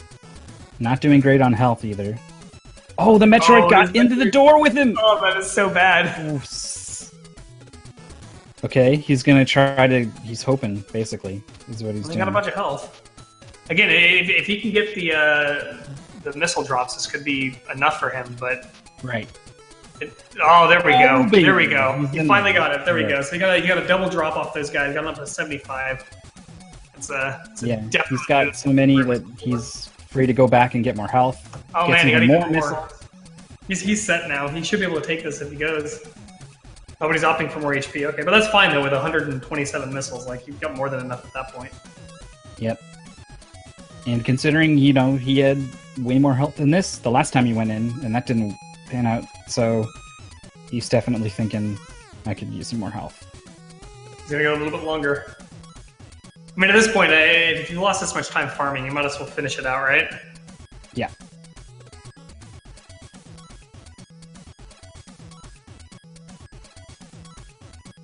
Alright, he's happy with his health count. Plenty of missiles. Attempt number 2 coming up. Let's see how it goes. Hopefully better. No Ninja Cheerios. Must have been one of those Cheerios was guided by the bee himself. The Cheerios bee. I was trying to think if he had a name, but it's just I just realized I don't know if he does. I always knew there was something sinister behind that smile. Alright, so he's taking some hits here, but he's still got 2 whole E-tanks. He Cheerios a should little be out of good this sync time. here. That's not great. One's already unfreezing here. But it's kind of harmless, so that's okay. It's the one that spawned afterwards. You'd have to worry Yeah. about at that point. Oh man. Into the lava a little bit, getting comboed by the Cheerios. Oh no. Can't quite get them in sync. That's 1 health. No, Or he's not 81. 81. Ah, I knew it. Almost. I think he's only like halfway through Mother Brain, though. Yeah, he has to took another hit get control there. of these Cheerios one more Oh time. at no, least. he's down to 18 now. Oh man. From below! From Oh, below again! Assassin Cheerio from below once again. Well, he still has a ton of missiles. Yeah, this time he won't have to farm nearly as much. Subsidely is literally in the same position though as he was as Mother Brain was earlier. So Yeah, he's looks like got getting a little bit more 34. luck though. Yeah, it looks like he's got a little bit more luck on him. Mother Brain rolled back into Turian with 29. And, he... That's not a lot. I can't say that's a good number because it all depends on whether you get those missiles from the Metroids. And I don't know. Well, I what mean, he the still has the odds are. I don't missiles, the know. health. Yeah. He should still have the 120. Yeah, he's got 131 still. Yeah, Mother Brain's he's going to be good for another attempt here right away. But I don't know how many missiles Substyle should shoot for before he goes back into Turian. Exactly. And I don't know if he does either. I think he's he's trying to figure know that I out would. himself. Nope, no idea.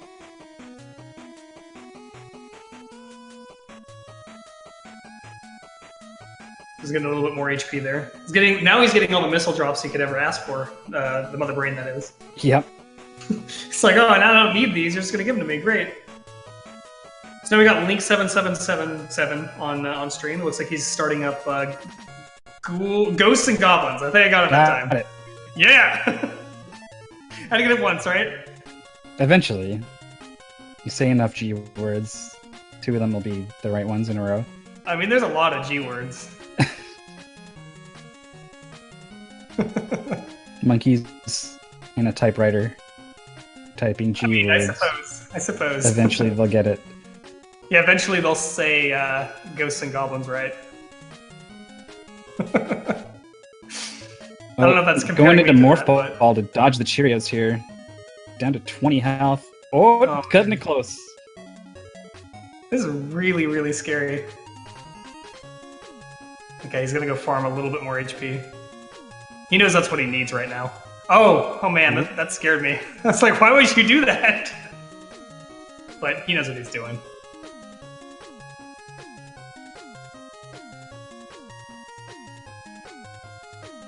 Looks like he's still going for some HP, which is probably smart considering he's now died twice with essentially full HP. This is where that slow and steady Arcus was able to kind of, have more than enough HP, which was good. Yeah, plus he had that extra E-tank. Exactly. I know that if I were routing it, I probably would do so myself as well. I would get, like, everything. I'd grab, like, 5 missile packs before Ridley. And when I was doing the last Big 20, part of the routing for me, when I started with Zelda 2, I was considering, okay, what do I want to do? And I started learning the all keys route just to have everything in my belt if I needed it, kind of thing. Just because I'm like, you know what? I'd rather know everything I can about this part of the game. So I'd be the kind of person who'd want to get all the things that I could, or anything that I felt safe grabbing at least. Well, Flocious getting a triple Metroid kill there. He's doing pretty good on ammo here. Now, wouldn't that be a thing if he ends up getting through getting through before the Mother Brain? Like, wouldn't that be a thing? He could be. It's certainly possible. Yeah, he was on Ghosts and Goblins while Mother Brain was like farming missiles, right? Like that's how far apart they were. Exactly.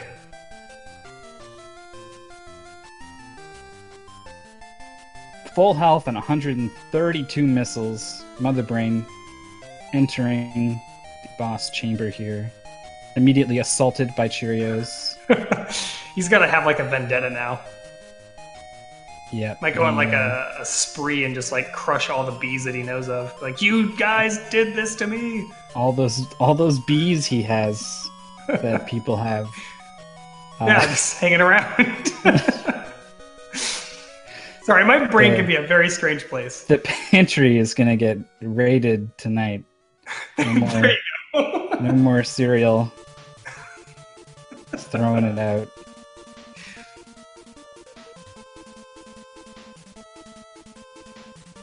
This is a much cleaner run here.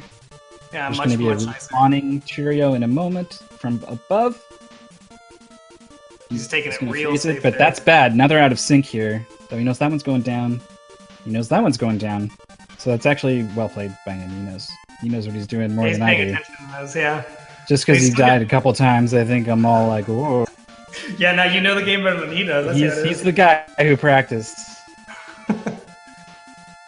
And there you got the kill finally, which is gotta feel like a relief for him right enters the boss room pretty much here. He's right outside. now. Yeah, He wow. finally gets the kill on Mother Brain. That's a comeback.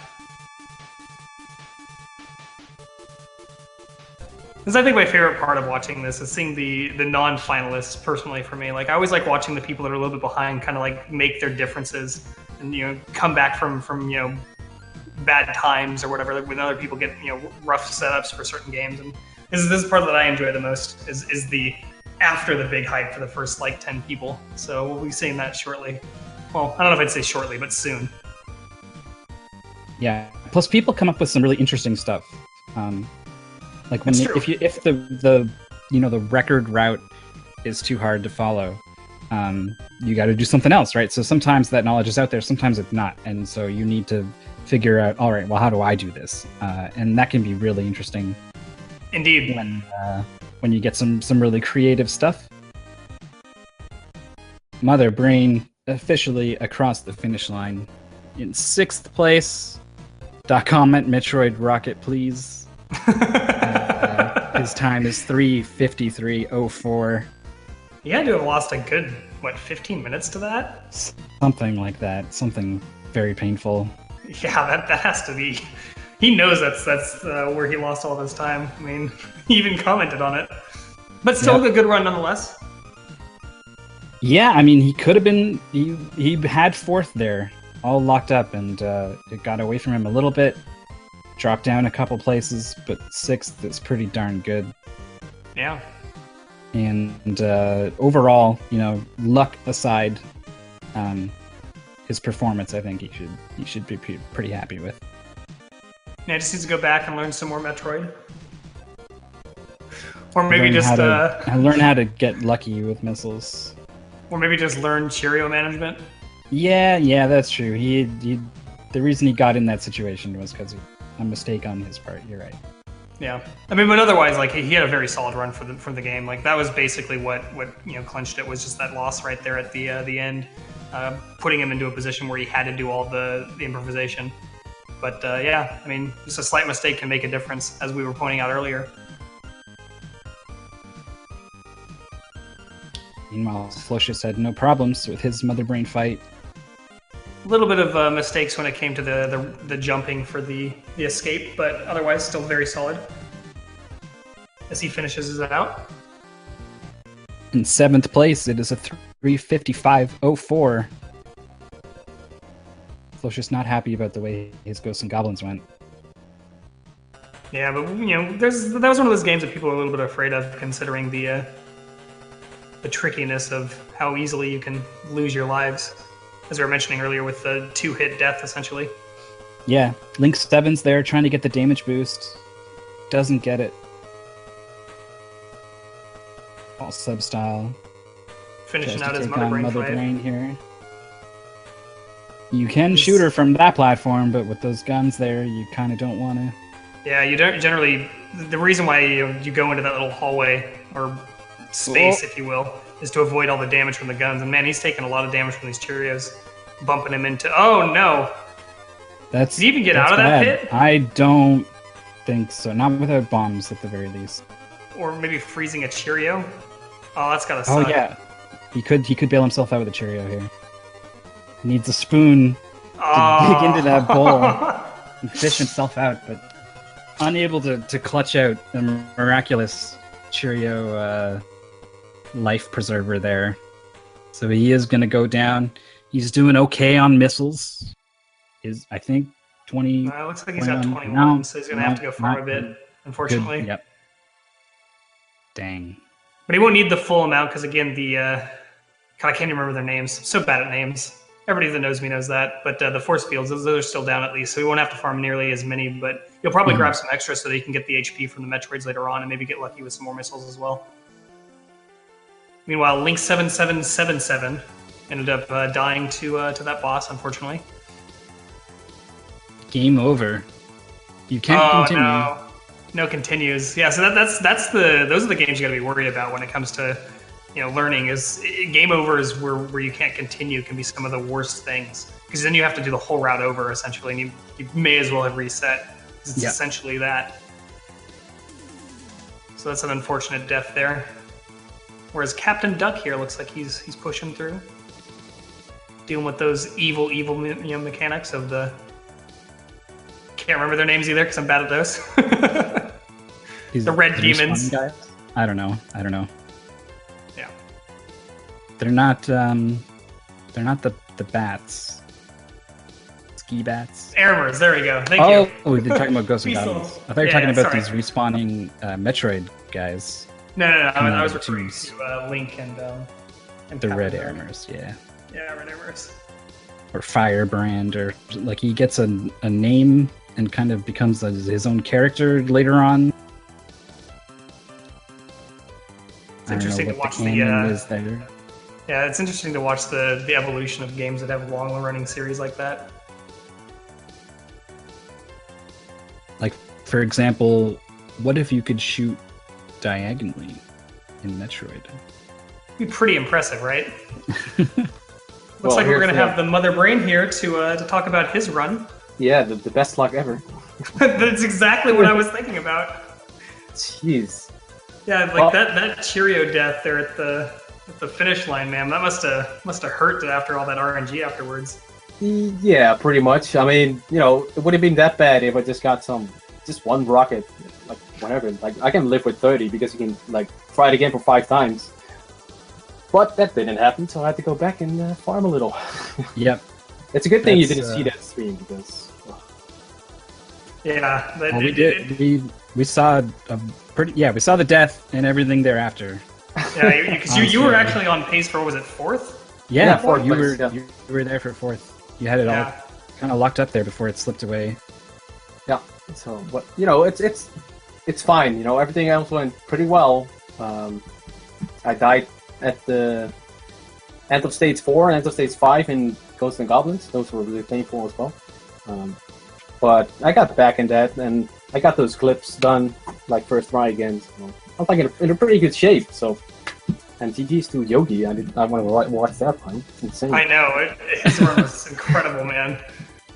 He blew everyone away. Yeah. He made like 3 mistakes that were like obvious throughout the entirety of the 3 hours, which is impressive. He was secretly just training a lot, apparently, because I didn't see his stream for like a week. Like, Yeah, No, he yeah, he literally did specifically did not stream so he could go offline and focus. yeah. We asked him about his practice regimen, and he estimated about 10 hours a day. 10 hours a day. Every day. Yeah. He went. That's how that happened, basically. Is because he decided he wanted to crush it, and he did. Shouldn't he be working or something? Well, he must have brought his NES to work, as we were talking many times about. Yeah. But besides the Metroid, then you feel pretty good about everything else? Yeah, pretty much actually. I recovered myself pretty well at the at Flintstones because I choked like during my my full run practices like a lot of times. So that didn't happen this time. I started Batman: Return of the Joker prematurely. Yeah, I know we saw that. Oh, right. Yes. That was you. That was like a minute lost just from a silly mistake like that. Yeah, luckily my chat was that nice to say like, hey, you should play Ninja Gaiden. Oh, Yeah, we pointed out. I was like, I don't think it matters if Yeah, we confirmed that and then told someone him. in chat was like, no, it matters. He has to do them in order. And I was like, okay, well, someone maybe should go over there and let him know. Yeah, exactly. Well, luckily it was only at the second stage or something, so. Yeah, chat had your back. That's good. That's very good, yeah. But everything else, yeah, pretty good. I mean, I recovered myself really well. I had some more time to practice, and like last time it was 12th place. Before that it was 6th place, like the third one. So we're back at pace, even though I could have gotten the 4th place, but it's fine. Yeah, I mean, you never know what happens in a marathon type run like this. Nope. Especially when there's RNG for missiles. Yeah, just it's very bad luck, and you know, sometimes you get good luck and sometimes you get bad luck, and there I just went insane. I got bad luck because my saltiness was rising at that moment. So I see. bet. I can only imagine how like tilted you were at that moment. yeah, I have a poster right here at my wall with Mother Brain on it and Samus. I'm gonna burn that and cry on it. So Oh, jeez. I was gonna say, like, well, you know, the very admirable attitude to keep in a really cool head about the thing that happened. That's very good for you. And then we realize it's just a thin veneer over a mountain of salt. yeah, we yeah. can't With see. lava in it or something. Yeah, Pretty much, we, yeah. we get a peek behind the curtain at it a little bit there. But you know, uh, super fun. Really. Yeah. I don't like badminton. Just to point it out, I don't like that it's game. not the great. It's not great. No, no offense or something, but it's just. So how'd you feel about Ice Climbers? Oh, that went pretty well. Yeah, that was not bad. I mean, I had some stupid bird death, but I guess everybody got a bird death somewhere. But I came over once in stage 15 or something. It was unfortunate because I died like 3 times in a row, but I didn't game over at all after that, or before that, I mean, because it would be terrible if you game over in stage 16. But it was good. Yeah, it was good. But I don't like it, but it was good. There you go. I was waiting for that part. It seems like it's the game, this particular one. Yeah, I mean, I like black box games, pretty much all of them, except Ice Climbers and Clu Clu Land. And what do you know? We had Clu Clu Land last time, we got Ice Climbers. I think that I would much rather play Clu Clu Land. Personally. Yeah, me too. Wow, that bad. Yeah, it's not bad. It is. I mean, what's wrong? Did I really play test that? Like, with all the controls? There's like some problems with that. A lot of problems. It's like, yeah, I can't go where I want to go. They're like, it's fine. Like Yeah. the literal comment we made was, "This is a game about platforming, and the platforming in this game is really bad." Yeah, Yeah. that's exactly my thoughts. I mean, co-op. I mean, co-op. It's really cool. You just, you go crazy and you jump on each other and try to kill each other, and then you have some fun. But if you want to speedrun it, it's not fun. But it's just 100% frustration. There's always got to be one of those in these runs, though. Yeah, I see that Substudy has some problems with the. He did the same Yep. thing. He literally man. had the same problem, yeah. So he's He been is- dealing with the RNG gods right now himself. But I went for it like with 34. He's at 43, but it's still going. I can understand that because if you don't get it, you got to do it again. So. Right. Yeah, we were talking about like I don't know how the math works out with drop odds and like what is the ideal number to go into Turian with. I think it's like I take at least 90 just to get through all the walls and the glass and at the end Mother Brain. So that's ideally. But you Yeah. got to do all the I mean, walls like in this perfectly. situation, like I think the walls are gone, Yeah, the walls but it's are also gone. like if you're going to be farming the Metroids with the missiles, like Yeah, it takes about 6 or 7 shots. Sometimes, I don't know why. Or I'm just miscounting, that could be the thing too. But yeah, the issue here is that you need to get that energy for the final part. Mhm. And if you want to farm on the Metroids, it's going to take a lot of rockets. So you need a lot of rockets. I hope you get more rockets back, because you need 35 rockets to go Mother Brain. Yeah, Yeah. that's exactly what you were running into, as well as Subsilently here as well. Yeah. So that's I think why he's spending so much time here farming. Yeah, he has 55, so I think he should be good. But He's probably taking it extra safe though at this point. I mean, he's already Yeah. dead I think twice to the Mother Brain fight. Link Might is have been actually three. Link is actually doing a really good job. He's at Metroid as well. I'm impressed. Yeah, this is like I was saying before. This is my favorite part of the marathon, because this is where you get to see the people who get a chance because they happen to have a better run at the end of the game, whereas other people are having a little bit of struggles with their improvisations. So it's kind of cool to see him coming forward like this. Oh yeah, definitely. Excuse me. A dry mouth. It must be a relief to finish the race though. It is a relief. I wouldn't say relief. It just feels good, man. I mean, Okay, a release. Touche. yeah, there you go. Yeah, that's better.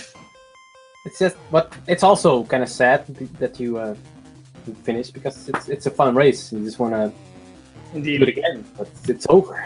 Man, it's over. Well, that's when you try and find other fun community events. Oh yeah, definitely. I'm gonna go back to another more speed running after this. Are there any of the games that you plan on picking up after this? Well, I was thinking about Vice Project Doom, but that's gonna be a mainstream game after this, because everybody wants to play that apparently. Everybody loves it.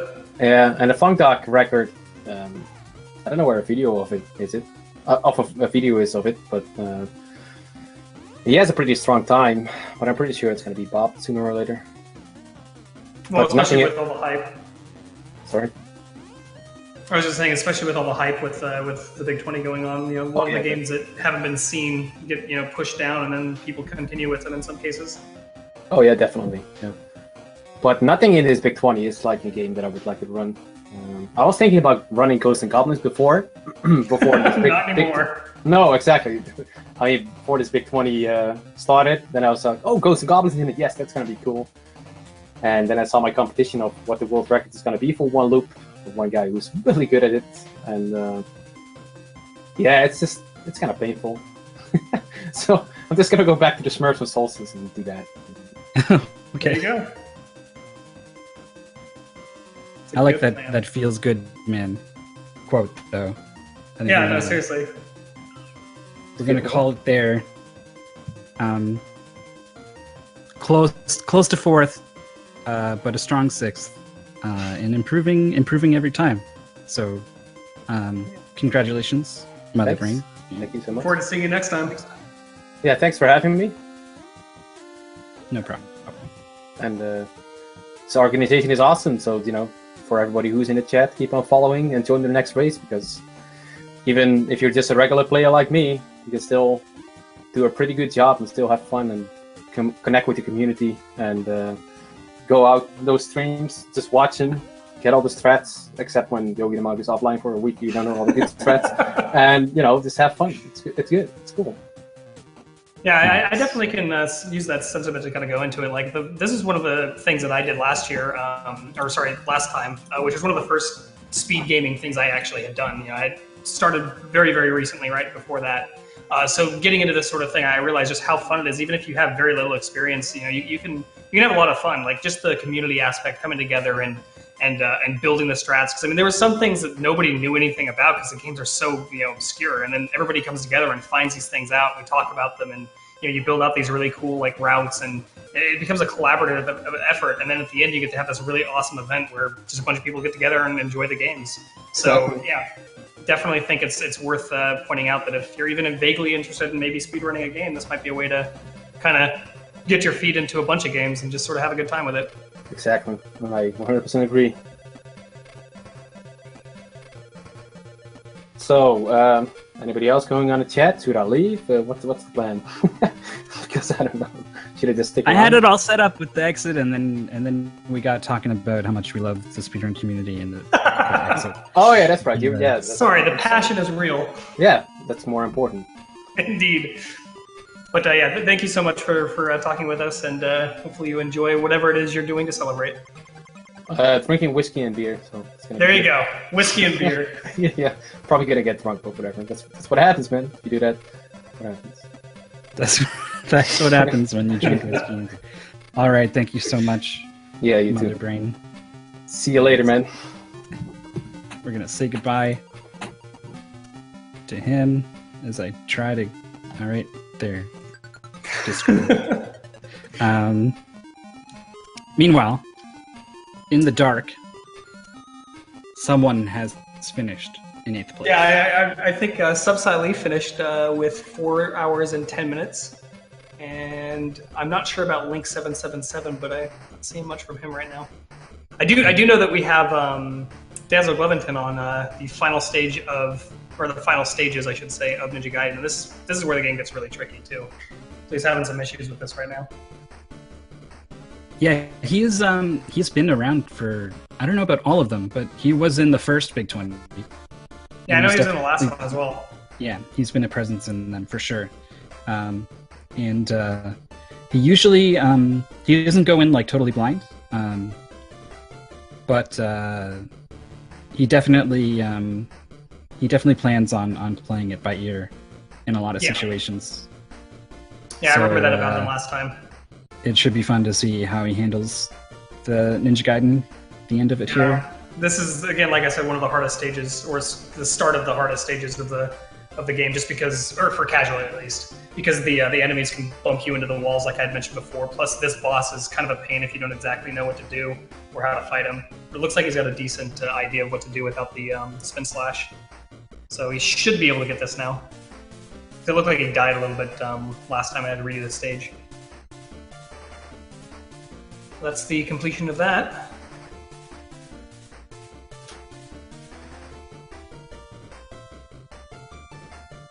Captain Duck is done with Ghosts and Goblins.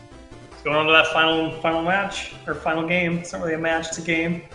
Get it right. It's a Metroid. It's a Metroid, I like it. That's how they say it down south. Anyway, we got Batman for Danzo Glevington. Considering I just moved to the south, I'm pretty sure I've never heard it said that way. But hey, that's okay. I just needed a region A region. to pin it on. There you We go. got Batman here. Danzo Glevington. He knows the slide is the way to go here. I wonder if he knows about that death towards the end of the game. Yeah, we'll see. We'll see what he knows. But he's moving pretty confidently here through the beginning of Batman. We've got Captain Duck, just starting Metroid, as we said earlier, so he's opting for a little bit of farming here, which is probably safe if you're not too familiar with everything.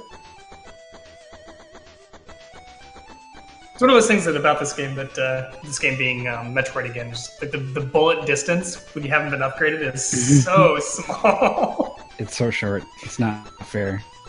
You get that long beam upgrade. It's pretty close by, but it's just kind of not worth it. Even it doesn't really give you like a real advantage in terms of like safe strats. The things that are going to kill you, long beam is not going to help you with, basically. Yeah, definitely.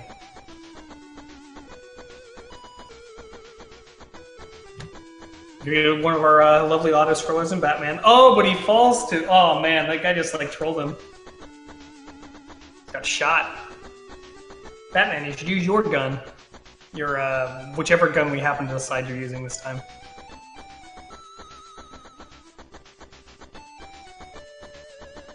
Yeah, this should be the point in the marathon where we start seeing some of the more blind players coming out, since we've come through like the majority of the big push. So we should start seeing some of those folks who are learning the games for the first time, as we mentioned with Danzel Glovington having gone in mostly blind. Taking another death there, which is unfortunate.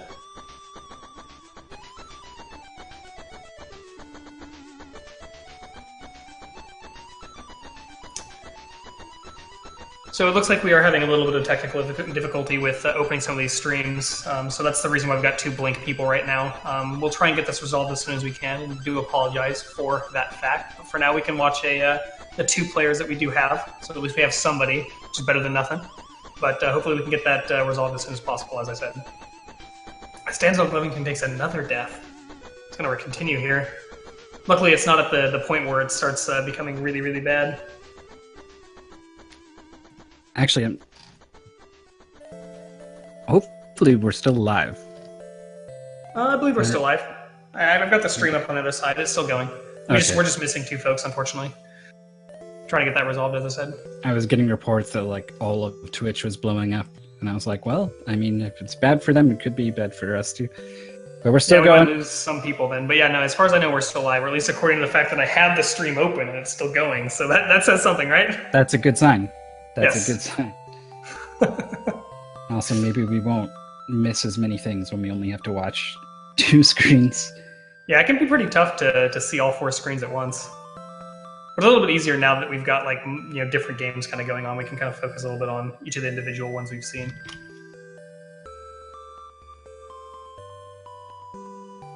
So just as a little comment, Dexter's Lab is saying that we are still live, but not to refresh, which makes sense considering that if there are some issues with Twitch, refreshing will likely give you problems getting the stream loaded up. So if you've got video right now, do not close it.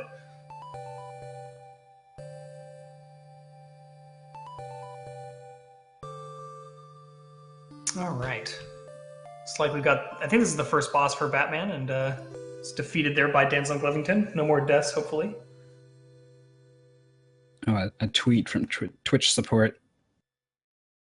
Yeah, basically, if you're already going, you're okay. But if you're trying to load up something new, not going to happen. Okay. Do they have an ETA with that, or is it just like a, hey, we're working on it? Yeah, just a hey, we're working on it. Okay. Well, hopefully that changes soon, and we can get the extra streamers up. It's just kind of unfortunate that we were going to have that issue, but hey, it's always technical issues with any kind of live event. I don't think I've ever seen a live event that doesn't have technical issues in some capacity. That's true. That's true. That's okay. We got a spotlight here. Yeah, we get to watch these 2, which is cool. Denzel Glovington is navigating these moving platforms. These things are moving pretty fast, man. I was thinking the same thing. Like, it's kind of crazy how fast some of the platforming in that game is.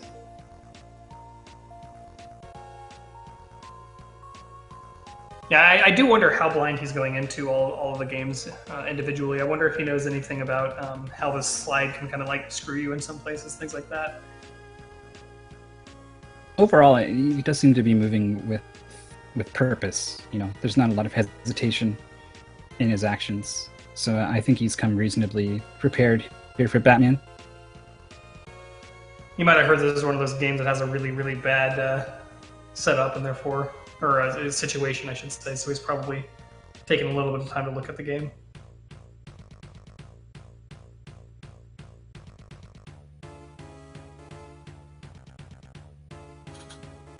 All them auto scrollers, yeah.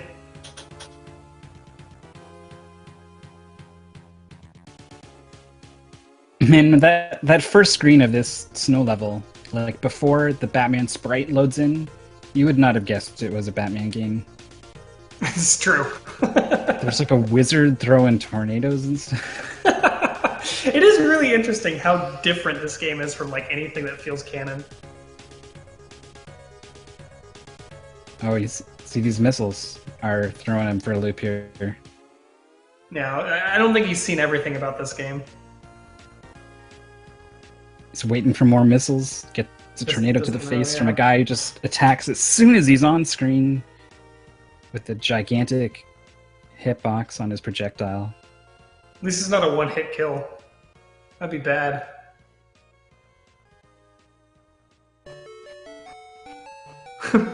Fiesel in chat saying Batman needs a Santa hat. I agree. Yep. I like this plan.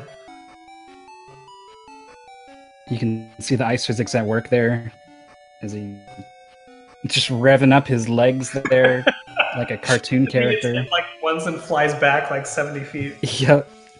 That's how ice works, guys. I promise you. Unless it's the oh wow, just jumps like just perfectly has his hitbox inside the buzzsaw for a whole jump there. Rips him apart pretty good. Although that might have just been an intentional health refill. It's Can't possible. tell. It is certainly possible. I mean, these are the games that I don't know as well as some of the other ones, so I couldn't tell you really if that's a feasible thing to do. Oh, another death, though, unfortunately. Yeah, that one not intentional. Meanwhile, Captain Duck just pushing through. Doesn't look like he's had any big mistakes recently. Then again, I haven't been paying too much attention. I don't know why I'm so I stuck think he up just on this made a small Batman. mistake of going inside this door he didn't want to go in. They're a little magnetic once they're open. They'll kind of suck you inside. This is true. Oh, right, because he's going for the Yeah. the door clip thing. There we There go. it goes. Now, how exactly does a soft lock actually happen? I know it's possible, but Basically, you're kind of morphing and unmorphing, and if you unmorph completely, you're in the. Wow, I guess that happened. I guess it happened. to me. I was just thinking, yeah. Basically, as long as you're, well, I don't know what the game is thinking when you're in that wall. I can't tell you that part, but basically, you need to be alternating, getting in and out of the morph ball, and if you don't, you're basically stuck in the wall, and you need to kind of wrap around. You need to get Samus back on screen from the bottom, and if you don't get that far, then the game doesn't handle it very well. You can't. That makes sense. Yeah, you can't get her to interact with things that are off screen. Right, because at that point you're basically stuck in the wall off screen, so you can't even get killed by something flying around. Well, So hopefully he it doesn't happen recognized all that again. situation and was able to take the right course of action here. And he's got a backup E-Tank. Normally you want to get this after Ridley... No, after Kraid. On your way to Norfair. He's going to get it now, where he needs it. Looks like we've got Substyle here for a quick chat-see about his runs. How's it going, man? Oh, it's going great. Fuck Metroid. You were not We the just- first person to have that Yep. problem. We just had Mother Brain in here, and pretty much exactly the same situation. Had to back all the way out of Turian for missiles. Yeah. That's Lost it rough. over 10 Both minutes. had that problem. You ended up going from 4th to 7th, and it looks like it kept you from taking, I think, a 5th, right? Yeah, I lost the top 5. Yep. It's unfortunate. It that sucks. it? What's Go that? ahead. Just go ahead. I mean, I did pretty good overall. I mean, Metroid obviously was just a mess, but I mean, running 20 games at a high level, it gets kind of rough. You know? Yeah, absolutely. You've only got so much time to prepare that you literally have to kind of choose what you're going to learn and what you're not going to learn. So Yeah. you just try to Speaking of that- minimize where your gaps are. Exactly. And so, speaking of that, like, where was your like primary focus when you were learning the routes? My primary focus. I mean, I did a lot of just lurking, dude. I'd be playing games offline and watching Toad, Yogi, and like Arcus, and basically stealing their strats. I would ask people that ran the games at the top level, ask them for advice and hints. You know, I just kind of just played it by ear, just did go by the flow. You know. So you just played a little bit of everything until you got to the point. Yeah, I mean, I didn't really. Near the end, I started focusing on the big games like Metroid, Ghosts and Goblins, which went pretty well for me. I focused on, the Flintstones just because if you die in that one, you lose a lot of time, and Ninja Gaiden and whatnot. But yeah, I mean, I just kind of just jumped around what I felt like I needed a adjustment on. Awesome. What was the scariest game for you then? I'm gonna guess I have to say Metroid. I'm just shocked that I died there, dude. Like, Kraid is the part that always normally kills me. I played it safe there because I messed up my setup. But man, that final part, I've died there, but I haven't died there in a long time. Usually, once I get to that point, it's a GG, but not today. Yeah, that's kind of how it looked like for a lot of people. But then, you and Mother Brain both had the same problem where you died there, and I was like, oh man, how do you recover this? Looks like there was a little bit of like, okay, how do I improvise here? And then the RNG gods just hated you both. Yeah, it was pure improv. I like I said, I was at a complete loss at what to do. I'm like, man, I know I got people coming up. I gotta get missiles quick, and I just tried my best. I wasn't gonna quit there. I mean, you still managed to get a top 10, which is pretty good. Pretty good there. Yeah, it's definitely respectable. I mean, I would love to have had like the top 5 or even 6, just because, man, I mean, Metroid shouldn't have gone that long, but. Yeah. It is what it is. I mean, Ghosts and Goblins, like I said, went great for me. Ninja Gaiden went pretty good. Also, the game, I think my Ice Climber is like in the 11-minute range. That was pretty nice. That seems to be the game to hate this time. It is. Only Sweden likes Ice Climbers. Only Sweden, or people with bad taste in controls. Yeah, fun fact: the Ice Climbers came with the NES in Sweden. Oh yeah, I didn't know that. That's what I was hearing. Yeah. So it's just nostalgia, and they, sorry guys, it's like bad. They can't see it for what it is. Exactly. That's a true fact though, with that nostalgia factor. Oftentimes, things that you thought were really great when you were a kid aren't so great when you come back to them. Of course, exactly. But still, there was a pretty good push for everything else. Like when we were able to see you on stream, you were definitely pushing through stuff until that Metroid section. So overall, it's a pretty good run. Yeah, like I say, I mean, besides Metroid, I can't be disappointed. I mean, I knew I was going to die here and there, and I was going to have setbacks, but I felt like I played a pretty clean race. I let nerves get the best of me at the end, and I definitely bit the bullet there. Gonna be celebration plans? Before we continue the interview, I think we are finally down, getting the panic baskets. Oh no, are we getting panics? But we got everybody says else we're up, back. too. Oh, we're back? Maybe I need to refresh the stream then. I don't know if I wanna. It's scary.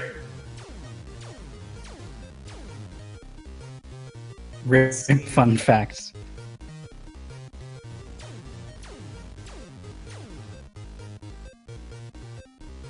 Let's see, loading up to see if we're online. I'm not sure. Yeah, it's still saying offline for me. That's unfortunate. That sucks. I hate to cut short, guys, but I actually have some errands I need to start doing, so Yeah, no worries, thank you man. thank you for having me on, and enjoy the rest of the race. Yeah, enjoy your relaxation or whatever you plan on doing afterwards. A lot of Jack.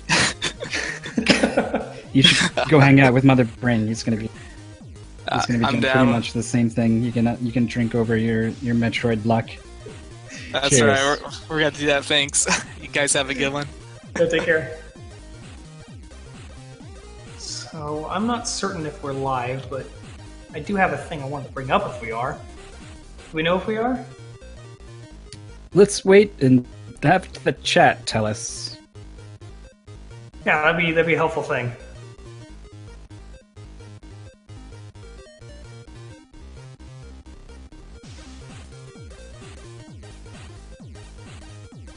Yeah, I'm seeing some offline stuff. That's unfortunate.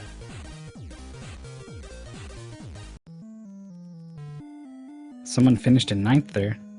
Oh, it sounds like some people are able to see us. Okay, cool. Then we'll go ahead and continue in. So one of the things I did want to bring up, since now that we have Infinite Mystery here on stream, he's one of the people notoriously known for going into these games basically blind. Like he'll look for the specific games that are absolutely undoable when it's completely blind. Like, get a vague idea of what needs to be done. But generally, he goes into the games blind. And I know that last year he was like at 36 hours when I think he ended up finally calling it and taking a break.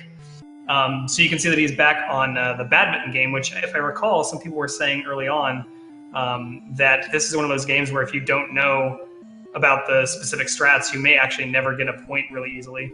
And it's looking like that's kind of coming forward here, as you were predicting. Yeah, basically, you need to be hitting it back and forth. From this perspective, it's top and bottom. And you can also be doing jump shots, or hitting it up into the air. Just doing anything other than the basic hit gives the computer a chance to mess up. But if you just do that basic hit, the computer will kind of never, ever, ever miss a point. And someone actually, our first forfeit was after 3 hours of badminton. Oh, the guy wow. said didn't get a single point.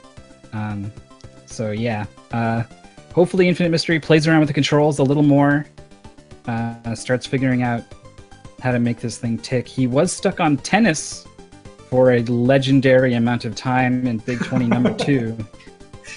I remember Indeed. that much. So Yeah, the racket that's actually sports where I are heard coming him the back first to time. haunt him. But yeah, so this is one of those games. Like, so hopefully you can pull off. Now, I can't tell. Can you choose which side you're on, or are you always on the left? I think you're always on the left. Okay, so he's actually got a 7 to the 0, which is good. He's probably had a lot of time on this game, though, at this point. Although I think the scores are reversed on the scoreboard. Oh. No, they're not. He just I was going to say, though, that would suck. and he's playing Japan, Well, I mean, unless he is on the right the whole time, but I don't think so. I couldn't tell you. I don't know enough about the game to know whether or not. That's why I asked. But if he is playing on the left, then great. If he's playing on the right, then that's unfortunate.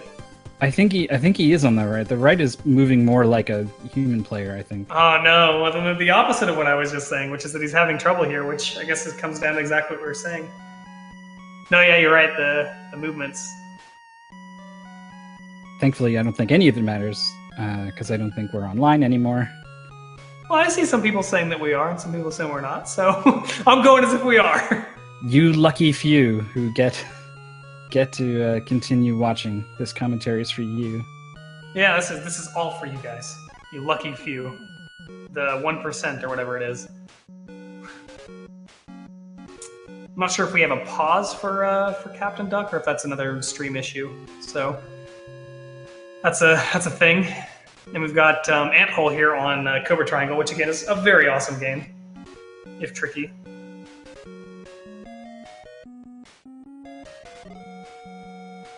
Okay.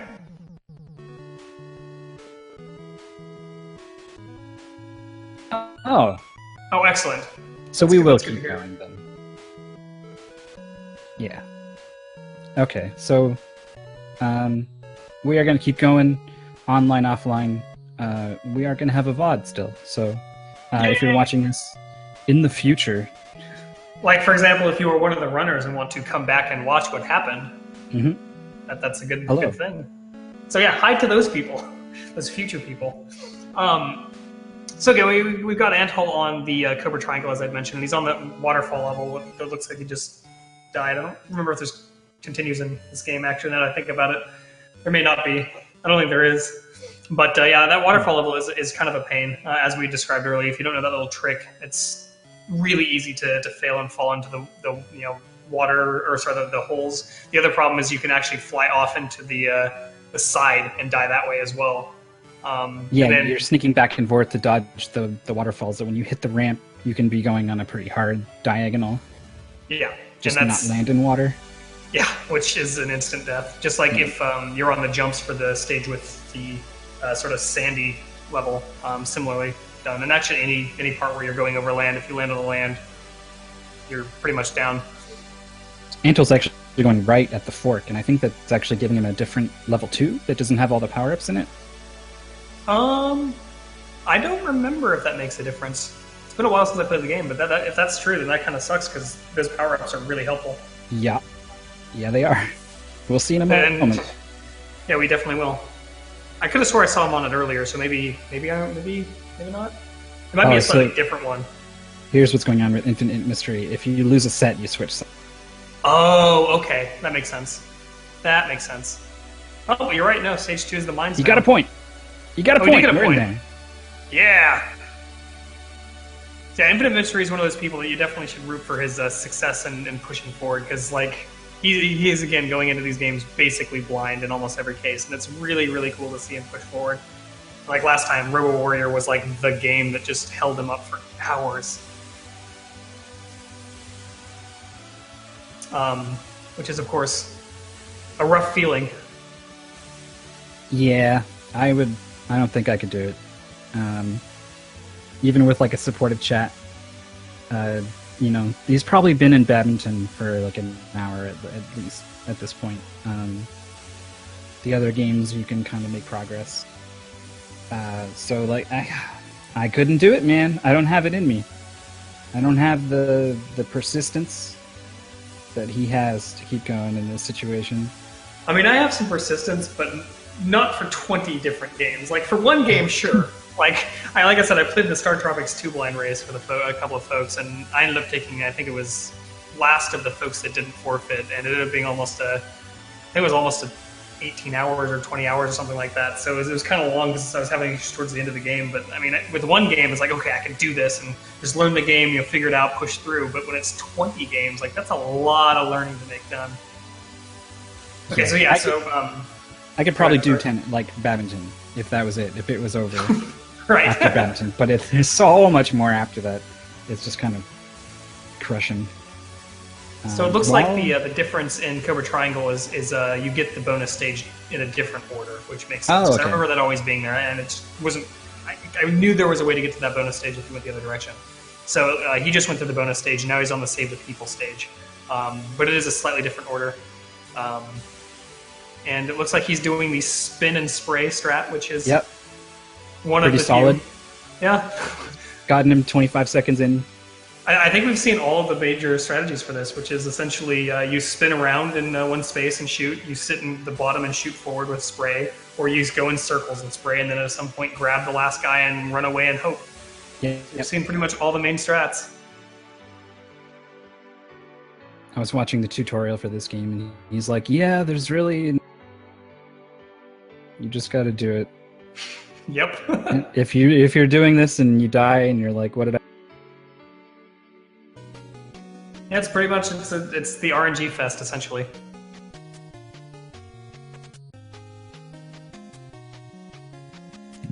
So while we have been trying to get some of these guys back on in the dark, we have had our official top 10 get locked in with Link yeah? 7777777, 777. finishing in 7th place with a time of 777. No, 10th place with a time of 4:34:20. I would have loved to see him take 7th. That would have been great. Just for that exact comment.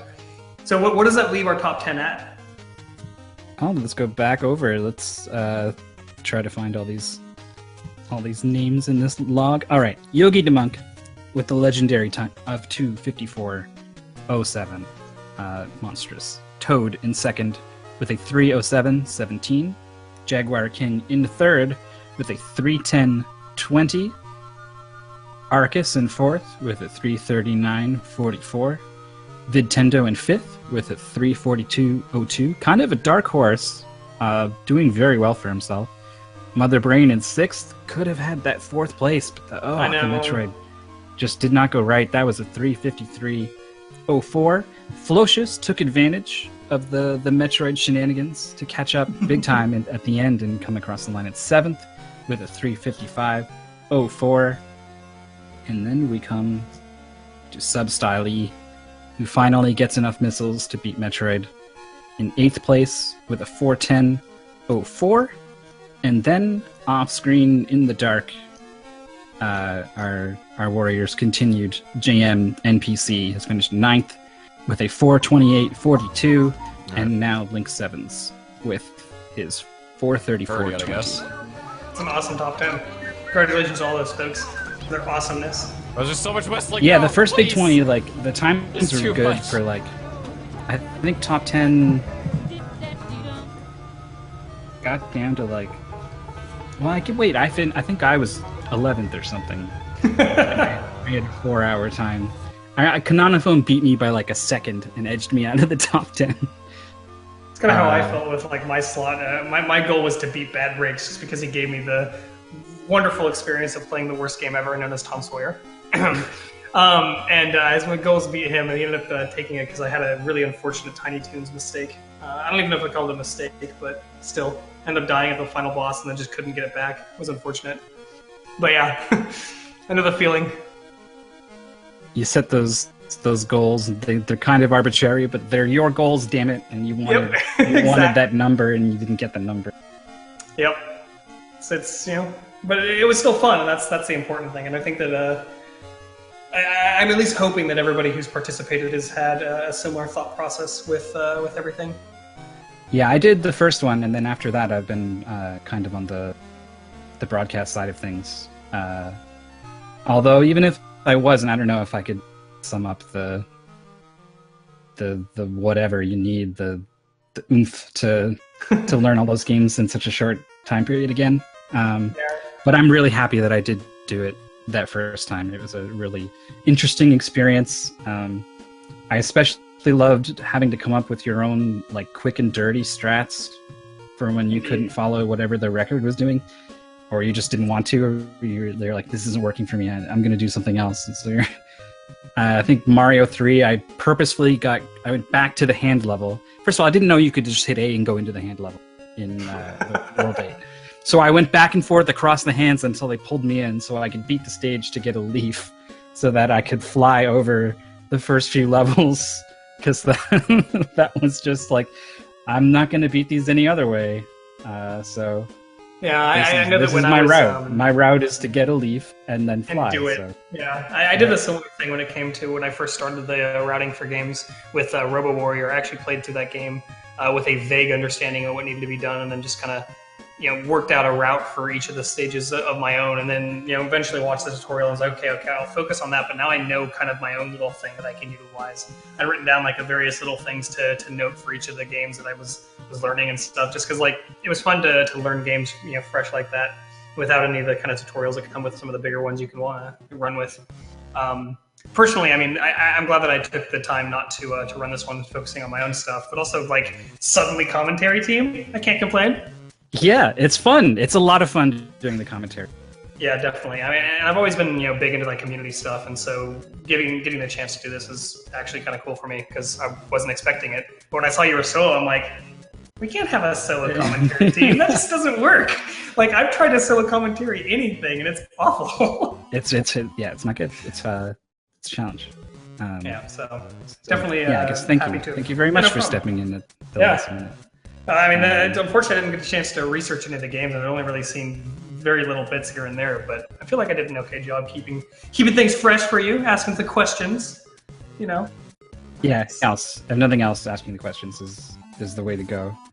Exactly. And you can always go with the play-by-play. I mean, sometimes it's like you die in Metroid, and it's like, was he supposed to die in Metroid? I don't know. Right. But like, if you fall in Batman, you can be like, ooh, he fell. Like, that's a bad thing. You can be relatively certain that was a bad thing. If you are just joining us on Hitbox, because I believe that's where we are now, welcome back. Hitbox, wow. Exciting. Yes. Hopefully we'll be back on Twitch. I think I'm still looking at the Twitch chat. I don't know if you guys are using the Hitbox chat. I don't even know what the Hitbox stream link would look like. It's in chat there, hitbox.tv/Feasel. Okay. If you're listening to me, I don't know why you would go over there and do that. So that doesn't make sense. So I shouldn't really. That doesn't work. But if you are listening out there in Streamland, welcome back. We've got Infinite Mystery, who's trying to figure out badminton. He scored a point once, and he's not sure how. He hasn't quite figured out that he can hold directions to hit the birdie to different spots on the court. That's key to getting the computer to finally not return it back. But I don't know. I feel like he probably should have tried that at this point, right? Like you probably tried it, but like you didn't like hold the button or something, and something went wrong. Oh, that doesn't do anything. Okay, and then you stop trying. That's the scary part about blind racing is that sometimes like you'll do a thing that works and not know how it worked, and then you'll never figure out exactly what you did. And Then until you get to the do it, part of the it's- game where they expect you to know how to do it 3 times in a row. And you're Right. like, no, I don't. It was a fluke that time. Oh no. or in this game where you have to do it once like 12 times in a row. Yeah. Either 12 or 15. Can't remember. Yeah. I was on the badminton team in high school, and I don't even. Well, yeah, I mean, I don't think I've ever played in an actual team or anything like that, or in any capacity that was legitimate. I think when I played badminton, I was just like, I'm just going to enjoy this game because it is Yeah. actually really fun. The thing where you just like you're just doing these underhand like pop it way into the air back and forth. Or like the trick shots that you can pull off because you're trying to be the cocky teenager or whatever. Running backwards and between the legs. Or like Shenanigans. diving for that one and like doing that arm reached out trying to hit the thing from like 7 feet away. Yeah. Looks like he's taking some time to either get some chat information, or maybe he's just trying to collect himself. So I do know that at some point somebody usually will poke him like, hey, there's a thing you can do, and when he Yeah. asks, of course. Which for games like this, when you've been on it for a very long period of time, it can be helpful to get that little bit of a tip. So it's kind of interesting that we still have people in the Twitch chat watching on the hitbox. Thanks for going out of your way to make that work. Yeah, it definitely a good call to try and get this broadcasted in some capacity. We should also mention that because of the Twitch issues, that's the reason why we have 2 frozen streams at this point. Basically, those 2, hopefully we can get them back at some point, but for now we'll just kind of have to deal with the double people. And for those who are not in the know, I believe Danzel Glevington is one of those pseudo-blind players, so he's kind of learning the games a little bit as he goes, and I know that Infinite Mystery is essentially as blind as can be. And then on top of that, I think we just had a finish for 11th at 4:41 for Virus Returns, which is pretty cool. Got another finishing slot. Congratulations to you. Let's see.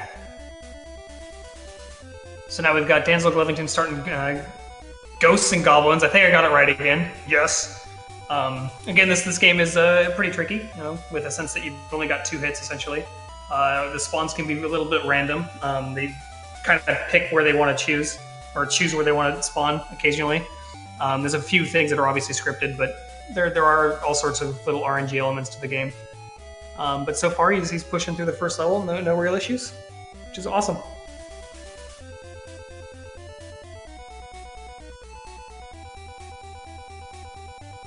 And unfortunately, Infinite Mystery is still not being able to return a point. It's getting real close to the... Can't tell if he got that one. No, I guess he didn't. It's unfortunate. Looked like he had it for a second. Or maybe he paused? I'm not really certain. Let's see. Okay, so I'm being correct a little bit. Yeah, so Denzel, like he's not doing any speed strats, but they're not necessarily blind, which makes sense with the way he plays. That's kind of why I was saying pseudo blind. Yeah, I know that he looks into the games a little bit or plays maybe a little bit of it, but doesn't like go out of his way to learn the routes and things.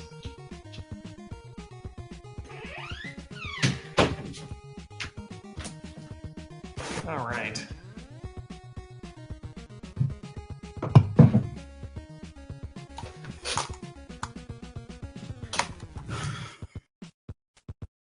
So I wonder if he'll know about the damage boost then at all. And if not, we'll get to see the rest of this level. Should be kind of cool. Since I don't think we have yet.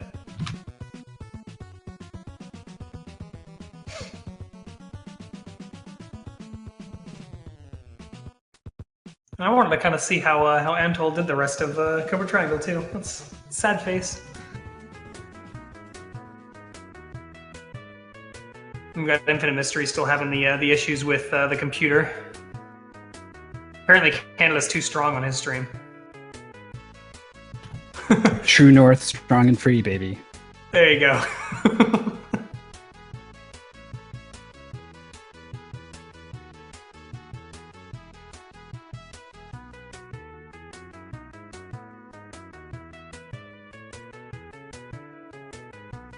So it looks like Denzel either doesn't know or doesn't want to go for the damage boost in a corner. As mentioned, he probably wouldn't because he's one of those folks that doesn't really spend the time for the speed strats, which is cool. Like I said, we get to see a little bit more of the level. It's not much of the level, but it's there.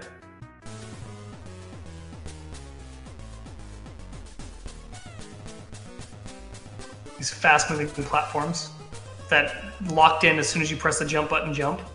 Yep. It's actually one of the things I like about the series is that locked-in movement is kind of a cool thing that a lot of games don't generally use. Of course, it makes the game harder, but... Yeah, well, it makes it a lot harder, but you can also still turn around. So you can do like a jump turnaround and safely throw like 3 or 4 javelins backwards without losing any time. It's kind of interesting. It helps fighting Aramers, actually. Yeah, I mean, you kind of have to do something like that with the way that they move. Or just get lucky and dodge them, I suppose. So unfortunately, he died again, so he has to go through this section again. Yeah, checkpoint's not so good with this game. That was mentioned in one of our reviews. Checkpoints basically start of the stage, if I recall, right? I think that there's maybe one, like, different stage. I don't know. They're bad.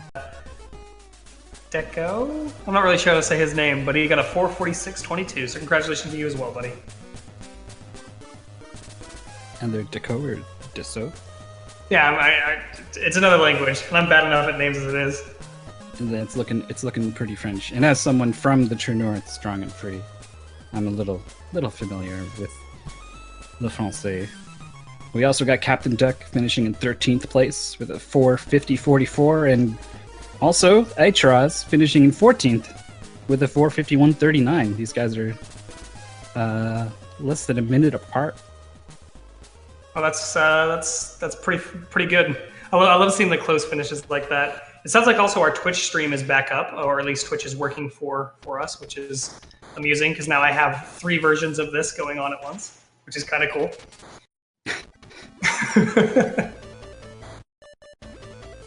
So welcome back, everyone. We still only managed to scrounge up 2 streams for you, but we've got Denzel Glevington in Ghosts and Goblins, and we've got more badminton. Yeah, if you like all this game, the badminton you can handle. If you like this game, you're going to see all of it. Have some wonderfulness of seeing if he can actually, pull off a point. I'm going to get really excited when he gets his first point. Well, his first point again, which I think he just did, which is exciting. Yeah! Oh, he's figured something out. He has. He's getting those jump shots now. Yeah, that's the thing. Like, you'll do the jump shot, and like the computer still returns it, so you're like, it doesn't really matter. Yeah. But you do the jump shot, and suddenly he fumbles it, and you're like, oh. And you do it again, and he fumbles it again, and now you're like, oh, okay, this is a thing. I can do this thing. Now he's just gonna make it happen 3 in a row. I think. Oh no, he's just gaining the serve back. Badminton. Gotta love it. That's how badminton works. Infinite badminton. I like it. Infinite badminton. Big chat for that one. You can always trust the old school NES crowd to come up with some pretty good stuff in chat. Indeed. So I think one of the best parts about this community, we're all into this wonderful console known as the NES, or the Nintendo Entertainment System. Oh, now we've got ourselves a 3rd stream here with Anthole, which looks like he's starting up on Mighty Final Fight. Yeah, there we go. Mighty Final Fight, and he's doing so Haggard. Yeah. He's doing the lariats. He knows roughly how to do the lariat and that it's good, but he keeps like interrupting it with his own combo. So he's obviously not super practiced here, but he's going in with some knowledge about what to do. Which is pretty cool. Was that a pause strat? No. Oh, no, okay. There we go. I see it. All right, it looks like we're also seeing about getting up another stream as well, which will be really cool. We can get our 4 people up again, which I'm excited for personally. See 4 different games probably going on simultaneously. And it looks like... sorry, go ahead. Nope, you go ahead. I was just going to say that it also looks like Infinite Mystery got himself a 4th point, so he's getting himself in there. He might beat this soon. Yep. The computer's also getting some points, though. Like, after you figure out how to score a point, you also need to then score those points before the computer does. So hopefully he'll figure that out. I just wanted to address a question in chat for a minute that says, what is this I'm looking at? I don't understand. I know it's a little hectic while we get everything back together. Why are these guys playing 4 different games at the same time? This is the Big 20. This is the 5th time we've done this. And it's a race of 20 NES games back to back to back to back to back to back. And that's why these guys are all spread out in various places. We've already had 14 people finish, and so now we're kind of jumping around and showing where everyone is and their various games. So we got B-Boy Venom is doing Flintstones, Denzel Glovington's playing Ghosts and Goblins, Kong Cakes is figuring out Alfred Chicken, and Anthole is fighting it up mightily in Mighty Final Fight. Here's I'll put a link in chat. That should describe the games that are being played as well as the goals that are set, because not all of these games are complete the entire game, but some of them are. So you might have certain goals in doing, like, certain checkpoints, if you will, or whatever it is that was decided, usually to kind of make it a little bit less ridiculous on the amount of learning that must be done, because essentially what happens is the games are decided on one day and announced, and you have essentially a little bit over a month to learn the games. So these players, for the most part, are essentially as prepared as they can be over that short period of time, and that's why we've got these despairing or these differences in times. Of course, there are some players who like to go in completely blind or semi-blind and play all the games without really any knowledge, which is always a very interesting thing to do. Yeah, incredibly daunting.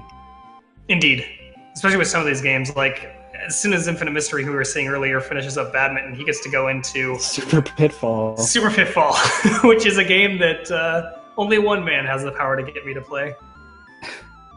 Like, I don't think he will beat that unless someone tells him something. I just don't think he'll get it. I don't think anyone can actually beat that game without being told how to beat it. It is certainly one of those games. And I think we've had like one of them in essentially the last 2. I don't know if it's been this case for the other Big 20s we've run, but I know that in the last one we had essentially with Robo Warrior, and how that game is essentially you got to really know the weird nuances of everything. Otherwise, it just takes forever to figure out what you got to do. Yeah, you need to shoot the statue in level 5 to get the raft that you need in level 7, and if you don't, you'll just never be able to cross the water at level 7. You'll be wondering, why is this water here? What am I doing wrong? Yeah. So, hopefully he gets some stuff. Interesting strat coming out from Kong Cakes on defeating the Super Mecha Chicken Robot Green Balloon, which is to essentially strafe left and right and shoot as he comes in, which seems consistent. So hey, that's a good call. Yep. If you get all the presents in this bonus game, I think you get a 1-up. All of them? Wow, that's a lot of presents to grab. Yep. Merry Christmas. Damn. Make it rain! Or something. So it looks like Alfred Chicken coming up for B-Boy Venom. There we go. Got it right. So now we got... Yeah, it's always fun because you never know what their knowledge level is going into the game, right? So he's moving pretty confidently here. Right for the balloon. He's played some Alfred Chicken before. Indeed. And this is like I was saying before in the cast, this is the point where we get to see the differences in just like interesting tricks or whatever, whether it's because the person didn't look at all the tutorials or whether it's improvised portions of the games because they made a mistake or whatever. This is where we get to see all the crazy weird stuff that people come up with, which is always an exciting time. Denzel Glovington turned into a frog here. I actually didn't know that was in the NES game. I didn't either, actually. It does run out eventually. He skips the torch. Good.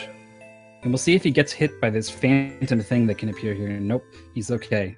Right at the start of this boss fight, there's a chance you can get hit by something. And no one knows how to stop it. No one. You just get hit sometimes. So he's fine. Takes out the dragon, no problem.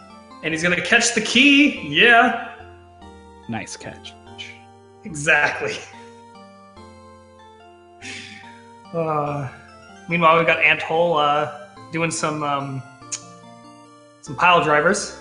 Yeah, well, he's figured out the German suplex, but he's not doing the pile driver, which Sorry, is the big my money mistake. damage. Yeah, the damage and the experience you get from the pile driver, very key to Hager. So clearly going in with just a minimum knowledge level here. Maybe none. Maybe he just said like, well, of these three people, of course I'm going to pick Hager, and he is figuring it out from there. This is actually a very good question to ask from the chat, since we haven't really had time to mention this before, but we should mention who we are for those who are coming in more late to the show. Me, I am Figbird, and with me here is Mythical 9. Hello. And Yay. our broadcaster behind the scenes is Feasel, who cannot say hello to you right now. He would have But to he's the fix one his responsible rules. for all of the wonderful things that he is doing behind the scenes to make all this work. Yeah, he's turning knobs and pulling levers back there Yeah. frantically. He's got to get the love too, guys, because let me tell you, he does a lot of work for these things. It's kind of crazy, all the stuff that he puts together for this. He'll show And up for in a lot chat of the too. community events, actually. I Yeah, believe he does a lot of them for various communities from the speedrunning stuff, which is really cool. I run a little channel called Speed Gaming with Feasel, and over there we do events. For example, coming up on this channel is the Best of NES Marathon. I'm excited. In, October 28th to November 1st, I think, maybe a little later. But the sort of the Halloween weekend there, and I think we'll actually be helping a little bit with that. But in the same spirit of that, except for the Super Nintendo, the SNES Superstars Marathon is something that me and Feasel put together our very own marathon for the first time this year. Boy, that was an experience. We learned a lot. So you'll learn we're from looking forward. We're looking forward to doing that again, and also to Best of NES and everything else. It's been really awesome to do this kind of stuff. We were talking a little bit about that while we were down, and I don't want to make you just repeat it all. I mean, I certainly can, but It's just it's a ton of fun and a privilege to indeed. Yeah, I mean, the this community aspect of these events is one of the things that I've always loved about the speedrunning community. And it's definitely a pleasure for me, at least, to get a chance to commentate for this, because it was literally last minute. In fact, I think I came in after badminton. So, wasn't expecting it, but hey, here I am. And it's definitely been cool to do the commentation or the commentary, I should say, for the event, because, hey, I like being a part of these communities, and this is really, really fun. And yeah, it's been a pleasure for sure.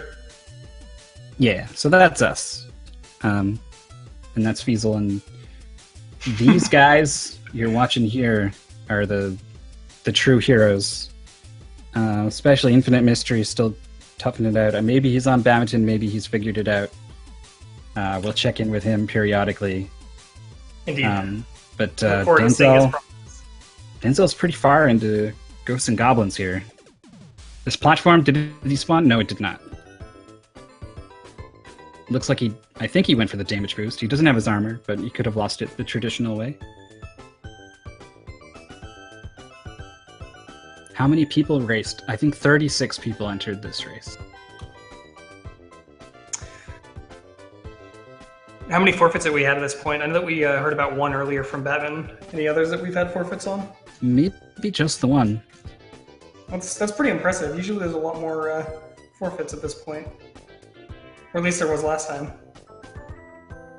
Yeah, people come out, and they have some fun, and then they hit something that's not so fun. And then if it's not fun, then, I don't really want to be here. So, totally cool.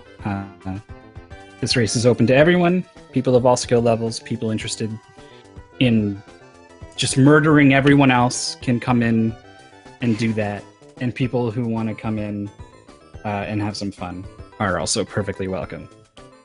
And it's also a pleasure to get a chance to experience so many different games because if you look at the lineup here, we've got anything from some of the bigger names of games that people have seen to some stuff that you probably didn't even know existed. So it's always cool to get a chance to showcase some of the games on this awesome console that normally you wouldn't really see much of a limelight for outside of like really niche streamers. So definitely worth at least checking out some of these games. Oh yeah, I guess I've just been quoted as advocating murder on your channel, Bad Breaks. Sorry. Oh, Didn't mean it. bad call. Didn't mean Yeah, it. no, we do not endorse You can that. just take back death threats, right? You can just. I don't think that's how this works. There's no takebacks on. I don't think on this that takes backs. When you're on the internet, whatever you say stays on the internet. No, Just saying. I've ruined everything. Well, I mean, it's your name. I guess it's also this stream's name, but it's Yeah, your name I'm mostly. bringing, that's I'm getting bringing people burned down with me, babe. It's not okay. Some people just want to see the world burn, right? Yeah, that's me. We don't have Batman up yet, but soon we'll see another person on Batman, I'm sure. Who would be the next person? I'm not sure. Well, at least with the we- ones we we- have on stream, one of the two between Concakes and B-Boy would be the ones that I'd see next. But it also depends, because again, we don't know all the people and where they're at this point. Game over for Denzel Govington. Back to the start of level. Oh what is it? no, that's right. This Level. game doesn't have continues. It has. It does. I just wonder if it does it have infinite or not. But he's back at the start of level 5, I think it is. The second to last level. And we're gonna switch him out. Good luck to him Yeah. for the rest of level 5. Oh, we're gonna get Zergriff. Now if you've The legendary person we spoke about earlier.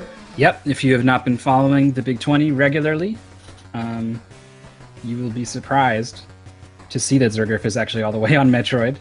That is- Because in the first Big 20, he went in totally blind, and he ran into Tetris, score 100 lines, and he had never really played Tetris before. So, in the process of learning how to play Tetris and get 100 lines, he got 99 a number of times. He got to over 90 so many times. But after 11 hours, he finally got that 100th line. And he kept going. Tetris was only like the 7th game or something. And he kept going all the way to the 18th game. And the hour count at this point was like 36, 38 hours straight. And then he had to go to work. He's like, I gotta go. I gotta do this. So he was forced to quit.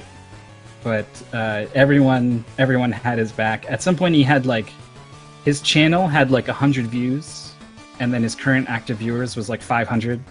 It's because everyone came out to cheer for him. So it was when I heard he was entering, I was pretty excited. It looks like he has practiced various games this time around. That's He's made it probably all the for way the to best. Metroid. Yeah, and he's looking pretty good here, actually. He's totally full on health, and he's got a ton of missiles here as well. Yeah, it looks like he's got everything you'll need to go into that boss fight. Hopefully we don't see another assassin Cheerio. 'Cause that's kind of been the man. story of at least 2 other folks. It's like that jagged metal one that Bart swallows in that episode of The Simpsons. Oh yeah, I forgot about that episode, but nice pull. Yeah, definitely. Yeah, the jagged metal O. That's what they are. Gotta watch out for them.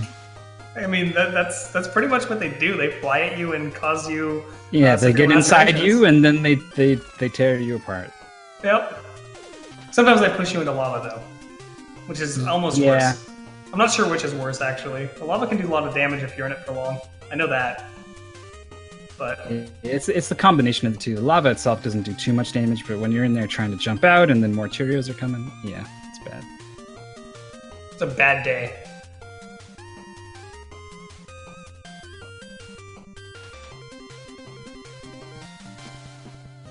It looks like we have a few more people finishing up here. Did we already call out Captain Duck? I don't remember if we did. think you did. Well, I right? don't think he actually did. He got done in the. Oh, Yeah, he's we got a finishing he time. was Yeah. back. He was back. He was back in 13th. That's why. Yep. And then we've got a couple new finishes with At-Roars and Eat It Up. I think it's Eat It Up. Yeah, that's how it's said. Yeah. Those two finishing up here as well, which is pretty cool. Which means I think officially half of the people have finished. That's 15. I think 36 people entered. Okay, so then we got a little bit more to go. Finished, but yeah, we're getting there. Pretty much the halfway point. We'll have a new finisher soon here with Zergreef. Assuming he doesn't, choke, as we mentioned earlier. Well, Metroid is not Tetris. It's true. It's a different type of thing. And he's also played the game before. So with these with these two facts, I think I can safely say this is a fairly different situation. And I think we can expect good things from Zergreef here. And I mean, at the very least, this is one of those games that's been played and pushed out, quite a few places. I mean, obviously, it's not as big as, say, Super Metroid, but it's one of those games that's been played a lot. So, at the very least, he's probably seen some of the speed run at some point. That one chariot giving him some trouble. Managed to get the force field dealie down. Yeah, but he sacrificed quite a lot of health, and then the follow-up afterwards is even worse. So now he's in a really rough spot. Yeah. I mean, I guess at this point, my thoughts would be, let's take out as many of the barriers as we can so that we don't, have to kill them later. He's got, 9 HP now? Oh, goes into the lava to avoid the Cheerio. Oh, no! Eats another one on the way out. Oh. Also, from the chat, the Mother Brain saying that his whiskey is mighty fine. Glad to hear it, buddy.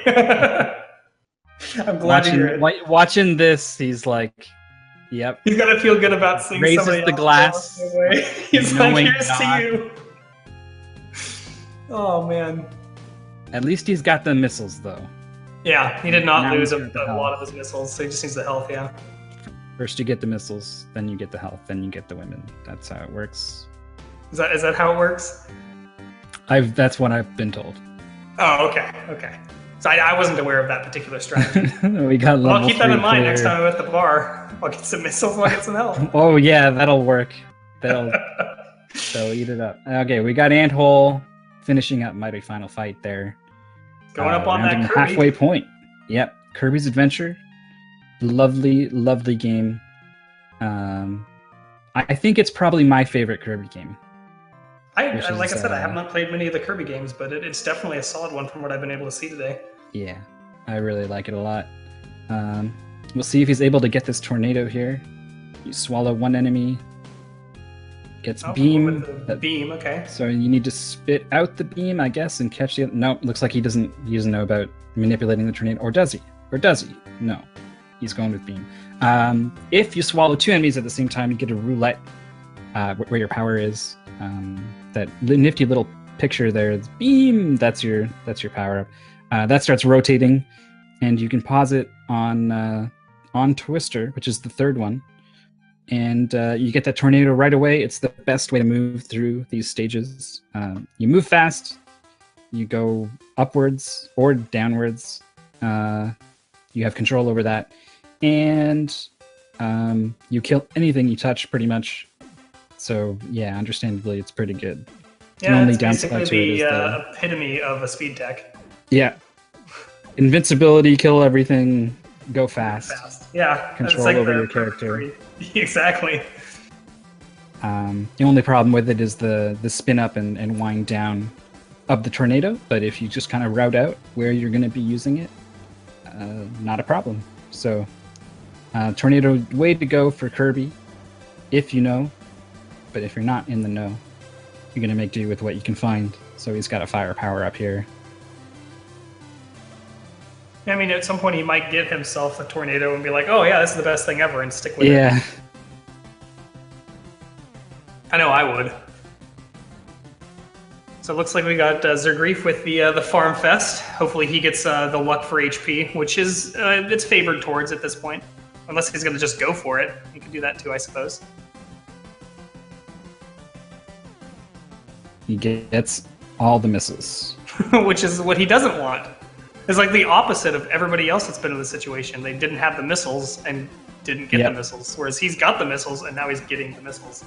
Someone in chat said this, that actually the bias in the game is actually, it goes the wrong way. If you're low on health and high on missiles, you get the missiles. Like, that's honestly the way the programming is. I don't know if that's some confirmation bias at work, or I mean, it's possible.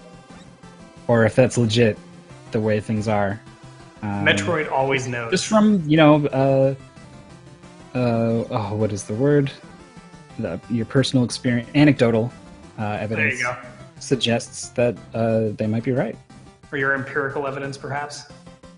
Yeah. If you want to go with a bigger word. Actually, I'm not really sure if empirical and anecdotal are much different when it comes to big word status, but hey, we can throw them out there. We're eloquent here, right? Yeah, anecdotal's got the 4 syllables, right? So, it's matching it blow for blow, I think. Yeah. So we got Alfred Chicken by B-Boy Venom and Concakes. They're, I think Concakes has kind of been in this level a while, actually. The thing about Alfred Chicken is that there's a lot of doors to a lot of places, and Not all of them where you want to go. yeah, pretty much. So it can be hard to find the one that goes where you want to go. You need to get all these balloons, and so you can sometimes not even be sure where the balloons are. It can be bad if you don't know the route. So Concakes is kind of struggling a little bit with it. I don't blame him. I actually fired this up as a sort of a blind run, I guess. I just downloaded a pack of ROMs, and I was like, well, whatever. I'll see if they're good or whatever. And I fire it up, and I'm scrolling through alphabetically, and I get to Alfred Chicken, and I'm like, what the hell is this? So I fire it up, and I start messing around with it. I got pretty darn lost in, I think, this stage. Got frustrated with the water segment and the switch that you had to hit in order to get through the blocks on the other side, and it was like, yeah, okay, I'm done. So That sounds like a lot of my random playthroughs of games when I was a little bit into the emulation scene when I was first coming back to the NES. So I did take a short break in my life of the NES. Not long, but it happened. It was dark times, let me tell you. it's Nonetheless, okay. I don't think I've We're played here to this support particular you. one, so... Aw, you guys are the best. But I'll have to give it a try a little bit, see if I feel the same way. I probably would, especially with, again, this giant green weird mecha chicken thing. Looks more like a clown to me, but whatever. Yeah, I don't like it. I don't know what it is, but I don't like it. That much. So we got a mini game from Antol here, doing the claw machine on Kirby's Adventure. No bonus for him, so he's not going to go in there again. Moving on to level 3. Zergriff's trying to get some health, trying to make Yep. this happen. He died again, unfortunately, on Mother Brain.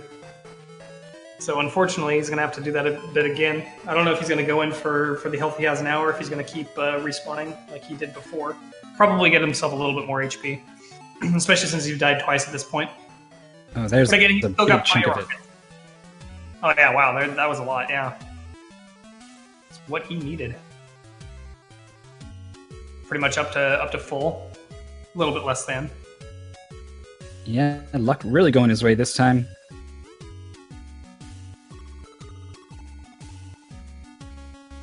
And let's see if he can pull it off here. A lot of these barriers are already down.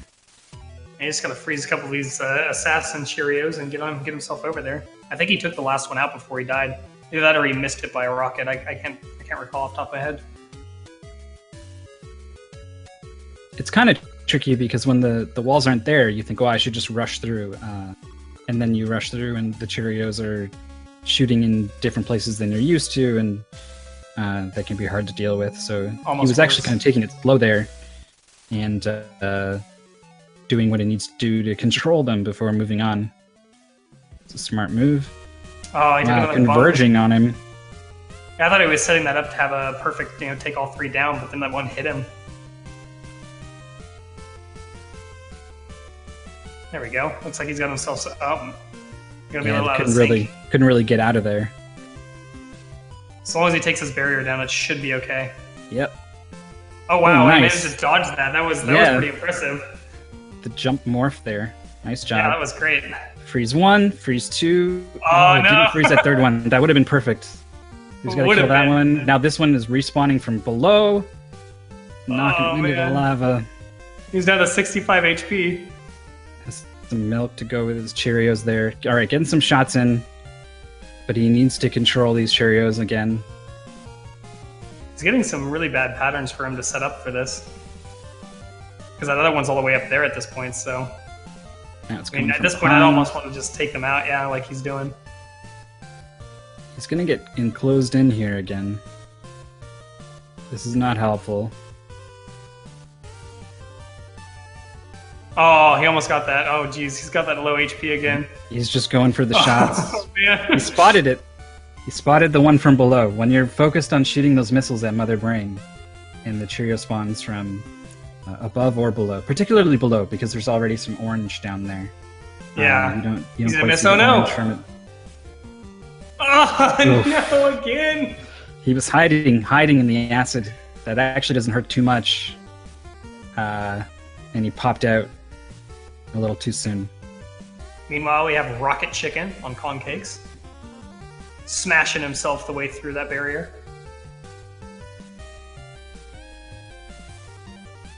B-Boy Venom's at the stage where things get pretty puzzly. There's a lot of platforms and switches and stuff that you need to deal with. Maybe we'll see him peck the pencil, as I said earlier. Yep.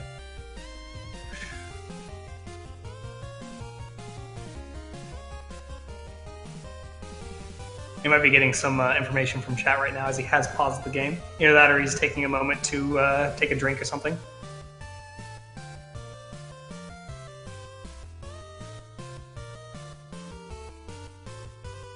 So again, luckily for Zergreef, he doesn't have to worry too much about the missiles. He just had to get himself there with some HP.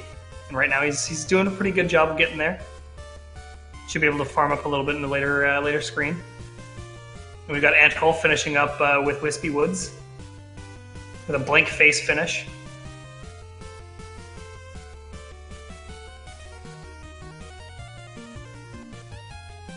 Or maybe he died. I guess he died. My mistake. My mistake, guys.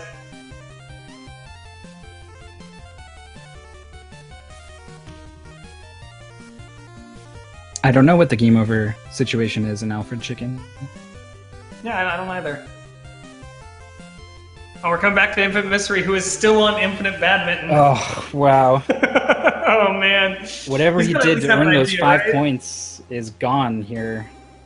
Down 0-2. Oh, can he at least get like another spree of scores? That's what we need, right? Oh,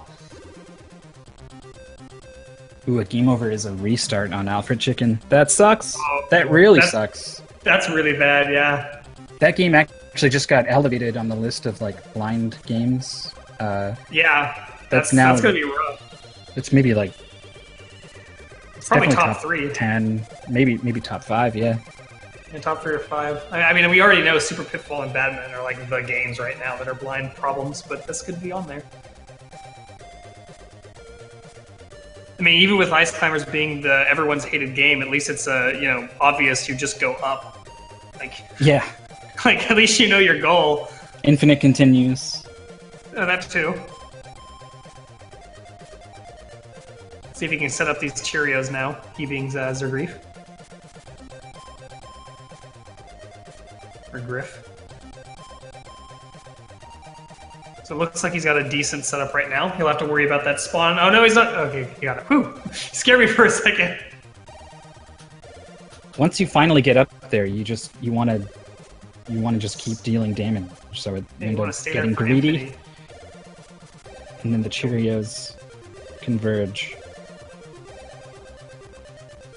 So he just goes in there. So it looks like we also got a player here. Kind of the right play there, yeah. Got a lot of hits. Indeed. We got another person up on stream here. We've got Cornelal. I think that's how you say his name. God, I hope so. Is on Ghosts and Goblins. You I think got I it. right this time. Eventually, I have to get it right. Look at this. Zergreef with the finish on the Mother Brain. Now you just have to escape. Hey. So we should be able to see a new finisher here shortly, which will be pretty cool. Definitely better than a billion hours on a Tetris.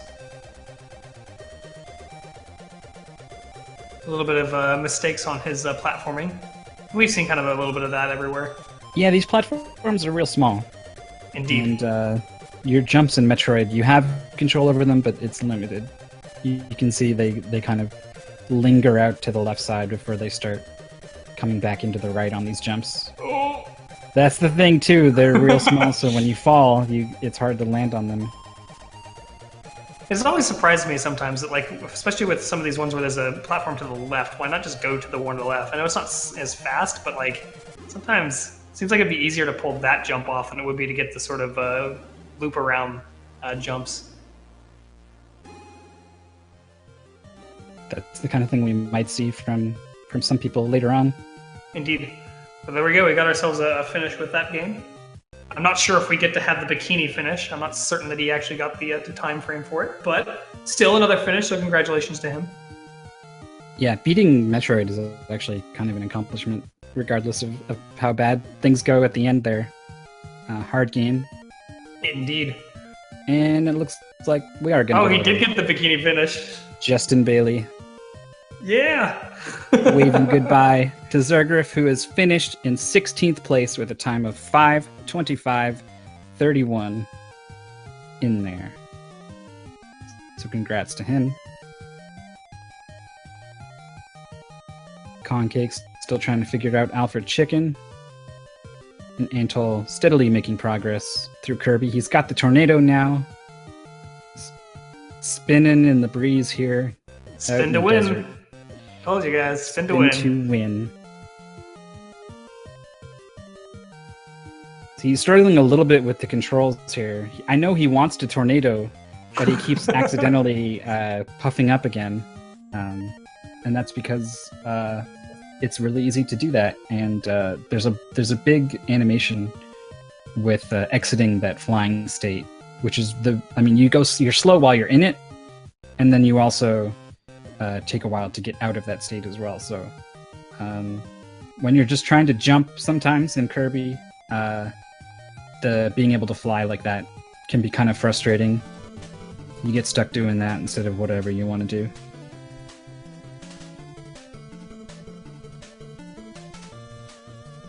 There's a question in chat about custom controllers. I believe you have to use stock, or if it's one of the, because I know that there was a particular set of NESs which had a controller that also included the turbo. You wouldn't be able to use the turbo in that case, if I understand correctly.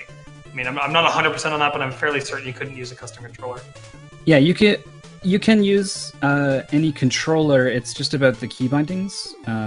You can't have everything has to be 1-to-1. Basically, you can't have Yeah, there you go.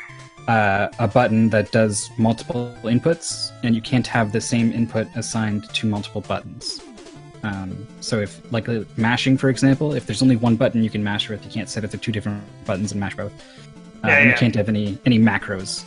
And no turbo, obviously, but yeah, if you have a 360 pad and you don't mind using that horrible D-pad, you can plug that in and make that work on That's what I emulator. recommend, yeah. Just no unfair advantages is the idea. And in the case of an Xbox 360 controller, disadvantages, I guess you can choose to take. I know that I started my speedrunning career on emulation with that D-pad. It was awful. Never going back. Especially for a game like Ninja Gaiden 2. No. It's really bad for that game. Oh, wow. Yes, it is. I mean, it's okay for like casual stuff, don't get me wrong, but when you're trying to speedrun a game, that D-pad is terrible.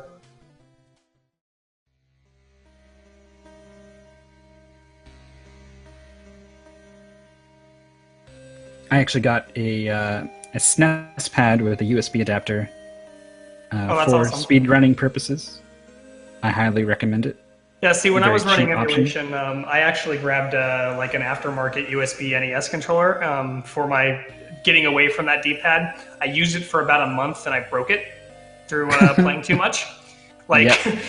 I actually destroyed one of the buttons, so I had to basically go back to the Xbox controller. Because speedrunning can be pretty controller intensive. I've heard some reports of players who do like Richter percent in Symphony of the Night, where they've gone through multiple controllers just because of all the controller inputs you're putting into the game so quickly. So Yeah, your basic movement in that speedrun is like a half circle back forward kind of thing. Yep. So yeah, if you're planning to get into speedrunning, one thing I do recommend is quality controllers, whatever they happen to be. Because they can go out pretty quickly if you're on something with a little bit less quality.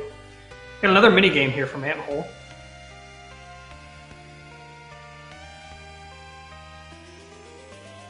See if we can grab that Kirby.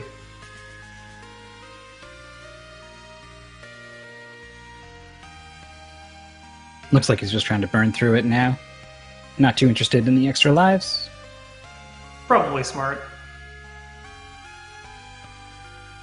I mean, I've never really seen Kirby games be too punishing when it comes to the actual like gameplay itself. Like, obviously they have their challenges, but there's some of the a little bit easier on mechanics, like because you got the floats and stuff like that, which can really help keep yourself safe. So, I imagine it's a fairly straightforward run in that regard, even with the blind race. Yeah, and there's lots of health everywhere too, so you're probably not going to die from taking too much damage. It's entirely possible he entered that door accidentally because if you're flying past it, it's really easy to accidentally go inside it. Yeah, it's possible, certainly.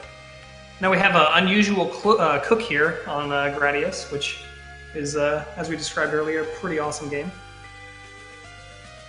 Yeah, he's all decked out with speed.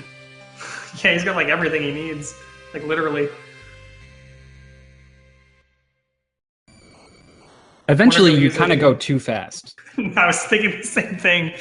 I know that the new time I've played a Gradius game and I've grabbed too many speed ups, I'm like, I can't do this. No. Like, I can play fast. I prefer fast over slow, but let me tell you, if you're going too fast, it can Yeah. get really crazy. You're like, there's a guy coming. Let me avoid him. Oh, I'm in the wall. Like, just not. It's not helpful. Like, I want to move 1 pixel. Too bad. I'm going to move 12 every time Yeah, I you land. can. That's literally like one frame ends up being well over 1 pixel.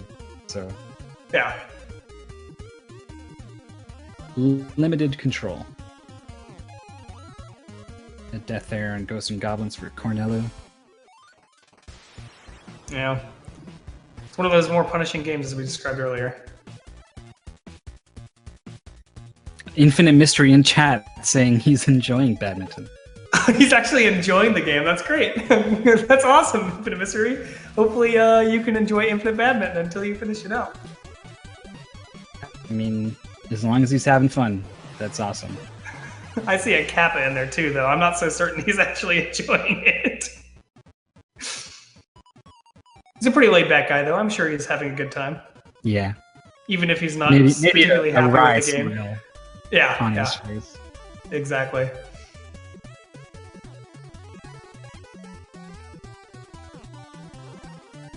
Concakes is in this last level here for Alfred Chicken.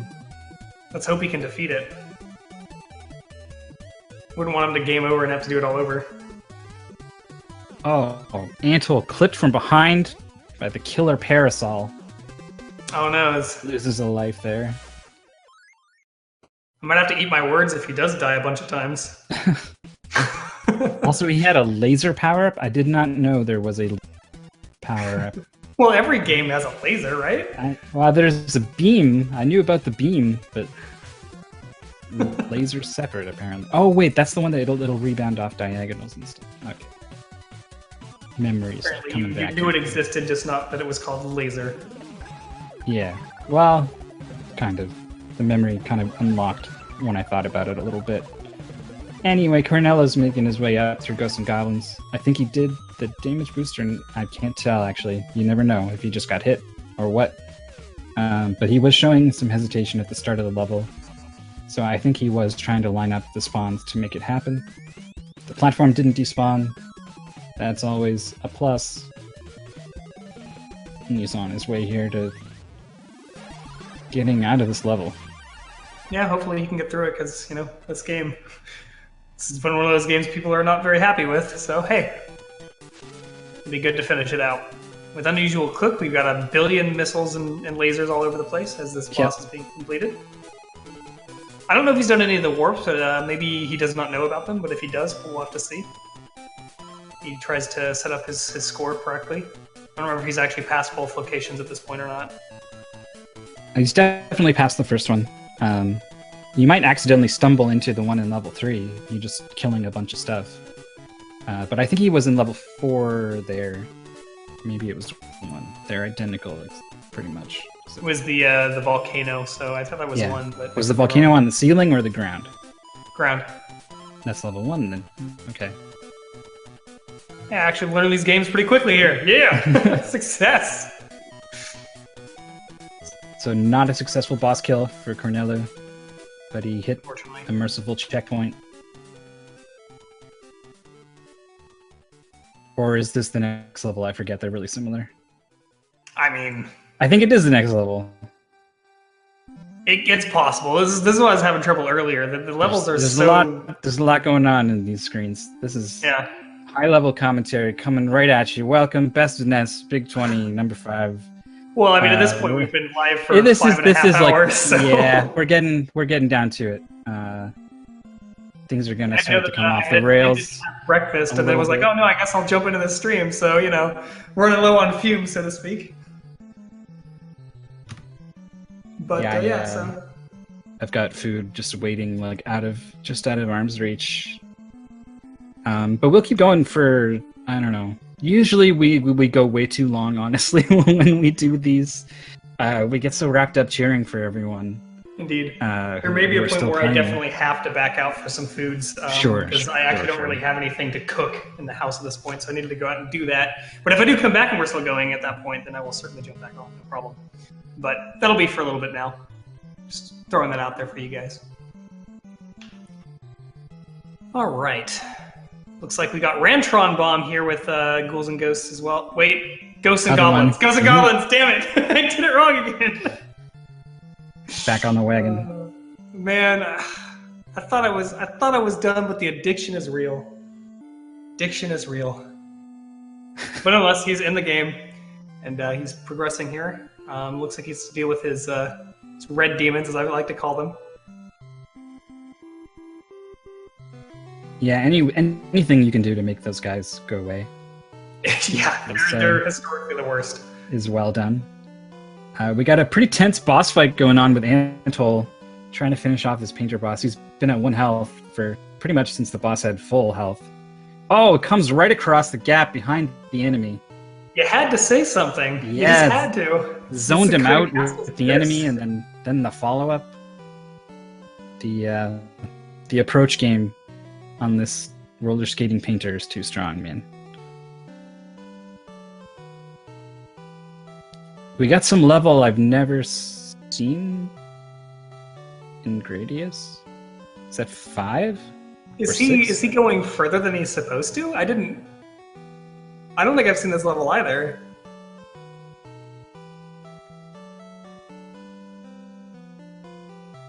New speed strats, guys. Play this level.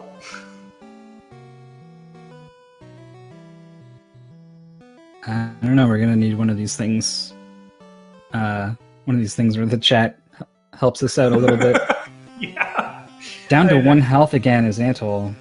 Oh man. I'm not sure how many hits he has left to hit the boss with, but hopefully not too many. He's got a parasol now. He's not afraid to use it. Doesn't do a lot of damage. It attacks quickly, though, at least.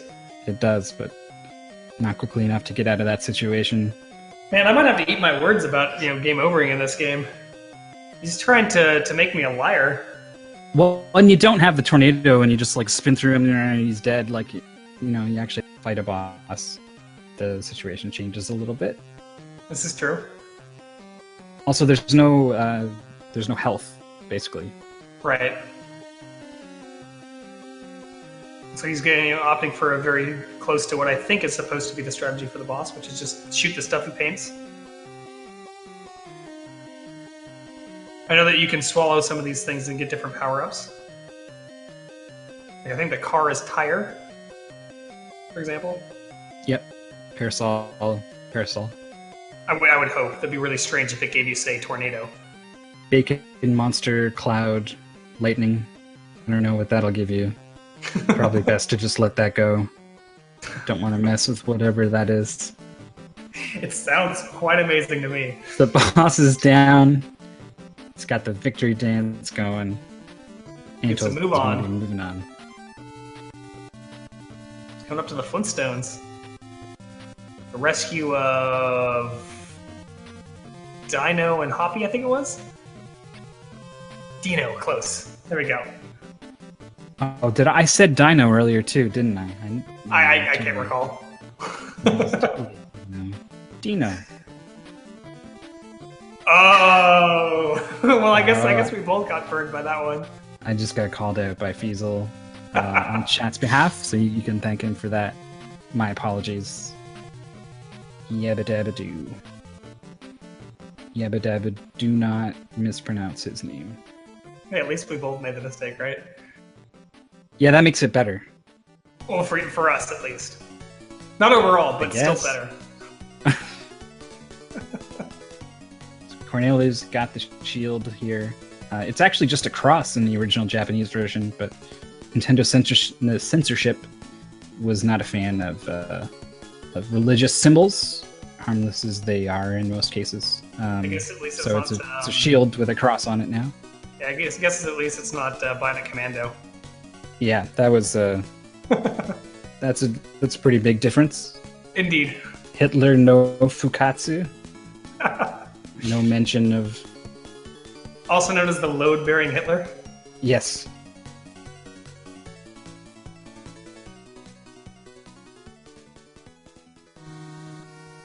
Yeah, the cross here fighting on the... I believe it's a boss in this level, right? Or is it just one of those enemies that became from a boss?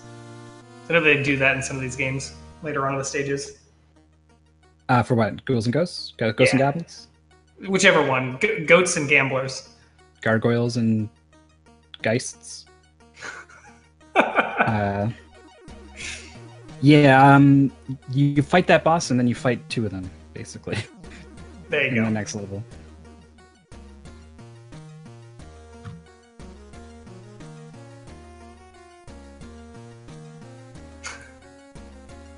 It's in kind of a rough spot here. Arimer swooping back and forth. Big guy. Cutting off his retreat there. And unfortunately, it's like to continue again. So we're back to this level here on Unusual Cook. Maybe he just took the big 20 and decided, I'm going to beat the games, all of them.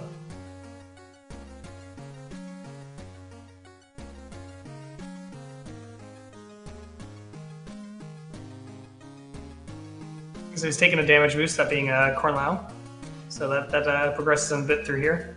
Hopefully he doesn't take another hit, though. He has been having issues with these fights a little bit.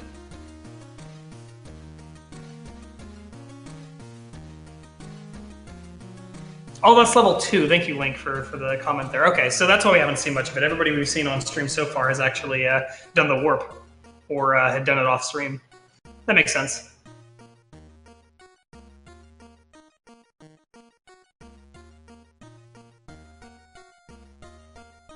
So to come back to the mechanics here for the Flintstones here, again, Fred likes to be a little bit wonky when it comes to the way he grabs ledges. He can sometimes grab them from what you would not expect, whereas sometimes he just decides not to. The other thing to note is that when you attack, you are stopping. So one of the techniques for attacking while moving is to attack and then jump while you're attacking to sort of get like a reverse slash jump kind of thing.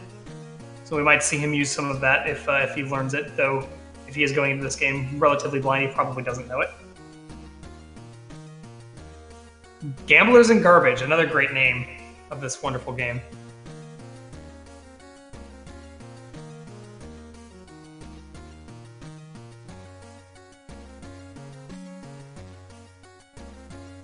Maybe Grommets and Grenades.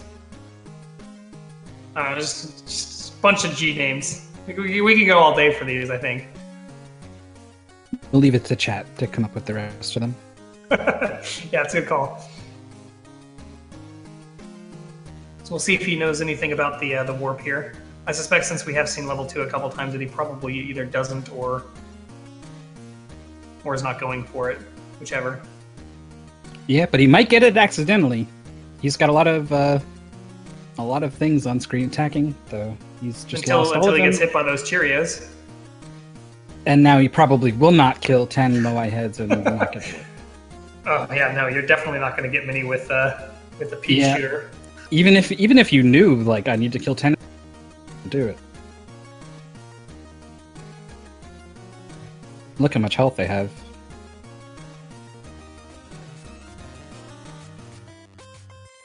That's some tricky business here with these Moai heads. That's an awful lot of Cheerios they spit out.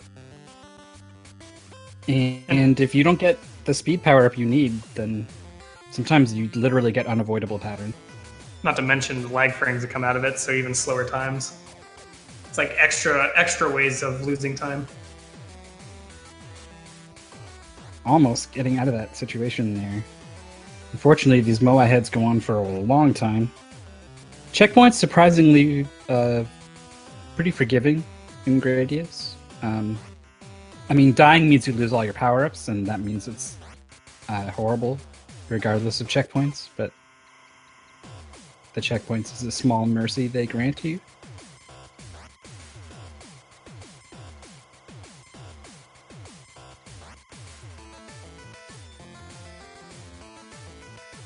So we still got Carlisle on the this particular stage. Hopefully he can get through it this time. Gonna set up this damage boost again. And then the enemy's like, nope. But then comes and helps.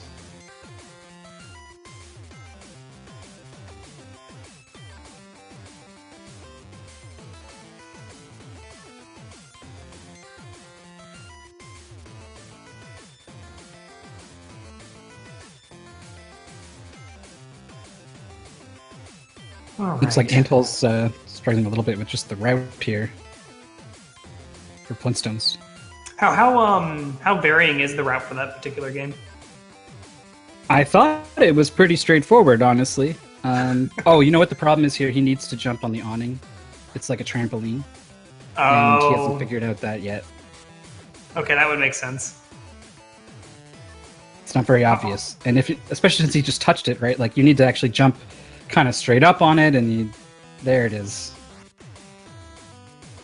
I wonder if somebody told him about that one.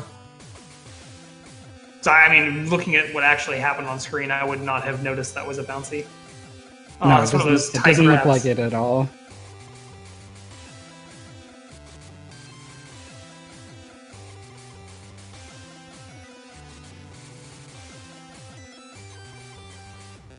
You can see him playing really cautiously. Yeah, I wouldn't want to die right now. He's trying to look at that enemy and seeing what the enemy's going to do before he climbs back up. Nice and smart. Still took a hit though, unfortunately. Yeah. Whoa. Troll blocks. Nice.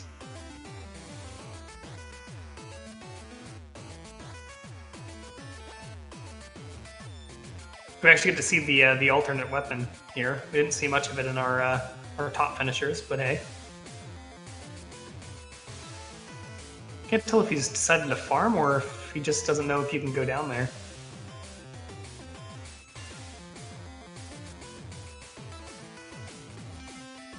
Yeah, I guess he wasn't sure. He's That's one figured of the it things out. that is tough about some of these older games. It's hard to tell if it's a pit or something you jump in. Yeah. And sometimes it's deliberately supposed to look like a pit, but it's actually... Or vice versa. a secret. I mean, that is how you hide secrets, right? You make it look like something that would kill you.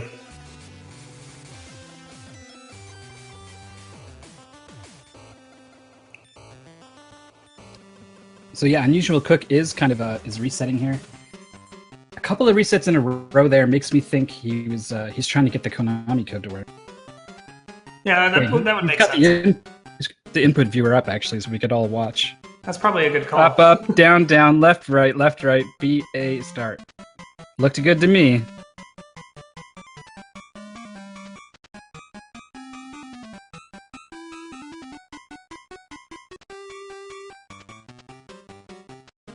I saw it that time. It looked like it was good. I think he got it. Yeah, now his inputs are actually covering up his lives indicator, so I'm not sure, but he's carrying on. Yeah, it looks like he got it this time.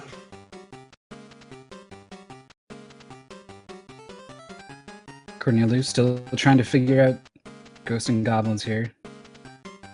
Not able to mash fast enough to get that guy off of it. Takes a hit. Now he's gotta worry about the armor, which is a lot to worry about, as you can see. But even after that, you have to kind of juke out the guy on top of you with the ladder. Because they'll just camp out there if you don't lure them away. Really annoying stuff. Yeah, some of those AIs, always causing problems. Smart AIs are some of the worst. Because, they're greatly programmed, but mean to the player. Yeah. Ninja Gaiden birds. It still impresses me how simple their mechanics actually are. Yep. It's just, considering how mean they are. They fly directly at you, and then they have a certain amount of momentum, basically. That's it. Yep. But it results in one of the most frustrating enemies in a platformer. Especially when they do 3 damage for reasons that were literally not developer friendly. They didn't actually want that. Still blows me away.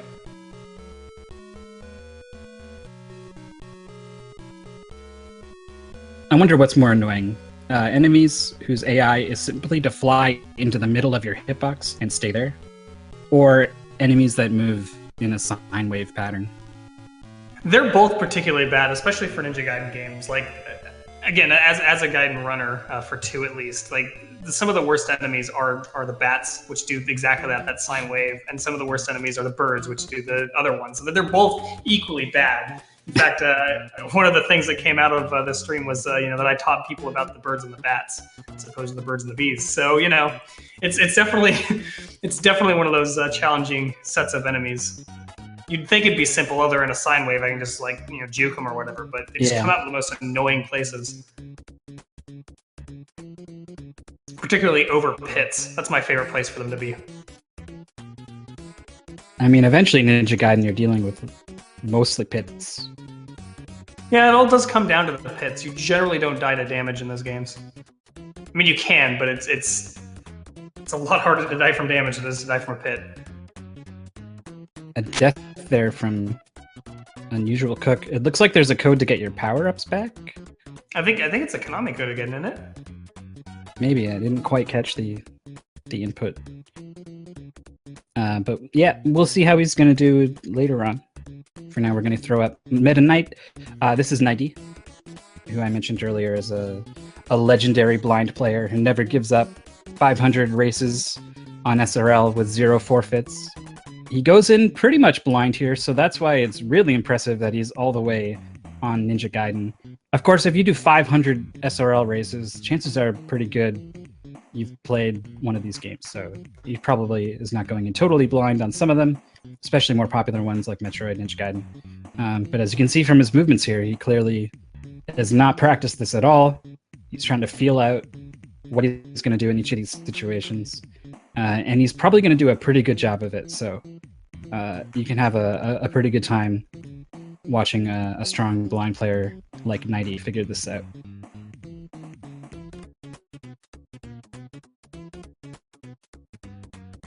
Cornello desperately... Sorry. Oh, he's in the safe spot. He's in there. So Cornello, he just needs to mash out this boss. He's in there. All right. Nice catch. Catches Take the a key key for coming in. Yeah. But I was going to say that one of the things to note about Ninja Gaiden, especially in this particular spot, it's going to be really tricky to understand how to get down there. You saw with at least there's been a couple strats between Arcus and I can't recall who it was that we were watching at this point. Or I think it was Yogi, actually. There's 2 major strats. One is to go over the wall, and one is to do like this grab onto the cliffside on the left to jump over. and it's actually faster to do this like crazy jump thing that I think is called the Hell's Gate. But the jumping over the wall is something you wouldn't really think of if you're playing this game blind, because like literally it's up over the screen. Like Yeah. It's kind of out of bounds, really.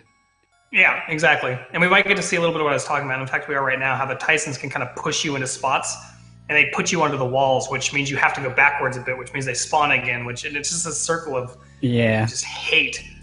And this is where the Ninja Gaiden games get their notoriety for a challenge. I believe if I were to state something about them, it's like the games are much harder when you're playing them casually. When you look at the speed strats, they're actually a lot easier to pull off than if you're just playing it, completely blind. Then Just because of the way the mechanics respawning a jetpack ninja. Get out of here, ninja! Exactly, and then it's like little things like that are something that doesn't really matter when you're speedrunning it, because you know where they're going to come out and you kind of know the way to deal with them, and you can kind of just go through it relatively easily. But when they keep spawning on you and keep hitting you, like it's so much more frustrating playing these games casually compared to the speed strats. And there's this wall mechanics again, as I was mentioning.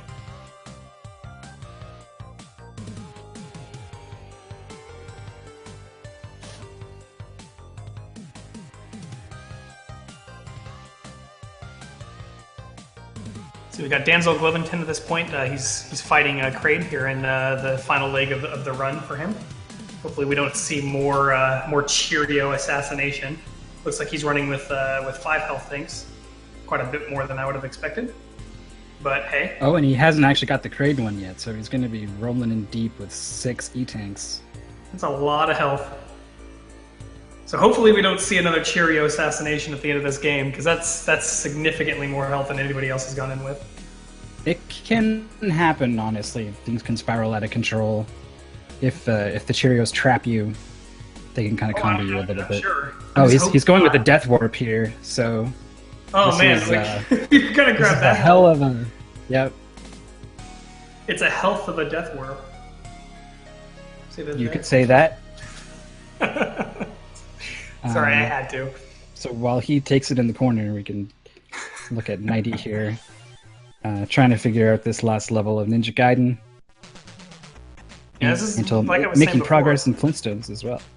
Indeed. As I was saying before, this is one of the harder stages for Ninja Gaiden, especially casually, because of the way the walls and stuff work and the enemies and everything, especially when you don't have that spin slash, which just gets you through a lot of this without much of the trouble. Like, you can see how this setup right here is, you got this sine wave bat and this dude who's shooting a gun at you, both on the edge of that, and you don't have the ability to hit them with your sword. They're far enough away to where that doesn't happen. So, like, either you grab this power-up and you use it, or you pretty much, kind of hope and pray. Well, that is one thing that the developers were nice about, at least, is that generally when you can get a power up, it's see, it's stuff like that, though. Exactly. Right at the bit. Okay, there's a gap and nothing on the other side. Here I go, and I jump, and now suddenly there is something on the other side, and I can't do anything about it. Into the pit. Oh.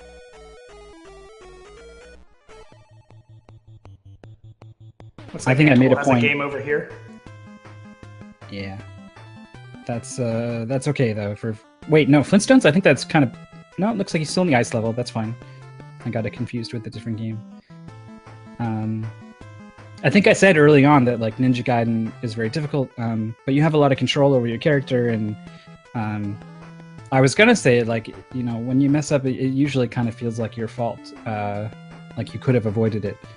And then there's stuff like that gap we saw with I don't know what it was, some kind of beast. It's the panther or whatever, yeah. And generally you're not Look really at that wrong. Thing. But yeah, like there's some spawns that are mean, but generally, because you know it's happening now after that first try, so like now it's how do I figure out how to deal with it? But I think your comment's more useful to put to the speed strats themselves, because when you're doing the speed strats, like, you know what you need to do, and there's not a whole lot of RNG in these games, though in Ninja Gaiden 1 there's quite a bit more than some of the later or the other titles. But even so, like, generally you do have a lot of control, as you were saying. So you're not really wrong, but there are little bits of exceptions to that, for sure. I'll see if Nighty can deal with some of those exceptions.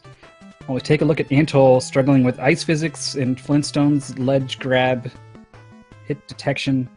Also finding out how the spikes on the ceiling work. Yeah, they will take away all your momentum, and you fall to your demise. This is So now like he's part of the like, I hardest gotta part. get that ledge, but how do I get it? Do I run off? Nope, no, I guess that didn't work. So he's got some homework to do to figure out how to get past there. Danzo Glevington freshly death warped home. Hopefully there's another E-tank. Yeah, because otherwise it seems kind of like almost a waste to grab the one at Kraid there, Yeah. just to like make that time speed or that time frame for death warping so much longer for no real benefit. We did see someone grab the E-tank in... I was going to use the Super Metroid term. Blue Brinstar, whatever the equivalent is in this game, that E-tank in the ceiling, basically. Someone grabbed that early because they really needed it, and then now it's not here on your way to Turian. Yeah, it looks like he probably has already grabbed it. I mean, considering the number of tanks he's already got. Mhm. And I just, again, like I said, I don't know if there's any more left between him and the end of the game, so it seems like a waste to grab that one unless you plan on farming for a bunch. But I suppose that's not a bad choice if you do. I actually don't know offhand how many E-tanks there are in the original Metroid. I mean, I don't really think there's any more, at least on the routes we've been seeing everybody else run through this part of the game. Oh yeah, 6 is way more than I think anyone has planned to get in a route.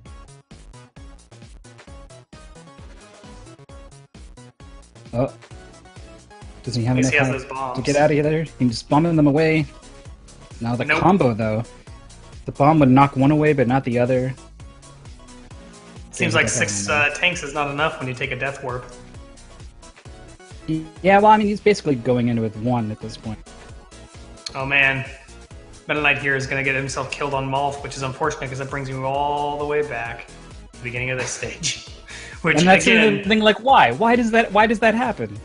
well, I mean, I know that later on when you're fighting the final boss, it brings you back like way further than you would ever imagine it should. Yeah, Um, basically. I think it's right after you beat Malth is where it drops you. Yep. And the fun thing about that again is it was not developer intent to do that. It was supposed to get changed, but the developer never did, or was like mean or something about the programming of that because it was Yeah, literally the not bad intended day. at all. Yeah, maybe he had a bad day and wanted to take it out, or they just forgot or something. Because that checkpoint is like way out of league with the rest of the game. Another death for Antol. Flintstones is kind of baring its teeth a little bit here. So one of the people in chat is mentioning the comment about the 4 different games on stream at once, and the reason for that is because of the event that is being done. This is the Big 20 number 5. This is an event that we're doing annually, but it looks like we're aiming for 2 now a year. But basically the idea is that we have 20 games that the players have about a month to learn back-to-back running of those games. And at this point, since we've already gone through the majority of the people who practice significant portions of the game, we're kind of at the point where it's people who have either not had the time to practice to that level, or they're doing things blind, or whatever it is. So we have a much more disparity between the runners themselves, which is the reason why we're seeing 4 different games. And we're also trying to capture all the folks in different games at this point because it's more interesting to see where everybody's at than it is to see the top players since they've already placed. But if you want to see some of that information about what the actual goals in the game list is, although the game list is on the screen, you can also grab the full description of the Big 20s on the Best of NES website, which is, I believe, just bestofnes.com, is it not? That's right. So that's the reason why we're seeing 4 different games on the screen. So Dancel Glevington has made his way all the way to the Mother Brain Room, and he's He's got plenty looking of health. pretty good on health here. Yep. Looks like he's going to go for some more, though. Maybe he wants more rockets. He can't lose too many more.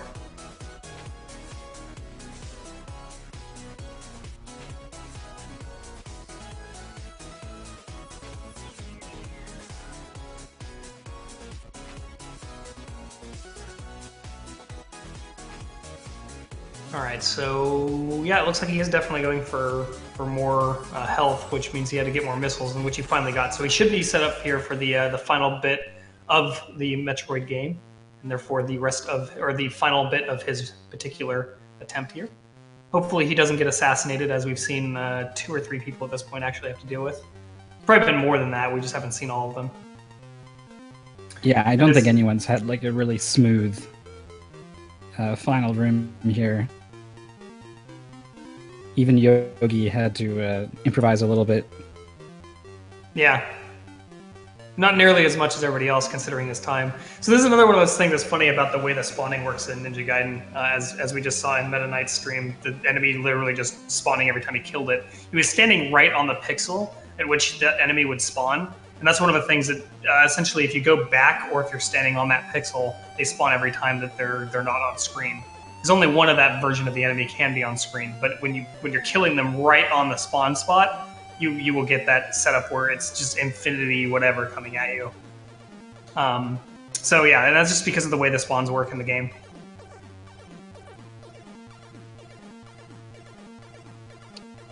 So having destroyed the barriers, Denzel Lovington is backing out of the Mother Brain Room. He must go for health. Yeah, it's not a bad choice, actually. I mean, if he knows that he has trouble beating it with the 2 tanks that he has, he might as well make use of all that extra health that he could have. And he's got plenty of rockets, or missiles, I suppose they're actually called. So he can go back and grab a couple more kills, get some more items. There's nothing wrong with that. Yeah, I like this decision. I do too, because that assassination, it's like the worst. We've seen it ruin so many people's day. Yeah, It's good to- it's a mistake that counts for like 15 mistakes because it just compounds so quickly as you run out of missiles. I mean, we literally saw it make 15 Uh-oh. minutes of mistake. Oh no, oh no. Get off He's got enough me. HP? Oh, he's got him out. That's, oh man, that could have been bad. We would have had to eat our words and have to say literally the opposite of this was the mistake that Yep. cost him. I like this decision. It's smart. It's safe. He's dead. Okay. No, he's fine. He's getting all the health he needs. And it looks like Meta Knight finally took down Malth, sorry, and he gets to move on. Nice job. It's pretty impressive considering that even getting that far, even semi-blind can be really tricky. Game is definitely hard for the casual play. It looks like Anthole finally caught that platform. Let's see if he misses the next one. Oh, God, Alright. dude, it's like cliffhanger all over again. I know. Every time my heart is into my throat. Oh, they're so desynced here. Yeah, this is a pretty bad pattern. He's gonna have to jump. Yeah, there we go.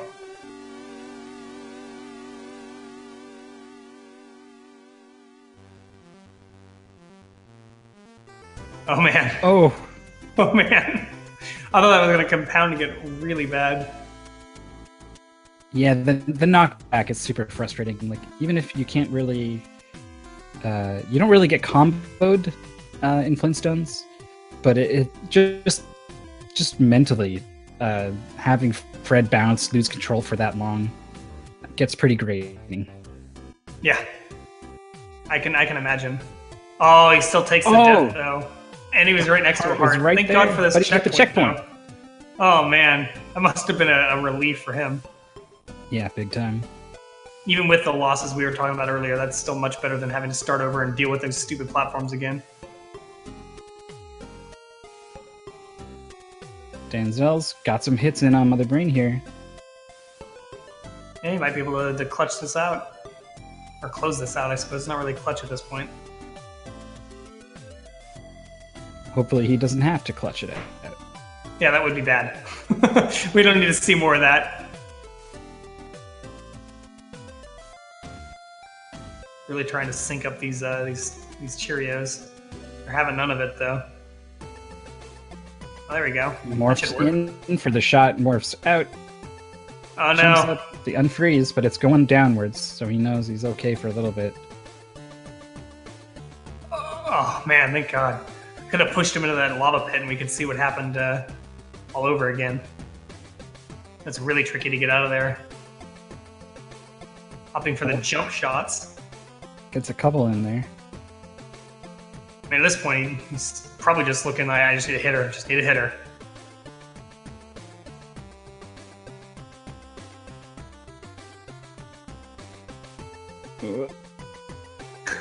Awkward situation he's found himself in. Look at him actually just waiting in the lava. Yeah, take a little bath. It does a hell of a lot less damage than these chariots. I think he's got it now, right? Yeah, there it is. Yeah. Excellent. Knew he was close too. Should be able to get through this now. Barring some crazy bad drop, he should be good. He's fine. He's fine. Not even worth. There's no commentator curse here. I'm hoping not. Meanwhile, we got Meta Knight here moving through the Batman Return of the Joker. Get to see some more beanbag launchers and batarang machine guns.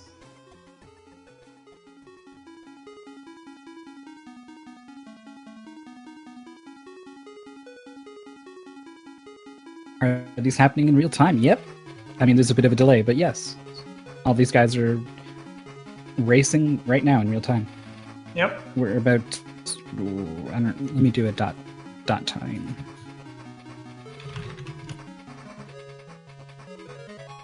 We are 6 hours and 10 minutes into this race.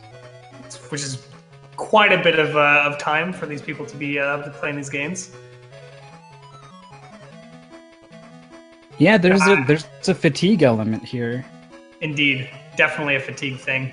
I know that when I was running last time, I had a pretty large time. It's starting to get problematic towards the end, especially with the way that I had been knocked out of one of the games. Like I took a game over, a loss of life right at the end of the final hit on the final boss of Tiny Toons, and like that just put me on tilt for the majority of it. So I imagine any of these players who are having some frustrations, it can get really quick and salty and can be really hard to move forward with some of these games, especially when they've got weird mechanics sometimes or whatever.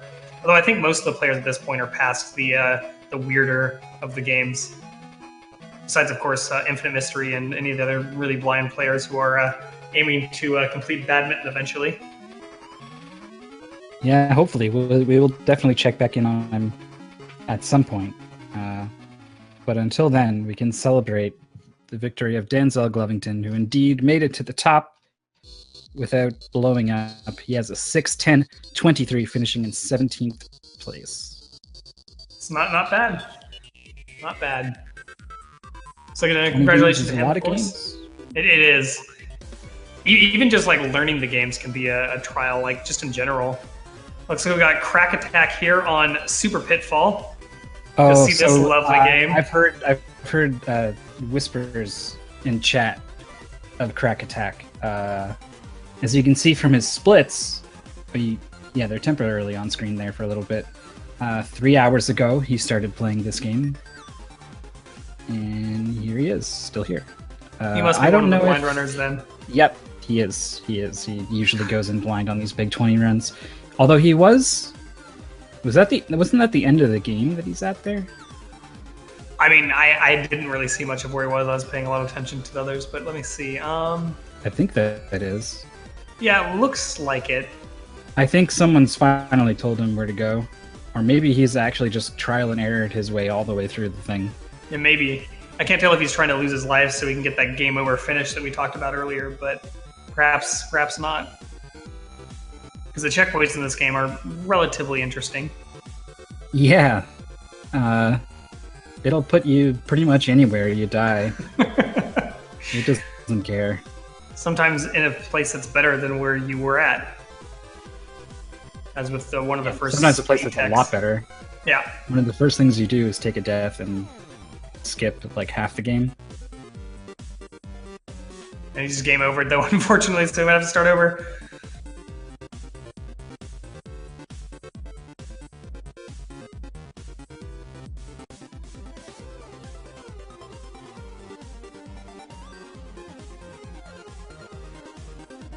And we get to see some more Infinite Mystery, who is still on badminton. Canada is up 14-0. Gonna be a hell of a comeback here. No. I think he has 8, doesn't he? Like, this is actually like a slight chance, Oh, is it right? 8? It's another 0-8 commentator view fiasco. Yeah, no, he's got 8, so it's like he's on match point, essentially.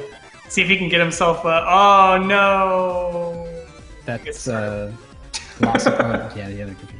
Yep, okay, but if you can get 8 points, you can get 15 points. There's a big difference between getting 0 points and not knowing how to get a point at all, and being able to actually score points here. So, Right. So for those who may have just come in or are not familiar, the reason why this particular game is one of those ones we've kind of highlighted a little bit is that you pretty much will never score a point if you just hit the thing back and forth. Like, you have to kind of get a little tricky with either pushing the birdie to the bottom of the screen or towards the top, or doing jump shots, because otherwise the computer essentially will react perfectly every time.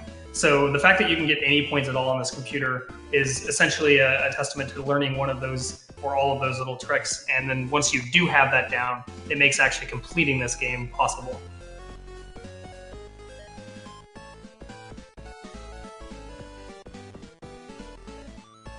So we can see Infinite Mystery finally complete Infinite Badminton. And no, he would be playing as Japan, as I believe the game puts you as Japan. yeah.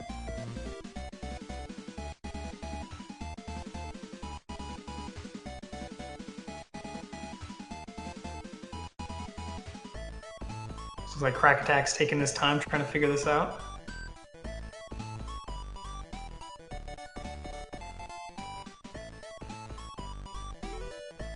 Not entirely certain if he wanted to jump into that hole. It's hard to tell with this game. When, I'm not even sure if that's the way she should go. It looked like he kind of wrapped around this level. Yeah, I mean, I certainly don't know enough about the game to this looks tell great. you, but I think he's in the right spot. Just needs to curl around this corner here. Which Okay. he does. Awesome. Got the Metal Gear Solid 3 ladder. Cue the music. He's up there. Not What much a further thrill. to go Will he against beat? this. Super Pitfall. All right. He can't actually collect it because he's missing a key item, I guess. I don't know what's going on there. I don't know. He's taking a break is what he's doing, just sitting there. He's still in a dream is the problem, actually. Oh no. That's unfortunate. I wonder if this means he's gonna end up resetting to go back through it. Probably. I mean, I don't know what item he's missing, but it's nowhere near where he is. Like if you were playing this game, PhD. Wow. Ooh, that's a I great got- name. Yeah, I got floored by that name. That's a great name. In fact, I Nice. believe that some people are gifted with amazingness because of their names. So let's see where he's at.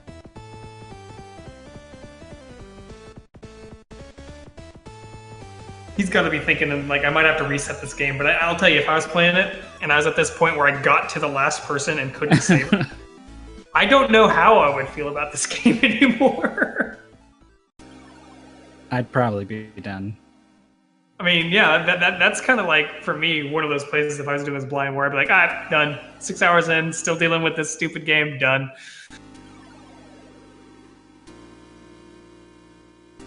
I mean, he's just sitting here kind of thinking, what do I need? So it looks like we're back on Unusual Cook with who is still on Gradius. Hopefully he can get through this, or maybe get the warp, one or the other, maybe both. It's got the power-ups. One of the cool things about options is that they follow behind you, so you can kind of manipulate where they are, and then they will actually sort of block projectiles just by intercepting them, as well as shooting them. So, if you're clever about where you leave them behind you, you don't have to worry about these circles too much. Oh no! Oh man, but he got hit anyways. Now he's back to that pea shooter. Looks like he's doing that Konami code again to get those stuff back. Probably not a bad way to go. This game, like we were saying before, is pretty brutal on restarts. Infinite Mystery is 14-2 versus Canada. It's like we're not going to catch that moment on stream. Go ahead That's okay. and clip it though. If he pulls it off, go ahead and paste a Twitch clip in. Yeah, to I chat. want to see that if somebody gets a chance to catch the clip.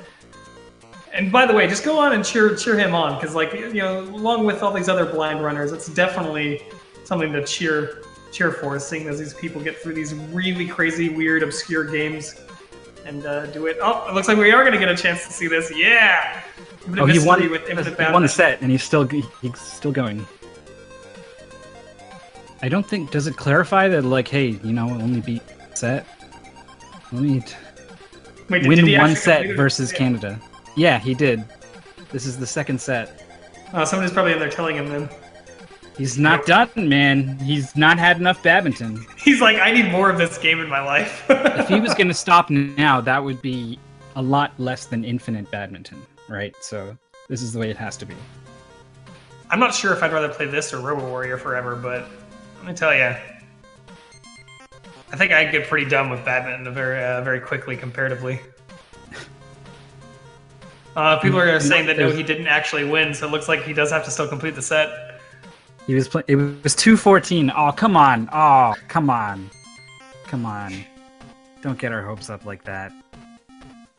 Dang.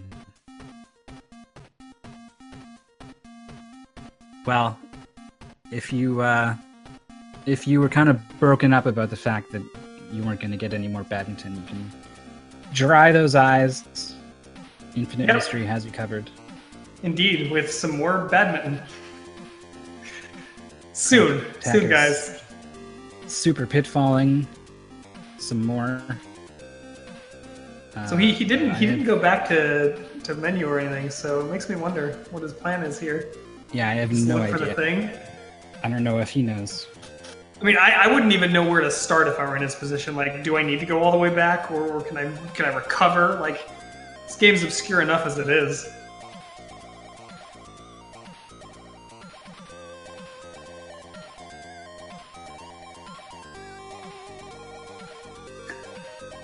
Chat saying that Infinite Mystery and Crack Attack are never going to beat this game.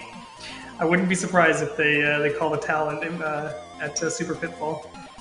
I think It that's is, in fact, what that I game. said when we got to it. Like, when we were talking about blind runners, I was like, I don't think anyone truly blind will beat this game today. I just don't think that's going to happen.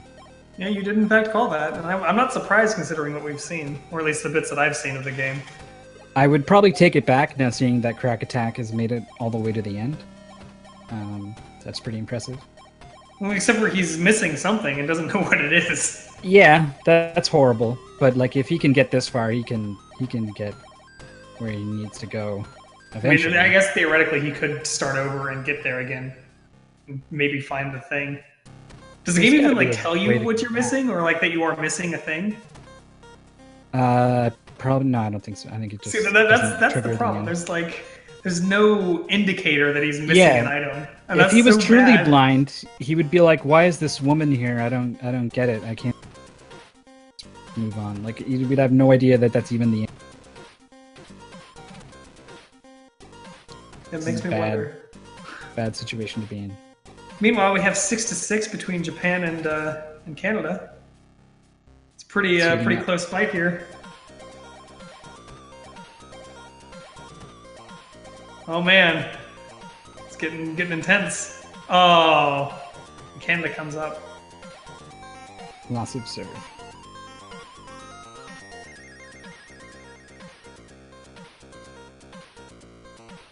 It's like Cornwall is just pushing through the game.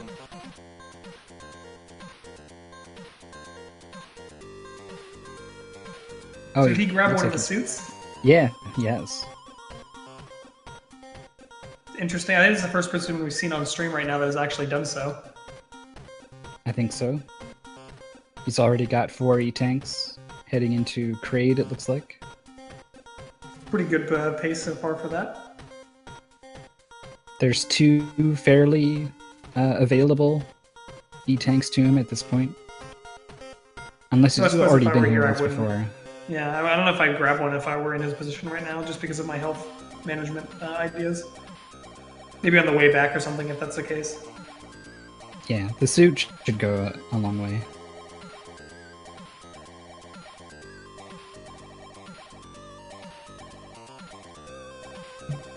Crack Attack still trying to slam his head against Super Pitfall to figure out what to do.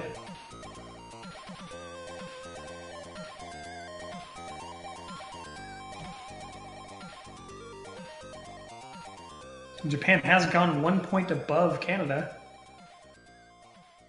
So will we see the completion here?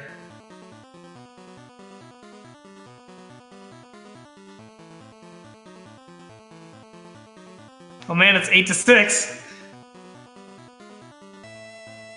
Must be the most excited anyone's ever been about this game. For badminton. I wouldn't say in general. I'm sure there's plenty of people who watch, like, professional. Yeah, players of the Olympic game and badminton enjoy is exactly. pretty fast paced, actually. But for this game, I'm pretty sure this is the most excited anyone has ever been for it. Yes. Fair to say. Fair to say. Oh, lost a serve. Lost a serve. It's okay. It's okay. We're still up. We got this. And just gotta get, what is it, 6 more? I think so, yeah. Oh man, that return. It looks like he still hasn't Attack discovered is, that. I don't know where. He's swinging on vines. He fell down and died. Never seen Who that knows part where of he's the going to respawn. Cornelu's killed Kraid. It's going for the E-Tank now. Got Meta Knight here, just pushing through Batman. Hopefully he doesn't die on the critical tank areas. Oh yeah, that would really throw him for a loop. Just like, what is with this boss? I just can't. I wouldn't want to see that. That would be painful. Oh, Canada's aiming for a comeback here. Oh no. But the dream was real, guys. I mean, it's not dead yet. It looks like he still hasn't discovered that you can shoot the birdie up and down a little bit. Like, he's definitely done some jump shots, but I haven't seen much of the verticality, if you will. Or I guess left and right, if you want to actually, like, talk about the real Yeah. perspective of it. Perspective makes things weird. Someone in the chat said they popped over there and posted a message in his chat, but it's up to him to read it and listen to it. I don't know what he's doing with that situation, but he is up 10-9. Yeah, and I do know that there's a point where he'll usually take a little bit of advice or some ideas. Not a lot often, but yeah, he definitely is, like, not completely going to sit here for 40 years and play this game. Like, he'll either call it quits at a certain point or get a little bit of hints, like, not like here's what you got to do, but more like this is the general idea of what's going on, kind of thing. Yeah. So Cornelu here, not taking the death warp. This is what it looks like trying to get out of here legit. You got to do this pretty insane climb here. You get to keep your health though. Yeah, That's nice. which, I mean, when you've got that many E-tanks, like we saw earlier, it can take a lot longer to die. And then you set yourself up for a situation where you have to farm later. Unusual Cook having trouble with the continue code in Gradius. Oh, I is didn't know the you needed continue a- code a thing you could do? Yeah, I didn't know it was a code. I didn't realize that either. I mean, I knew that there, or at least from the people that I had watched, a mention of no continues on it. So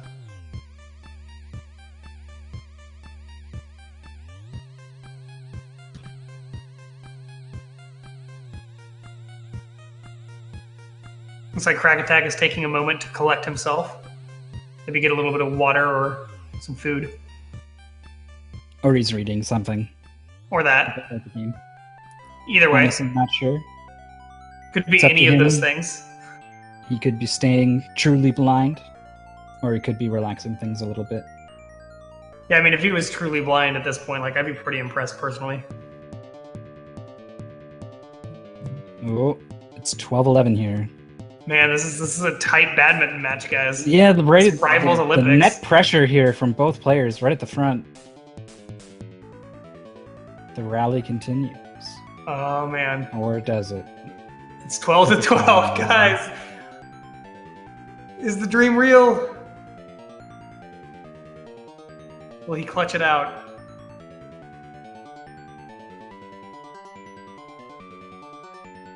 Alright. Looks like Meta Knight has figured out the easiest way to hit this guy is to use that corner. May not be the fastest way, but it's certainly an easy way. Oh, and we just found out. That's what that bar finishes does. Charging, it shoots the thing. Yeah. Here's the big thing. It's not a good. It's not a good thing when that happens. No. I wonder if it says like full screen damage. Oh, it does. Yeah. Okay. That sucks. Well, now we know. Don't let that fill up. Oh, it looks like Infinite Mystery ended up losing. That is unfortunate. Oh, Infinite it all fell Badminton. apart so fast. And we know when he finishes that game, he's gonna feel so good. I guess. I don't know.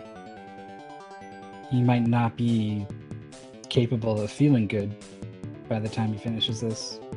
No, that's That true. part He of might him. be super tired and needing food.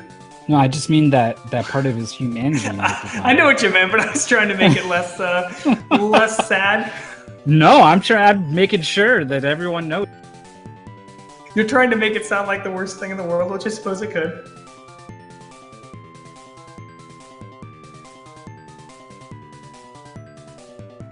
Alright, so moving on to Batman. He's getting close to that point where he cannot die, or he loses sub-weapons. Just took out the mecha laser death cannon, apparently.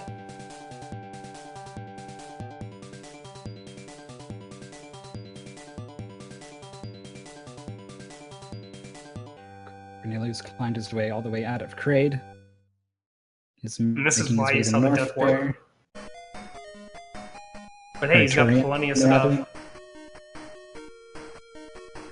Yeah, he's looking pretty good here.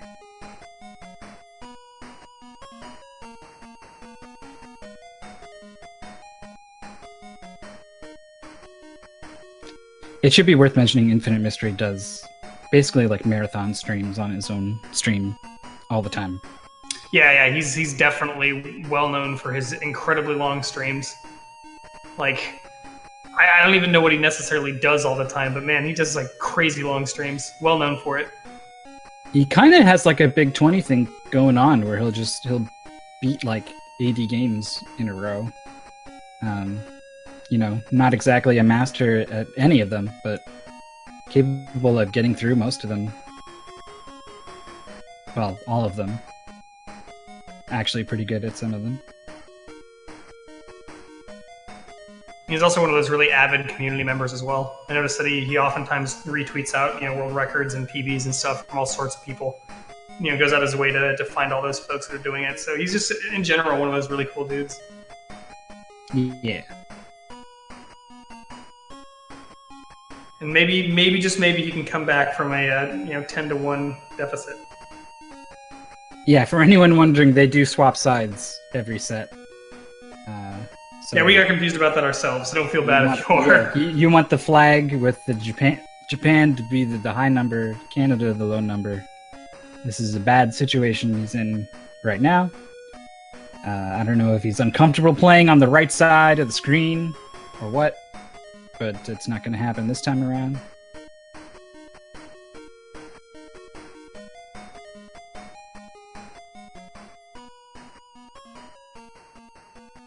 And this is a well-said comment from someone in chat, which is, I am as a welcome source of positivity in the speedrunning community. I completely agree.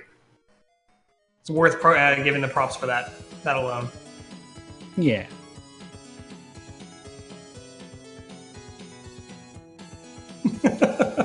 Some folks that are Canadian, a little bit worried about how this match might go once it gets completed.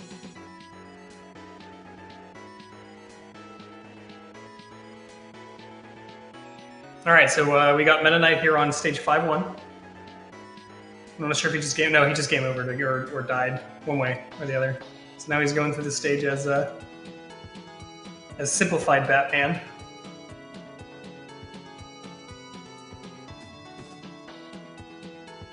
Taking a hit there, kind of canceling out his jump. Into the water he goes. Yeah, it's one of those stage hazards, moving ground. At least it's not Ice Climber level, where you just sort of like fly off things, and then you can't jump because of the game. Cause the game. Literally, I wish I were exaggerating. I'm glad my personal experience with Ice Climbers has only been to play them in one of the Smash games. Yeah, how do you do the move where spin around and go upwards, or you throw out the that would rope be to the such a other person? godsend. That'd be such a godsend in that game. I bet it's way more fun when you play it co-op. Even if you're not completing the game. Well, apparently you can mess around with each other pretty good in co-op as well, which is fun, but not exactly the ideal way to make progress. Who needs progress when you can have ridiculous fun deathmatch?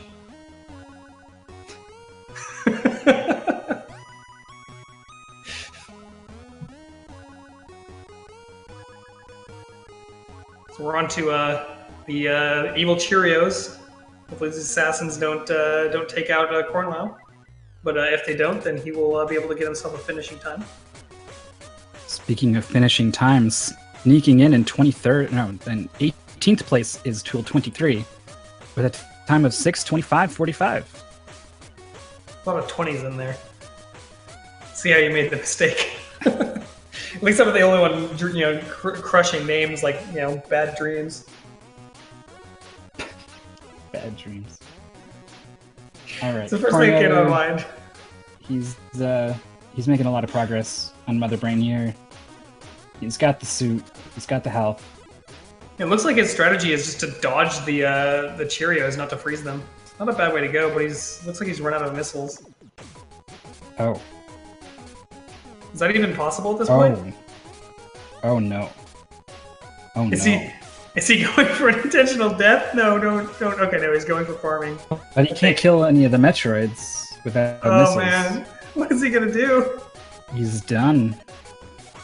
He needs to die and backtrack. You need 35 missiles, 33 missiles.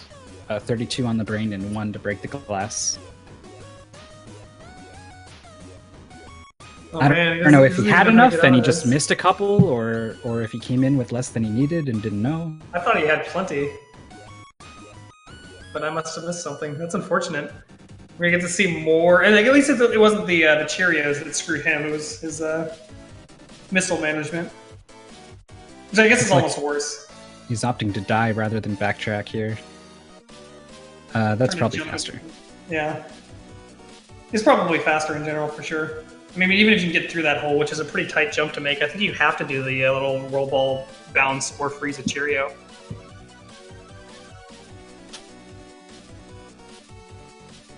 Meanwhile, Meta Knight is moving forward with his auto scrolls. Now we've got I have no idea how to say this name, so Shah, we're gonna call him Shah, is onto Ghosts and Goblins. I think I got it right that time.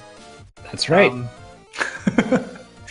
It's like a trial for me to get this name right. I mean, it's not my fault. There's like 7 different names that they have for the various games that are all like mixed matched and different. Yeah.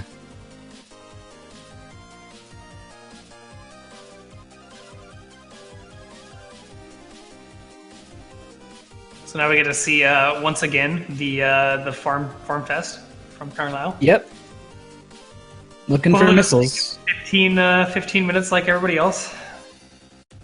I don't know what the magic number is. We've seen people go in with 30. We've seen people wait till 50 or 60 missiles before they go back into Turian. I think it depends on how confident you are in taking out the Metroids in clumps, because you do need to come out at the end with a 34. I think you said it was, or was it 33? But still, the point is that he's going to need a lot more missiles than he's got. And as we just talked about earlier, like the room has a set number that it can give you, and it may be to that point where he's not getting any more, which is unfortunate.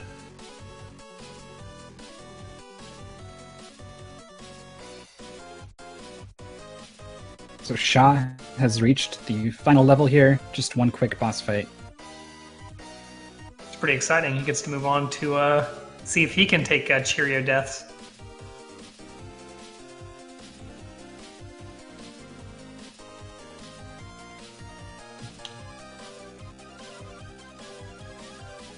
Close call with a fireball there, but doesn't even lose his armor.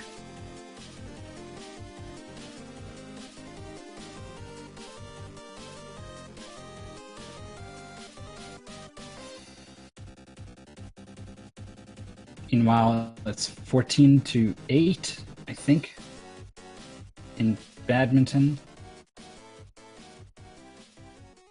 That's He's on that better than final the- point Better than the for, one for he a loss. posted Yeah. last set. Seems to do a lot better on the left-hand side.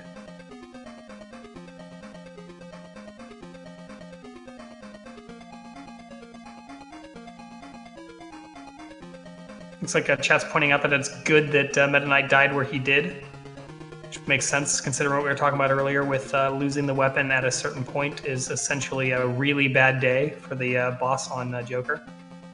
Yeah. Or I guess not Mecha Joker, but Joker and Copter Thing. So hopefully he doesn't die here at the tank because, you know, we're going to Yeah, reiterate. this is it. This is it, actually. Oh no! So, He's gonna keep going, but to reiterate, guys, this makes the Joker fight very, very hard, if not impossible. I don't think we've heard anybody actually complete that fight. just like the first platform that falls down, he goes like, "How is he? You don't really. The platforms just start falling. All of a sudden, you get hit once. You can't move. Platform goes down. Yeah, I'm not I mean, really sure if you can jump on the tank or not. Like when you jump, your feet are barely touching the back of that tank, and it has a nice flat open area back there. I wouldn't be surprised if he thought he could jump up on top of that tank. he's getting smart though. He's learning to stay ahead of the tank a little bit, give himself some more leeway instead of falling off in the back. Say that as he starts to climb himself back. So the Joker fight is possible. People have done Okay, it that You is need good to- to know. on point with mashing and dodging. It's actually, you have to actually play the game the way it was meant to be played. Dodging attacks. Meanwhile, we got more badminton. Infinite Mystery with his 1-3. Hopefully he can get himself some more scores here.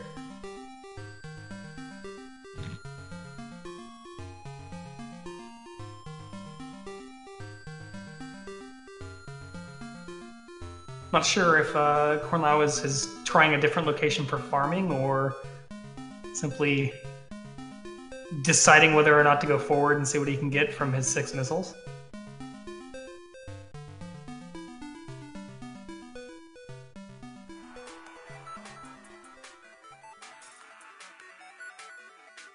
And here we go. We get to see this fight, Metal Knight or Meta Knight with this Joker fight. You can see how much harder this is going. At this Oh point. my god, the damage. There's like no damage. Yeah, like he's got to be mashing pretty hard to get any semblance of real damage here. And I don't think 90 is kind of known for his mashing. He's known for consistency and never giving up, but not mashing. Well, let's see if he can get this this defeat with these over 9,000 power levels. Gonna take away Joker's Saiyan powers. He's a long way from that. This is very true. I mean, he's doing pretty well though overall.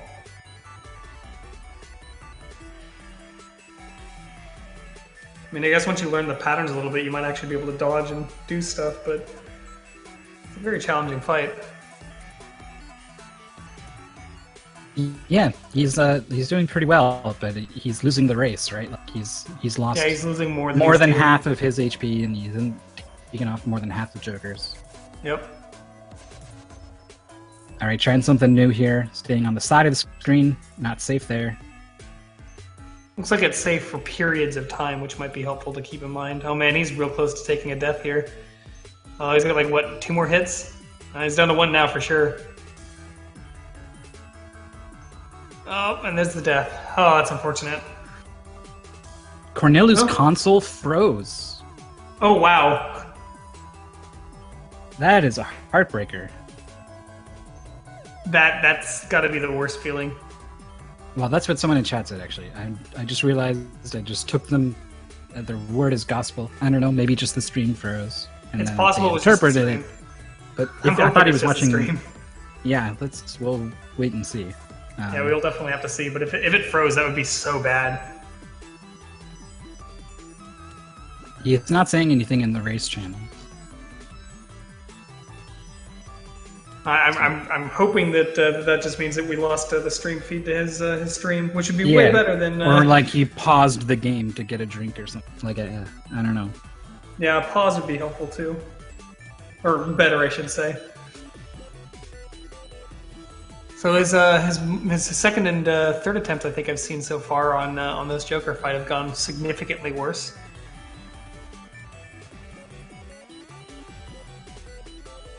Yeah, it's definitely not going to happen this time.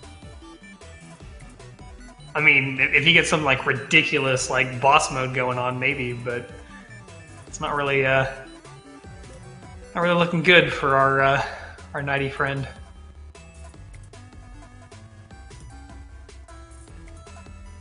All right, making use of the slide to get in and out. Definitely a good call, since he basically can't get hit. Oh, and there it is. We got something up on Cornell's stream, so yeah, it looks like his console did in fact freeze as he is starting over at the beginning of Metroid. That's gotta be so bad. He was on the final bit with the Metroid. He was shooting rockets at Mother Brain. Yeah, that's ran out of ammo. That's the worst time loss we've seen on this game, having to start it over. That's rough. But like a trooper, he's going on. He's like, all right, well, I'm not going to forfeit at this point, so let's just do it.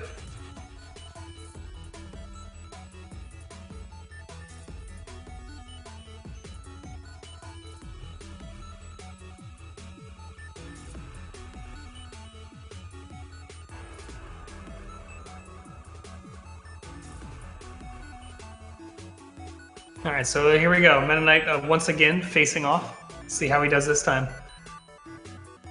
Meanwhile, Japan is... Oh, I was going to say something about being 2-0, or up by 1. Oh, no, he still is. That's good. Thought he just lost a point. And Shaw is continuing on with some more Metroid here.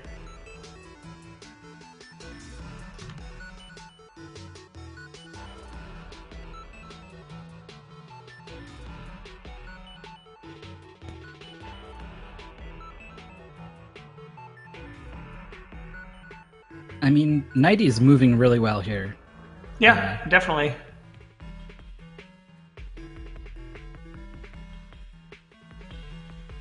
It's just you need to be on your game for so long, basically. Kind of reminds me of the first fight for a boss in Rygar.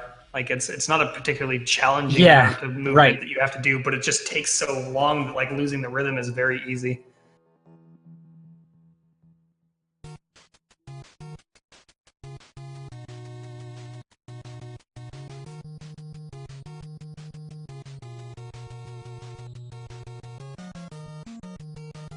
Yeah, this is definitely working out for the strategy. Just, focus on dodging, use the frames where you get the opportunity to fight the Joker when he's kind of stagnant in the center, and dodge over, and so it's a really good strategy. Yeah, he had a pretty good dodge there. Focusing your energies on dodging is key. Definitely. I mean, because the fight doesn't have like a timer before it becomes, done, so you can just use smart movement, take less damage than he deals, and that's basically how you do it. And so far, he's getting him down. Yeah, I think if you go percent-wise, I think he's winning right now. Yeah, definitely. There's going to be a point where he also breaks underneath that power level, so we'll see that shortly if he keeps this pace up, which is really cool because this fight is definitely a lot harder without a sub-weapon, or I guess just a weapon. Anything more than whatever this is. Yes, the Batman pistol. There's a reason why he never uses it. The Bat pistol. Yeah, the pistol. I don't know. I'm reaching too far now. So my stream froze. Yeah, I'm seeing the same thing, but I think we're back though. Yep. Once again, apologize for that. A little bit of issues. He is I mean, he needs to get percent-wise. I think he's still ahead. Oh, definitely. Number-wise, Joker's like 120 billion damage or health. And he's down. it feels like 120 billion. He's about to break the point where he's got more power than Joker does, which is really good.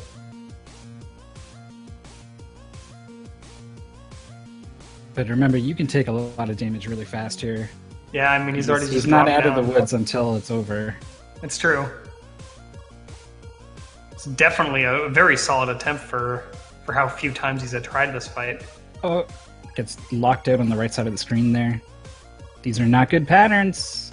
These are pretty These are rough difficult ones. but patterns. It looks like he's got it, though, if he can keep this pace. Oh, and then he takes a hit. I should stop talking to the caster's curse. Oh, Oh, you might want to hit disconnect and reconnect. I think you're maybe a little bit behind. let me do so. Oh my gosh, they're both at 6,000. One more hit. He's in. He has to. Okay, he's got Joker's pausing. He's mashing. No, it wasn't enough. But he didn't get tunnel vision to there. And he got it. Has the presence of mind Oh, man. to keep dodging. Wow, Clutches that to was that. clutch. All right. Now the game gets a lot less challenging. Yeah, No more he's probably like, if ridiculous that fights. was that level, then what the hell? The rest of this stuff. Right, he doesn't know that the rest of this game is significantly easier than that fight. But he's gonna find out. Nighty always has some really awesome moment in these Big 20 lists.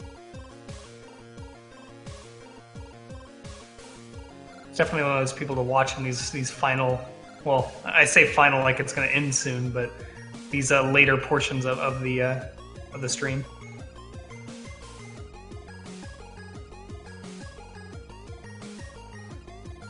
As we are getting near up to that 7-hour mark.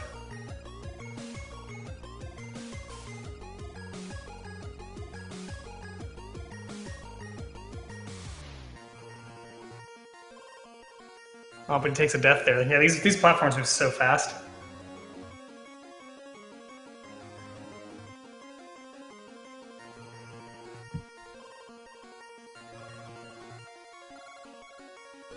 Shaw's in a bad situation, down in Ridley. Kind of looking for more health, I think. Yeah, probably. I mean, I know I'd be looking for more health when I have only 91 energy.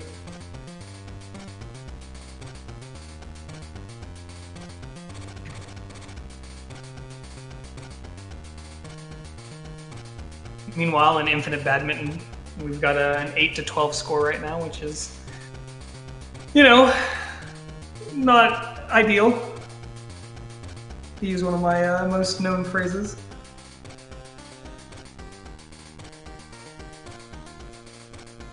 But at least he's starting to score relatively more often than he was before, which means he's getting the hang of it. Yeah. Looks like he might have to go to the next set, though, unfortunately.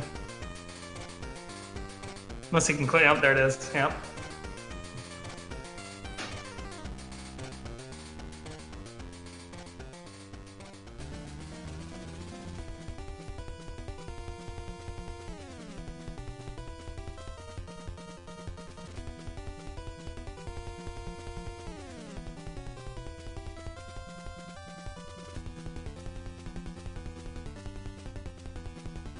Cornello's trying to find more missiles here. Gets it. You can open this door now.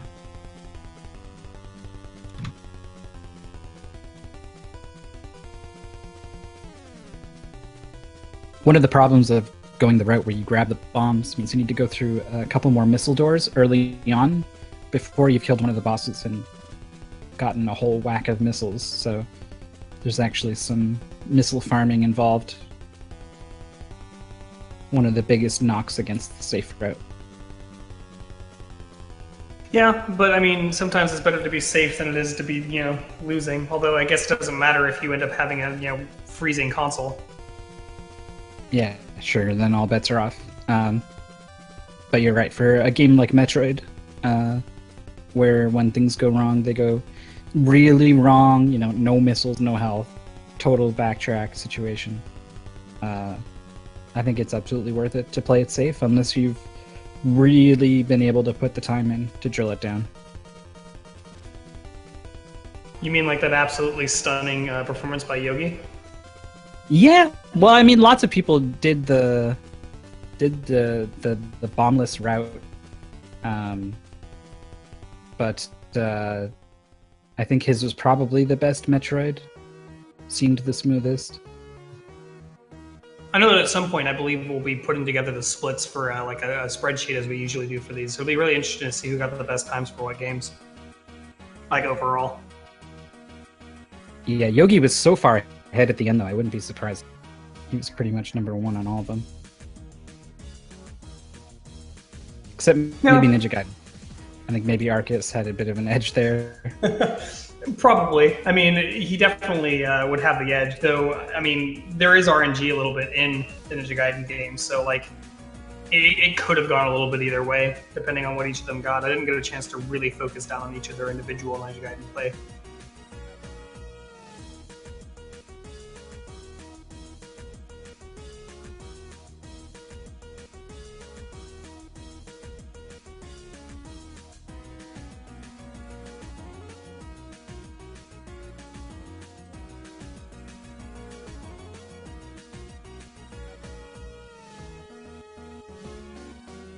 So we still got some pretty decent progress going on from Shaw and Cornlau.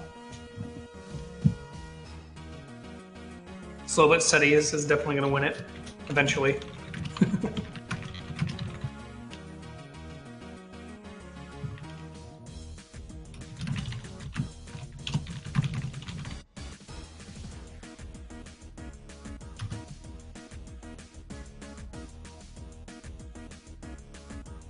Looks like Japan just can't beat Canada, though, unfortunately. Oh, I don't think I muted while I was rattling away on the keys. Sorry. The microphone is right next to it, so yeah, it gets pretty loud. Yeah, believe me, I understand. I've had to do the same thing. We got King Doll playing some Alfred Chicken.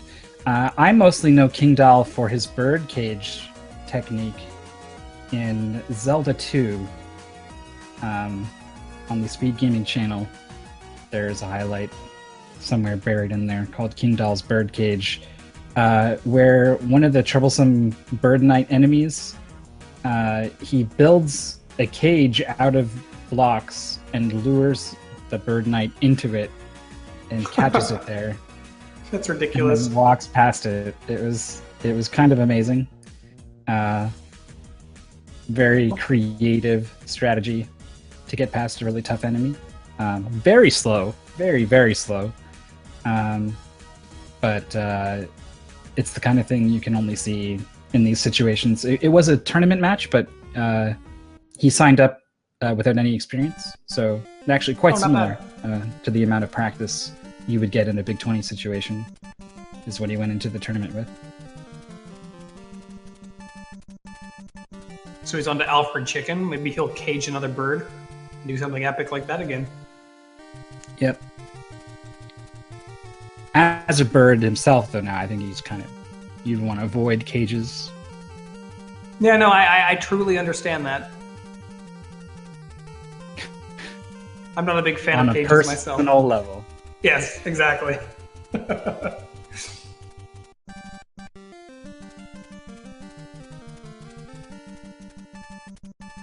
So means we'll get to see a little bit more of the variation in some of these games. Now, do you know how much experience he's put into each of the games, or? Probably not too much. I mean, just based off his progress. He seems to be the kind of guy who just likes being a part of things. So practice probably wasn't like super high up on his list. Well, I mean, that's my favorite part of the streams, as I was saying before. I'm a big fan of these portions, so we'll see how he can do with his play. We've got Shaw here on the Ridley fight. It's a very interesting setup there. I'm not sure I've seen that one yet. Just to freeze all the I guess they're I thought they were fireballs, but Yeah, I'm pretty sure they're fireballs. Yeah, that's you can either go under them or stand on top of them, like so. Standing on top of them's a little slower, but a little safer. makes sense. Last thing you want to do is die on a boss fight.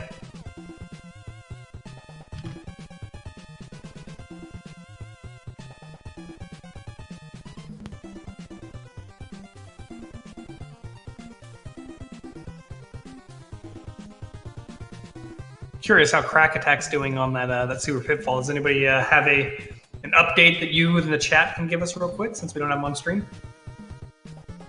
If not, we can check in with them eventually. Oh, I'm Kind of sure an we will. Interesting thing has popped up here though between Cornello and Shah, both making their way through Ridley. Yeah, I mean, though looks Shah's like they're on- already got Ridley down. Yeah, but he's having. I'm not sure. He's probably trying to die right now, which is.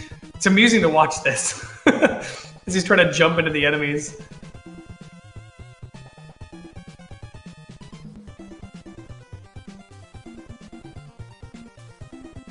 There we go. Got that game over.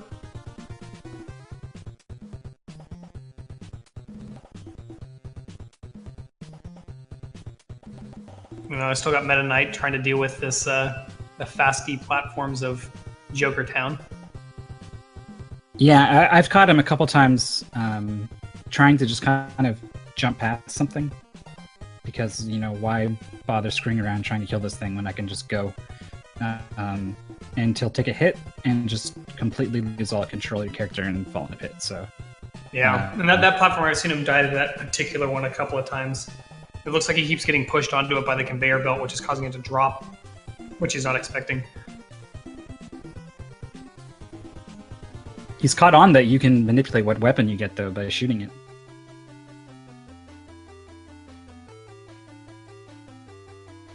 I mean, I didn't know that. Yeah, that's pretty hard to pick up on.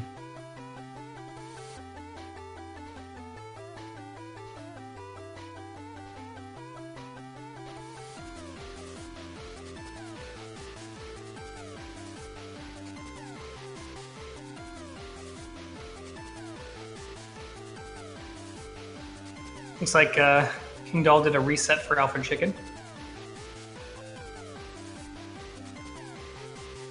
Yeah, there's no continues in Right. Alpha Chicken. Pretty brutal, honestly. Well, especially considering the sort of puzzly maze-like nature of it. If he doesn't Yeah. know exactly where to go, that can be pretty punishing state or part of the run.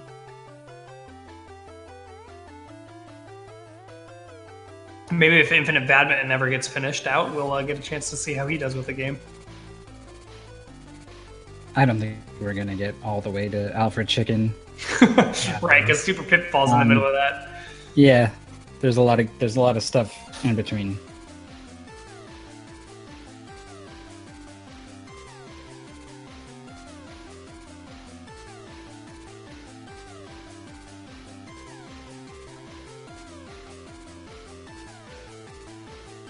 I am curious the routing differences that Shaw and Cornlau are going to have, since we all know that Cornlau can actually complete or get close to completion. So it'll be kind of interesting considering that Shaw's a little bit ahead currently. If there will be a moment for that to catch up, because it'll be interesting to see if those two finish relatively close to each other. Yeah, Shaw had the head start, but it looks like both of them are playing it rather safe compared to some of the other routes you can go.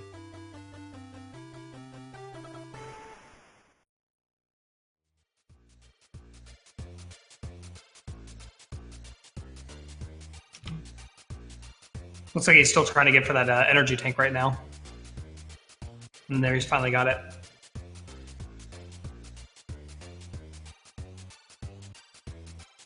Cornlau getting trolled by the Wooshies. Can't remember what they're called either. I do know some of the names for these enemies. It's been so long since I paid attention to the lores. But still, The swooping things, I don't remember the names. yeah, they appear in multiple games.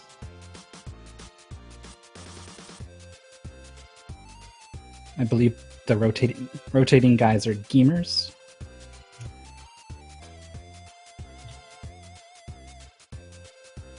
All right, Mighty at the boss. Wonder how quickly he'll learn the tactic of you can shoot in the corner if he ends up with that weapon at the boss. Yeah.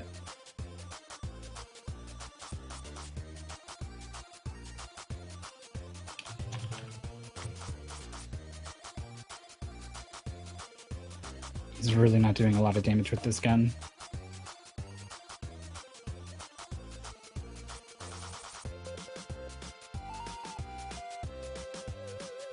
Wow, the difference that that one gun makes. That you shoot Yeah. and rebound diagonally. Well, I mean, because you can also just sit there and spam it all day, and it doesn't really matter because you're only getting hit every like momentary, or every once in a while, as opposed to all the time when you have to get underneath these. I mean, I guess they're jagged Cheerios. To go with the theme again. Yep. Got to Yeah, stay on the Rantron's ground. on here actually dealing with Mother Brain as well. So let's see if he can clutch this one out himself. He might actually be able to steal it from Cornlow, which would be kind of amusing. Also worth mentioning is we've actually had a 19th place finisher sneak in under the radar. AK-87 has finished in 19th with a time of 7:04:59. Congratulations to him as well. That's awesome.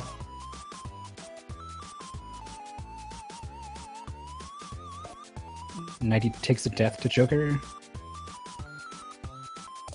I honestly think like maybe the pea shooter is going to be better than whatever he was using before. Well, considering Well, how well he he used still it in has my what he last was fight. I mean, he's doing pretty well with what he's got. So, how much RNG is there with the way the little Cheerios are moving in this boss fight? Do you know? No, It looks like I they don't really move much at all. So, I mean, it almost I looks don't like think exactly so. what he's doing right now. I think there's other projectiles, but the commentary stream is 30 hertz. So I think there are things okay. we can't quite see on this stream. Oh, okay, that would make sense. Either that or you destroyed the things that are firing them. I mean, So that is a fight. thing, yeah. Certainly making this fight a lot easier. Here we go. This is where it's going to get some more stuff. Okay, Rantron Bomb has killed Mother Brain, but has fallen into the goop. Oh, And I no. think he has bombs. Oh, no. Oh, that is heartbreaking.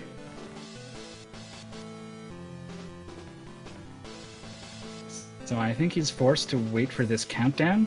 I was going to say, I don't think he can take damage right now. I was going to make a comment about, oh, I wonder what would finish first, the timer or his health, then I realized his health wasn't going down. Oh, it's gotta hurt. Then he finds some magic trick and he gets above it.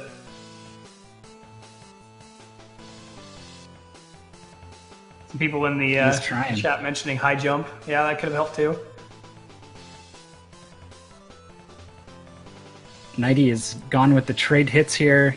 Found he can actually deal decent damage by getting right underneath it, both sides of the weapon, and gets him down. That's good. He gets to move on. It's getting pushing into the final two games.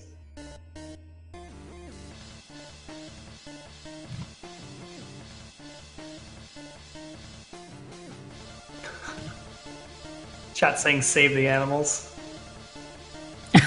Save Samus. Yeah, She save needs Sam help. at this point. She needs something. Oh, he does have bombs. He does have bombs. Okay, so maybe someone Oh, told him man. to include him in. Get out of there. He's got a chance, maybe. Not easy, even when you have the bombs. Yeah, no, the multi-bomb jumps are not easy at all. You have to time them very, very well. Essentially what you're looking for is to have the bomb detonate underneath you to get you to boost up. Then you have to set up the chain to where like the bomb underneath that will boost you up as the bomb that you placed on your bounce goes off too. And you've got to do that multiple times to get out of this. It's a very, very tricky thing to do on any of the Metroid games. This one's no different. But it looks like he's going to run out of time, unfortunately.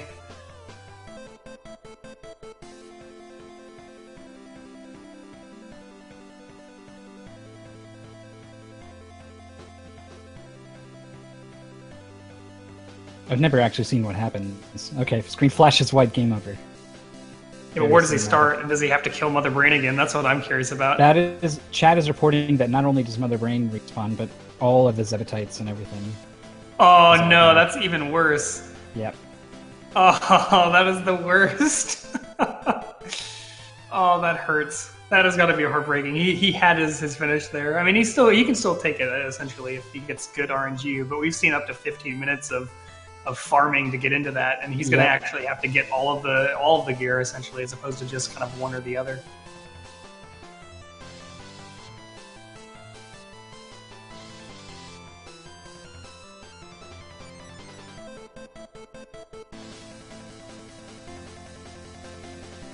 Meanwhile, Meta Knight looks like Meta Knight, I did get it right the first time, is continuing on with his play.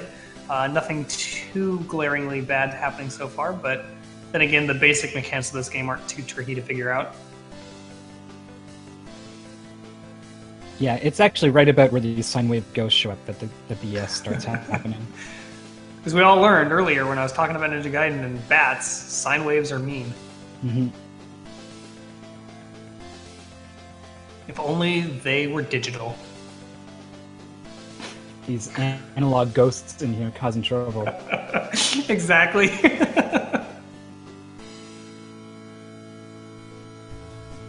Maybe we just need to get a second set of ghosts that are going on the reverse so that they can cancel each other out. Right, yeah, lines instead. Straight across. No That harm would to make anyone. it way easier. Get some cosine. There's some a tangent. I don't know. Math. I blocked that stuff out a long time ago. Well, not only that, but you should know, or maybe you haven't figured this out yet, but never do math when you're live on air. It is the easiest way to mess up math, even if you're very good at it. No doubt. Don't know what it is, you just always mess up. I'm having trouble reading numbers today, so This is true, you've mistaken an 8 for a 0 at least 4 times. I think I'll play it safe here. Nice catch, I think. You like jumped for it like 3 times and missed it. I don't know if you can actually grab it when it's in the air, but hey.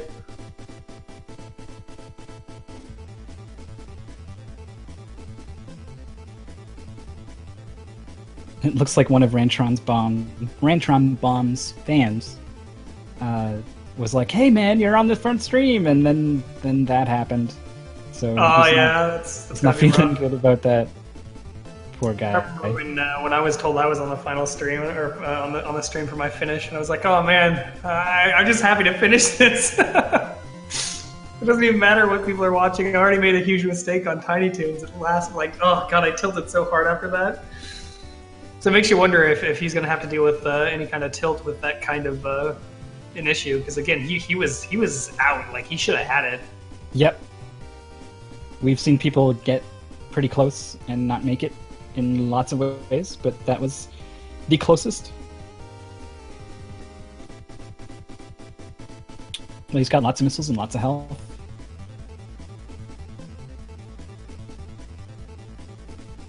I don't know if he knows all the Zebatites respawn, but he's gonna know in a moment. He's going to find out, and that might be. Well, I think he's got enough missiles though, so at least that's the case. He gets to find out now, though. I wonder if that hesitation from that first shot was him just Yeah, like, "Are you might have kidding?" been. I know that if it been. were me, it would have been. Like, that would be one of those moments where I pause the game and just kind of put my hand up to my Yeah. forehead and just sit Head there in, for a head second. in hands. Yep. Which does happen quite a bit often when I'm live, when something stupid happens. I'm like, I can't believe that just happened. I'm in the middle of a run here. There's a timer running, but I'm I have to take a moment to recover from this. how much I don't like this. Yeah. Exactly. Exactly.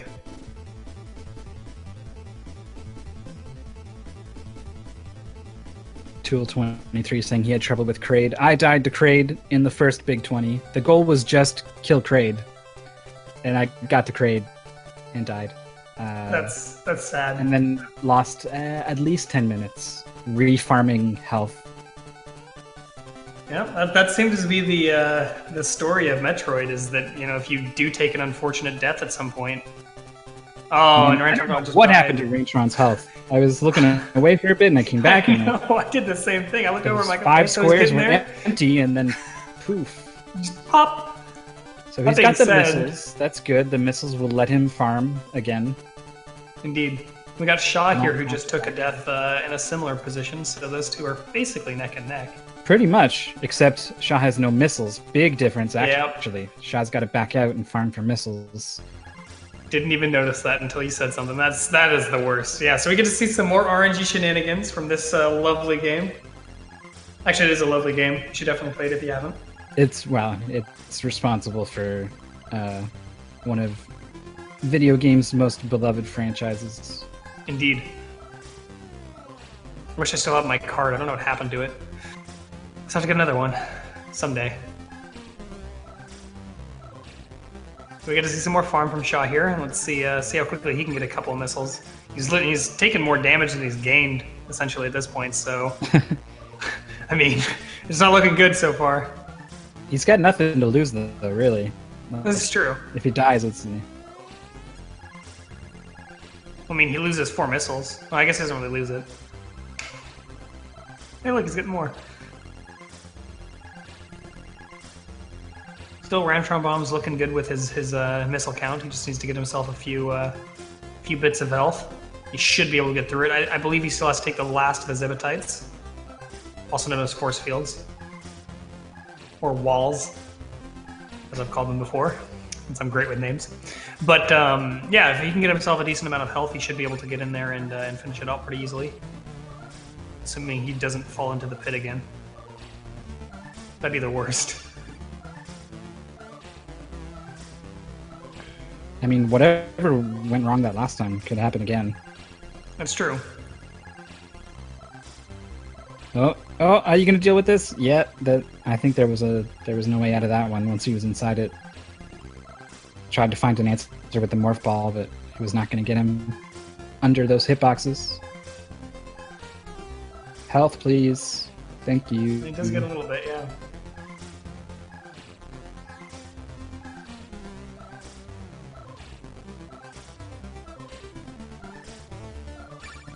So he's just going to farm up a little bit. He definitely doesn't need all 133 missiles, so he just needs to get himself some health. Looks like some of the Metroids are trying to be a little more aggro than they're used to. Hopefully we don't see another situation where one follows him into the door. I know that was a particularly rough situation for one of the runners. Yeah. Normally that happens with those guys that Shah is farming. They'll pop out of a thing, you go in the door, and then they charge you and hit you while you're transitioning. And you're completely helpless against it. I didn't actually know it was possible with a Metroid. Probably a worse situation. Yeah, it looked like one of them has happened twice now, has clutched onto him like when he's transitioning, but luckily he was able to set it up to where he's still able to get the kills there.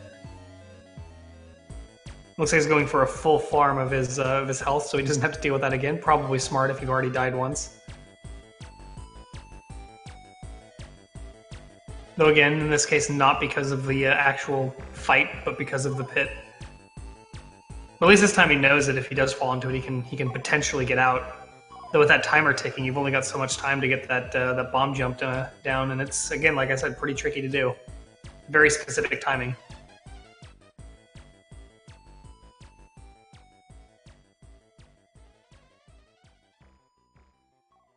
And Meta Knight here is just progressing through this level. Looks like he should be able to finish this out, assuming he doesn't fail to the platforms here. And the birds. We all love birds, right, guys? Everybody loves the birds? We all love the fig bird. I don't know about that, but probably more so than birds in games. I am not a fan of game birds. They are the worst. There are many games where the bird enemies are the worst. We got Shah here, happy with the missiles, going into Turian, hoping for more missiles from the Metroids here. Well, if you can set up more Rantron. triple shots like that, that's good. Rantron trying to set up on the Zebetite wall here. Cheerio's blocking him in. He's out. Looks like he's got a up decent there. setup. I just got to finish this out this time. The one he's standing on is going to finish being frozen here shortly. All right, taking quite a bit of health for that last go. Can you get in? Can't. Good reaction there, dropping to the side instead of taking the hit from that Cheerio. Yeah. Oh, desperate to freeze it. Just stands there. Ends up taking a hit, but he does get the freeze. And this isn't a favorable angle for each of these, so neither Yeah. one of them should hit him, which gives him time at least to set There's a up. ton of damage there. He was able to get a pretty good setup for the freeze too, which is really good. Should be able to at least get some damage here. Maybe finish it out. Yeah, might be it. Not yet. Looks like one more cycle should do it, I think. Looks like we're going to get ourselves some Oh, more Dr. Scroll That's a PhD bad as well. place to freeze that thing. He's got to deal with it. He does. Oh, they're man. coming in low, man. Low is the worst. All right. No, hard to deal with. 70 health. Has to shoot them all. He doesn't like the way that was going. Okay, Probably, the dodge, probably smart. There we freeze, go. doesn't get both of them. Oh, no. Whew. Okay, gets a pretty good setup for the next one. So this should be him Do it. finishing it. Do it. There it is. Now, will All he right. fall into the pit this time? Let us hope not. Well, he's got two options. He can roll out and then do a morph jump, or he can just jump. I think he's actually. It looks like he's asking chat, like, "What do I do?" Okay, he good. just He got rolled- it. Oh, wow. He got it. No jump necessary. That was pretty exciting there. So this should be him taking this this particular attempt. Again, barring some really, really, really bad drop or something ridiculous. Though, honestly, like, what is it, 10 minutes of time, essentially? Shouldn't have too much of an issue. Actually, she's doing a pretty clean platforming here, which hasn't been seen in a while. Most of the people we've had have had a little bit more mistakes than this, besides the top runners. Yeah, he's having a little bit of hesitation on each platform, but he's not missing a single jump. Right. I would rather hesitate a little bit. And Oh, look at him now. He's just clowning around at the top here. He's like, I don't want to take a high place. I'm just Look at gonna all this. gonna Look wait." at all this time I got left. What a guy. What a troll. He hasn't actually done the done, by the way. With the delay, he should have. We should see that pop up before he actually jumps on that platform. So I know Probably. he doesn't jump on that platform for like another 15 seconds. Yeah, that's funny. He must be typing to someone right now, or maybe he's setting up the done. I don't know. Maybe he has to rejoin Or the something SRL really, chat. really bad happened. Someone took scissors to his controller, or so like I don't know. At that point, I'd get anything that would put an input into my console. 'Cause he does have to get on that elevator. He's giving a speech. Oh, he's giving a speech. Interesting. There we go. He's got that jump. It must feel real good. He's in there finishing in 20th place with a 7:22.58. If you're curious what he said, go ahead and give Rantron Bomb a follow. Check out that archive. Somebody should See what he get a said. clip of that so that I can hear it, because I'm not going to get a chance. I mean, if it was a speech, then it's probably longer than the 30 seconds that allows. That's true. He did sit there quite a while. He did not get the bikini finish, unfortunately. Well, then I it's was all for hoping to nothing. It's all for naught now. GG to him. Look at all this Metroid we got on the screen here. Dr. Squirrel, Here. he's back. Yep, Dr. Squirrel PhD is back. It looks like he is looking to go into his, I'm assuming, first fight into the Mother Brain Room. Looks like he's not freezing the Metroid. Okay, there we go. I think he was just getting hit and trying to improvise a bit. So Shaw here is doing his final descent into the... Yeah, Shaw was pretty darn close to sniping the top 20 spot there. That would have been impressive, considering.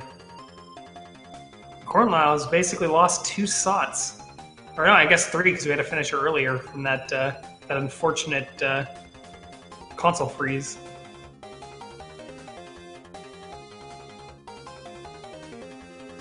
back up to 5 E-Tanks. I mean, he definitely doesn't want to die at this point. Like, if I had a console reset there, I would do everything in my power not to have to do anything out of just the game. Like, I mean, at that point, you've already lost enough time. Why lose more? Yeah. So Shaw types in the dot done. 21st place, 7:24:35 is the time. Says it's the first time he did Mother Brain in one go. Wow, that's impressive then. I guess he's referring to the like break the Zootite walls, then back out and farm strategy, but this time he just went for it. Yeah, maybe. We've seen that from a couple people, which was a pretty smart choice. So we're getting up some Kong cakes with Ninja Gaiden, one of my favorite same series of all time. Always love saying more Ninja Gaiden. Not sure exactly what he's doing, but hey, just a couple of extra jumps. Well, it's like a downward screen transition, right? So there's always a bit of hesitation, like, am I gonna die if I go down there? Or... Now, usually, at least with the Ninja Gaiden series, there's usually a ladder when you have to go down. Yeah. Or some real obvious indicator. Unlike some of the other games we've seen where it's just literally a pit.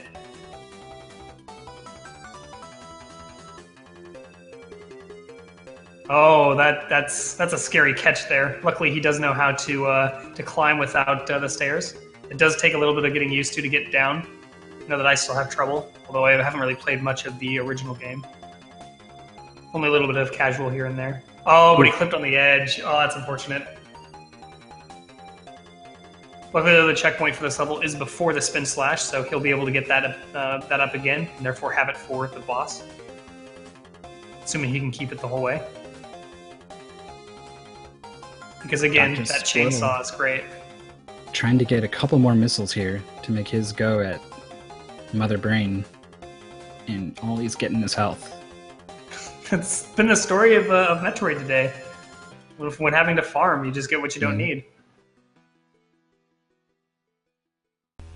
He's got 42 missiles. It's enough to break something, right? Oh no, he hasn't broken the Zebetite, so he needs more. That's right. There we go. There we go. Oh, it looks like Concakes went into the boss room with not enough Nimpo to do the On the spin side, I actually had spin to slash. do it legit there. Yeah, luckily that particular boss is not the hardest one to defeat. I think the hardest one to fight without any sub-weapons is probably the guy that we see people using the fire wheel on. That particular fight is a real big pain, again, because it doesn't come up on the screen very easily, but he fires bullets every time he jumps. And those bullets are probably the thing that makes him the hardest. Otherwise, he's just jumping from left to right, so whatever, you know? Yeah, you would just hang out in the middle. Yep. Wave to him. Literally.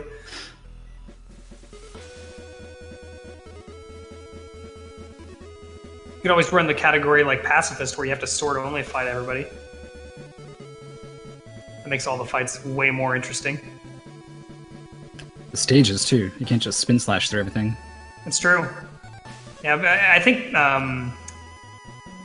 Pacifist Ninja Gaiden 1 is probably one of the hardest ones to do just because of the bird damage.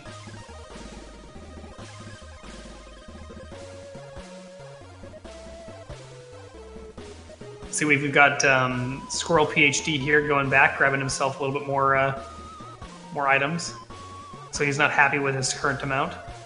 Also smartly resets the Metroids instead of shooting the rockets at or missiles at the one. So smart economy there.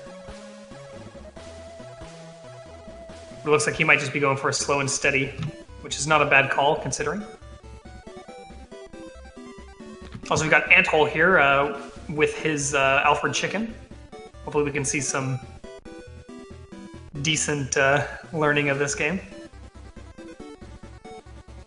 I'm not sure how blind he went into this particular set of games. I don't know. He's been a kind of a staple for the Big 20 events. But definitely goes in pretty cold, usually. It's kind of what I figured, especially considering his current situation.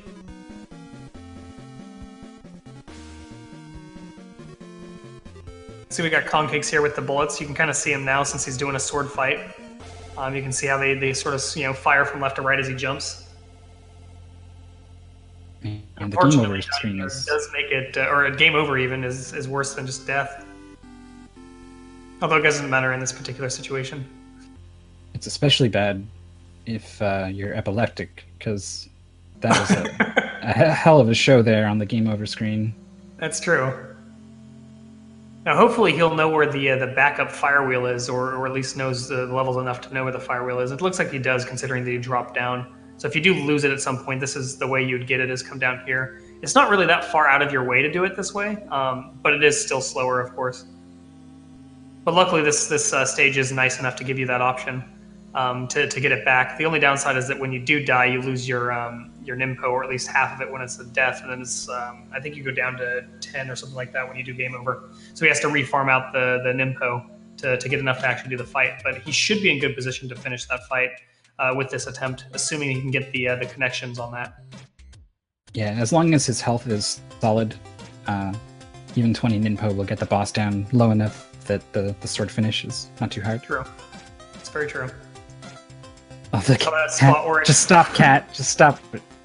He finally got Waiting? Any more cats? No? Okay. Yeah, he was just standing on that spawn pixel like I had mentioned before, so basically killed it and came back. And it looks like we got another kill on Mother Brain for Mr. Dr. Squirrel PhD. Yes, Mr. Doctor. That's So we should have Mr. another finish here. Oh man, sorry. Mr. Doctor Squirrel PhD is going to be finishing out his attempt at this Big 20.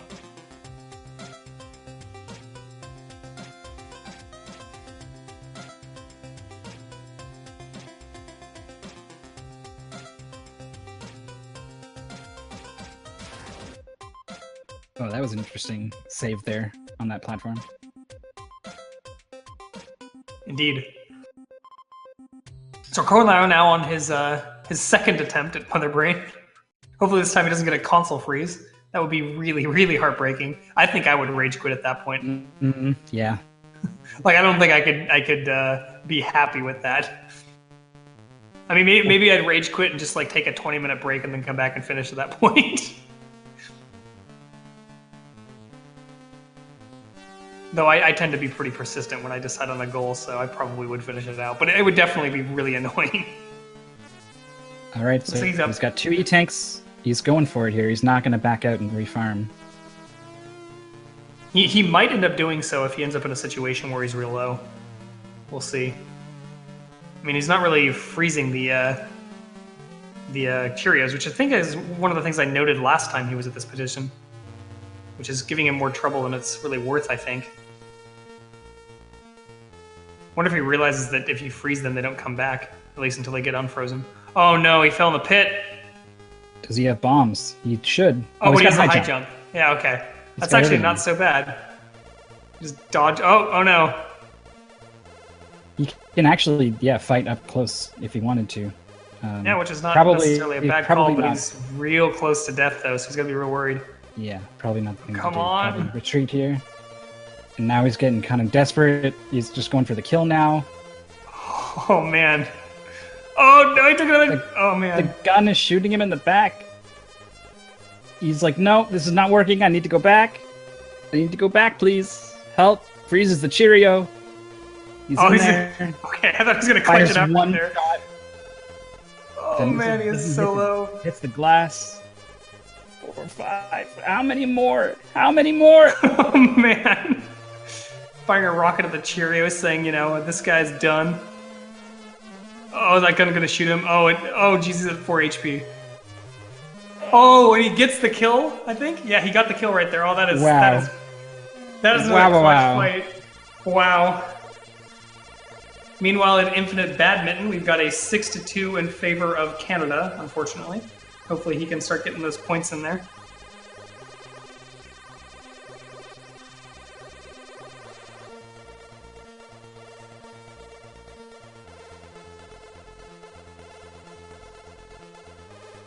For the high jump, you actually have a pretty different route through this climb when you have the high jump. Yeah, I mean, it makes it a lot easier, for sure. I mean, and this is what I was kind of saying earlier about the other platforms. You see a lot of people doing the wraparound jumps. I mean, but if you got the high jump, there's really no reason not to go to the other platforms because it makes it easier. So he does indeed finish in 23rd with a 7:34.01. Just imagine that 30-minute loss he got, essentially. Oh no, and then Concake just jumped into a pit. Didn't even take damage. That's unfortunate. Straight in. This is actually one of those stages in the speedrun that's pretty much one of the ones considered free, because it's a very straightforward stage, especially when you get that spin jump and stuff. But when you have to do it sword, you can get really tricky with those sine wave bats, as we just saw, with another death into that pit. Luckily, there are not a limited number of continues like in Ninja Gaiden 3, which for whatever reason the Japanese version doesn't have, but they decided to make harder for the American version, which I think is because people were complaining it was too easy or something, which is amusing to me. Wow, Unusual Cook is still on Gradius here. Oh man, he's had a rough time of this game. Looks like he's further than he's ever been, though, at least based off of what we've seen, which is good. I don't know if that's because he was able to use the continue code I think we were talking about or not, but kind of a corner here, but he gets out. man, some clutch fights here.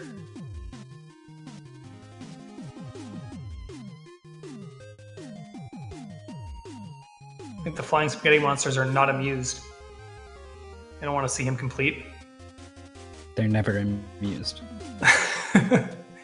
Even when they touch you with that noodly appendage.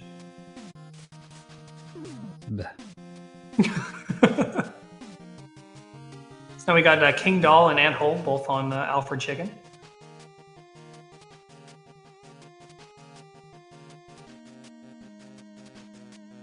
Yeah, King Doll is in level 1, I believe, whereas Anthole is in the last level.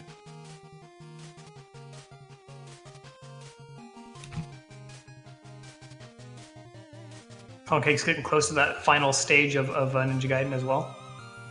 Again, this is again where the game really ramps up the sort of ways in which the game can be mean to you. So he's opting not to use the speed strat, either he doesn't know it or he's unfamiliar with the climb, as I'd mentioned before. It's very tricky to pull off though, so I can understand. Whoa, Unusual Cook running into some pretty crazy stuff there, but he gets out of it with clever use of his options.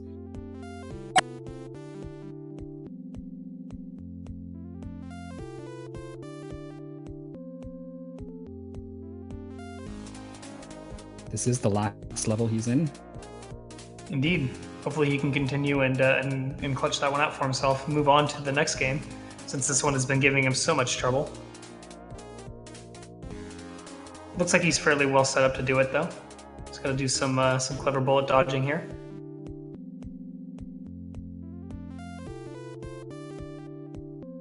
Get to see a little bit of 2 health fighting the boss here. Killed one of the 2 dogs, which I don't think I've actually seen in a long time, considering that most of the people I watch playing this game know the spin slash is the greatest thing known to man. Yeah, the spin slash completely destroys this boss. You start it right next to it, you just kind of jump, tack, dead. Yep, but unfortunately he does take the death there, but luckily, because this game is nice sometimes, it does give him a decent checkpoint. Hopefully he can get himself a weapon of some type he can use on that boss. I believe the item to the left there is a fire. Nope, yeah, it is. Okay, cool. So that's definitely a better weapon than the pinwheel shuriken, I believe, just because it goes upwards. That way you can be kind of safe on where the boss is compared to where you are.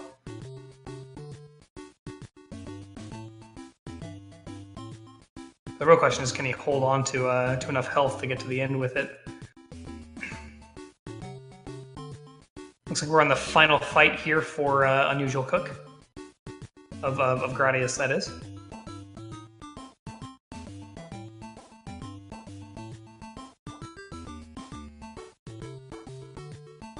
Everything looks pretty good. He's in a relatively good spot, it seems, so that should be a easy finish for him.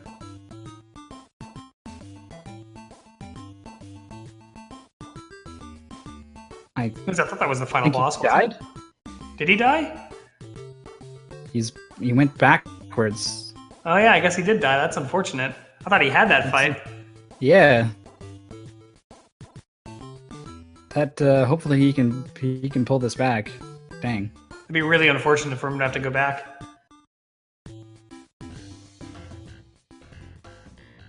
He's having trouble just digging through these wires or whatever they are. Game over. Oh no, he did a game over. That's unfortunate. Oh no. Oh no. Oh no, he's back here. Oh, that's unfortunate. Yeah, it was a double KO on the boss. Oh, is that what happened? That sucks. Looks like tie does not go to the runner. There are some games where it would, but in this case, no.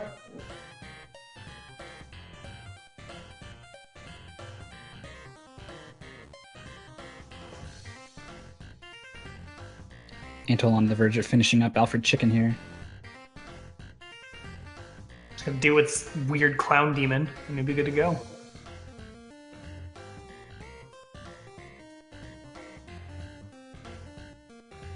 It's a good lesson for all of us, really, to deal with our own clown demons. Especially when they're big, green, and in space. And you can be a rocket chicken. The metaphorical rocket chicken Of our hopes and dreams. consciousness. Yeah, Yeah, exactly. It will triumph over this thing that. No, I was going to get real dark there, but I think I'm just going to stop. Start talking about what's going on Concakes' screen. These dogs are real low. Got Just one gotta more hit on finish it, him which off. is good. There you go. Now for that final stage for this particular goal. Again, one of the harder ones to do casually. Get a little bit of that cutscene there.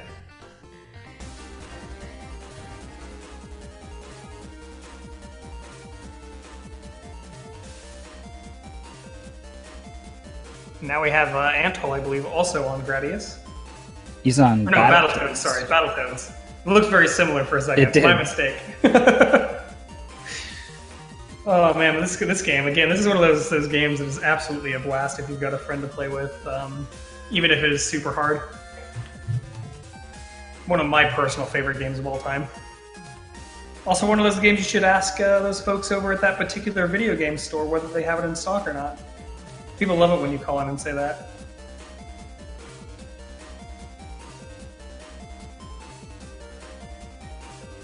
I think it's safe to say the stream will not continue until Infinite finishes. Yeah, at some point I need to eat today, so that's going to happen at some point. I mean, historically we've always stayed a little longer than we ever should for how long we stick with these players, but I think last time we were up to like the 20-hour mark before we called it. I don't remember who it was commentating. I just remember there being all sorts of ridiculous things that Bad Breaks was throwing up on stream. Like the weird Kino controller. Yep, that was the thing. Like a strange chicken. That's how I looked at it. MTI left and got some food, came back and joined us for some more commentary. So Nighty has done, I think, all the big 20s. So he's probably done Metroid Kraid and Metroid Ridley. So very much not blind here. At least for the As he first moves portion. as he moves on into Metroid, because apparently he has done Ghosts and Goblins. It's pretty exciting. Yeah, I saw that in chat as well, which is cool because, again, he's gone into these games fairly blind, which is pretty impressive considering.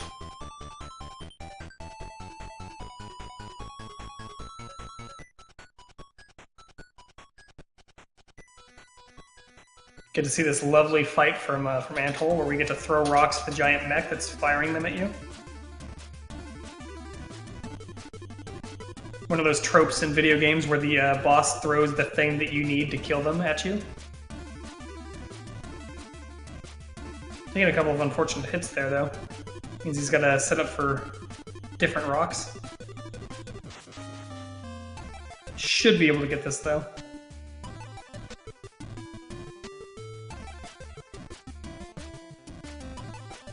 One of the few cases of a second-person perspective. Oh yeah, that's true. The only other one I can really think of is the Ninja Turtles, Turtles in Time, where you throw guys at the screen.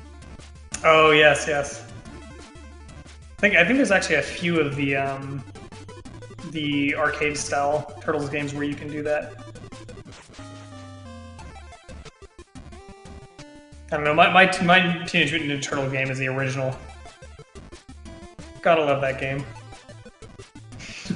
As much as I'm sure most people hate the final segments of that game where things get really, really dicey.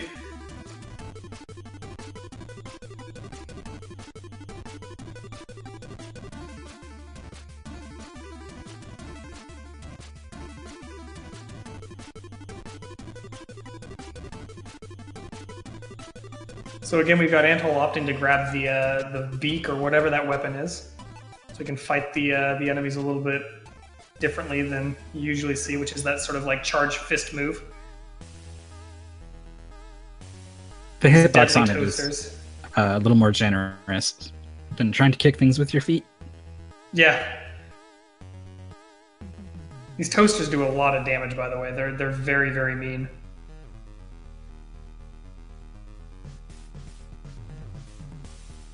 That just pops right out.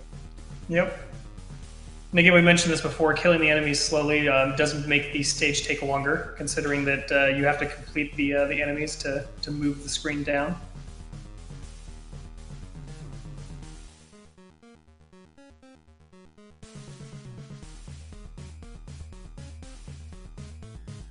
Looks like Concakes here is dealing with some of the more annoying enemies, in my opinion, at least, in this game. You do a lot of damage with their axe throwing. You can't manipulate them into a favorable position early on.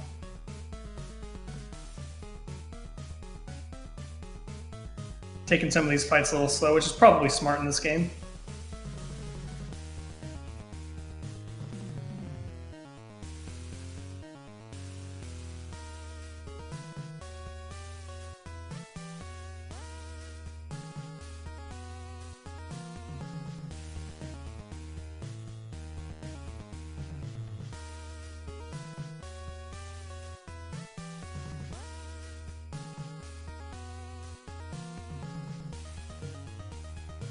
Looks like he's getting this tunnel finished out fairly shortly. We'll go on to, I believe the stage that has the turbo tunnels, though it's not at that point yet. This is the final portion of that stage when it does come up. And once again, maybe we'll see Unusual Cook here with a suddenly warp if he gets a lot of these statue head things.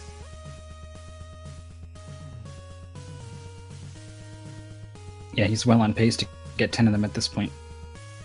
But right about here, when they start getting behind you, is where things get tricky. Indeed.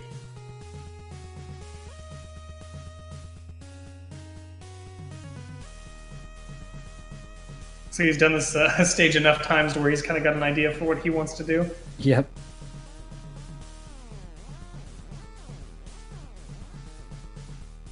This is just in Infinite Mystery. Takes a set. Oh against King. no! Oh man, I thought that would never happen. That's amazing. He's So now he gets to moving move on to Pitfall. Yep. Good luck on Where that he game. Will die, basically. That's just set up there. Yeah, I'm going to go ahead and agree with you. I don't know if that game can be completed as a blind game. Just so many little things you got to figure out with no indication by the game. It's actually probably worse than Robo Warrior was, and that game was pretty obscure with what it needed to be done. Especially with the way that the levels wrapped in that particular game. Oh, right, yeah. Yeah, that was the hardest part about how, oh no, he died. Unusual Cook has to go back and deal with these again. This is opting for another Konami code, which is probably smart.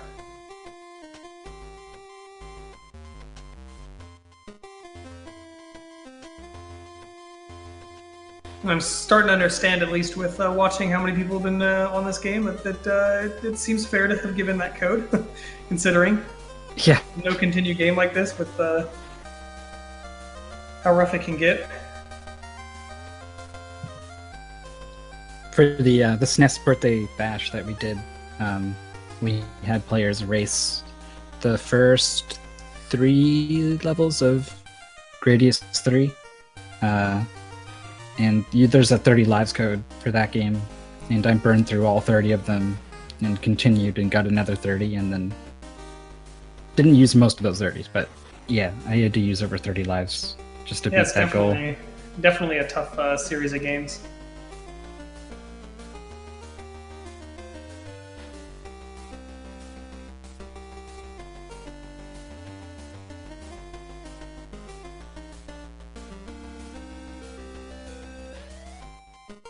All right, so far he's looking good to complete the level at least.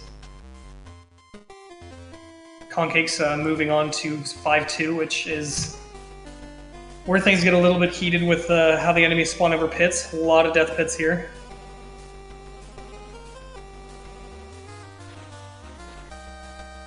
This particular screen is one of the harder ones in my opinion, just because the way the birds are moving around and do so much damage. Luckily, there's that health pickup you can grab right there. Let's see how he does this here. Curious if he knows anything about how to move here. Because again, casually, this is a very tough thing to figure out. It's like, how do I even do what I want to do here? Especially with this bird here that's literally taking most of his health out. He had full from that potion too. Yeah, so to get over that with being on the lower side instead of going over, you have to land low enough to where you can get that jump right there, and it's a particularly small window without falling off. It's probably why most of the people who've learned the game will be going over the top. So here's 5-3, which again, got Tysons and walls that they punch you onto, which means spawning them back when you jump off of said wall.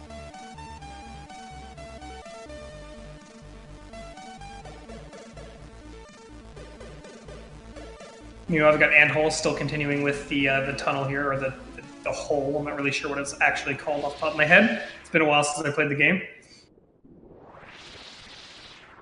Luckily, the one thing about Battletoads, at least, is that the getting this far into the game is really not that hard to do. The first stage is fairly straightforward and trivial. That's the reason why the brick wall really was the turbo tunnels itself, which it looks like he's about to get ready for. So he's got a bit of a stage, and he's got the lovely, lovely bike zone, which is easily the hardest part of this game for anyone playing it casually, because not many people got past that. I mean, I honestly think harder stuff comes in later in the game. Oh, it does, but you just generally don't get that far when you're playing this game casually. And these little guys stealing his health. But I suppose it doesn't really matter. Well, we'll see. If you don't stay on top of these kangaroos, That's then true. things can get dicey the way they are right now. Oh, man. Oh, wow. just really that was dodged the headbutt. a clutch dodge kick. Alright, so we got jetpack ninjas galore here on Concakes. Slowly progressing through this level.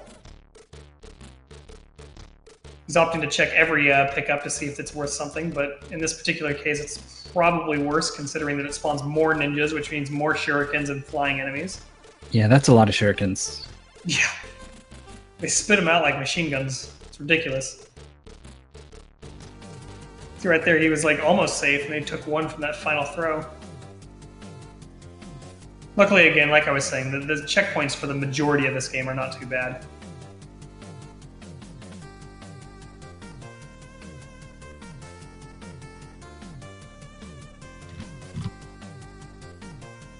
Oh man, he was smart to that bat. And oh, we got the double kill on that Panther bat combo. We've seen wreck a couple people.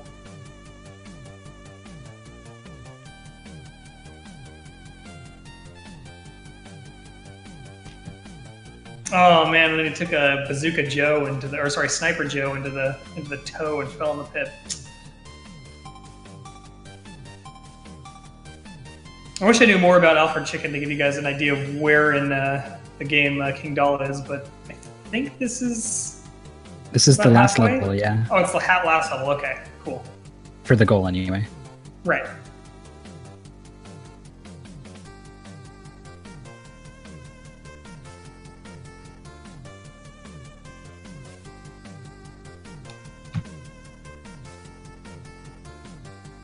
All right, so here we go with the bikes on Anthill's screen. We can see how well he does here. Going into this blind will be a challenge for anyone. Just because, again, there's very little indication of what exactly the hazard is later on, where it just gives you a literal, here's an exclamation point, figure it out. Figure out what that means. Oof. Oh no, right at the end of that checkpoint too. That's unfortunate. And this is kind of the reason why this area is so notoriously hard, is that like it's really punishing if you don't catch those checkpoints. You only got so many lives, and then you have to start over.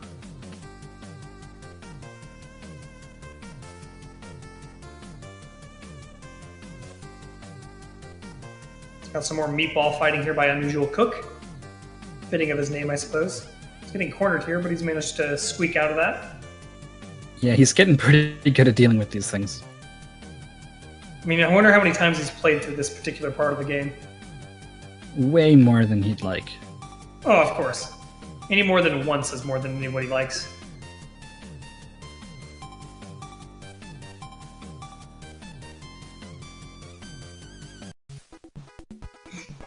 The other thing that can get frustrating when it comes to these turbo tunnels is that it can sometimes be hard to tell if it's going to spawn low or high when they're going really quick like.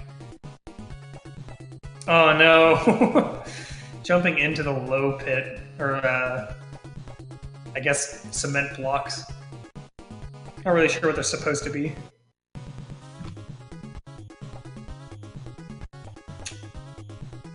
Gotta time those jumps really, really well for that, unfortunately. And this is again why that part is so tough on new players for the game.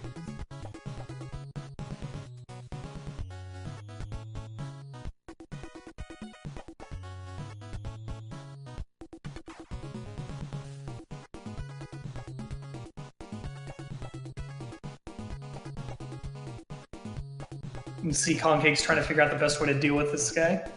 Opts to just jump onto him.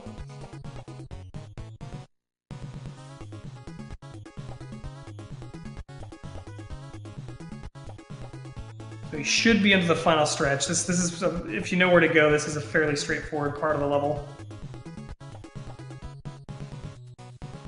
And now for that final fight, can he take him out first try? I think it's first try. If it's not, well then I'll eat my words again. Luckily, it seems like he knows the strategy here. Just mostly just slash him in the feet. Oh man, clutching that out with 1 HP. Oh. Wow. And the death there sends you all the way back to the start of the level too, so... Yes.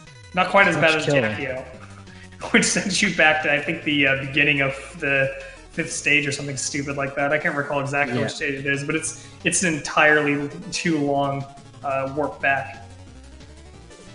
Really mean. Yeah, so that was Concake's taking out Ninja Gaiden. Usual Cook, rather Unusual Cook, is the evil twin of Usual Cook, is once again reached the last stage of Gradius here. Looks like he's going to get to the final boss too. Let's see if he ends up getting that double kill again, which was absolutely unfortunate. Looks like somebody may have told him about the secret space. You can stand right in the corner there and be completely fine. Which means he should be able to knock this out no trouble.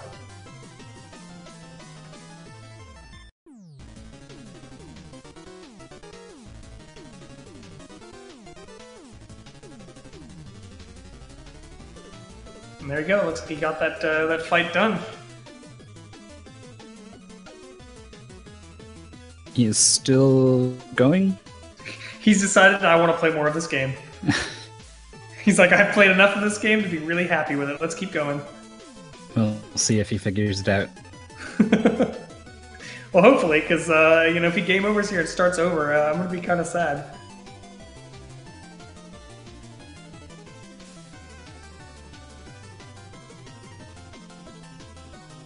Looks like somebody might have told him right there.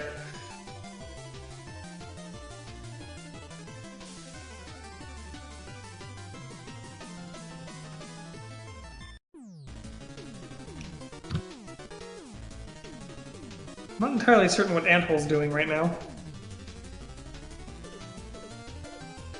Oh, I guess he was just defeating the flying weird pig mute demon.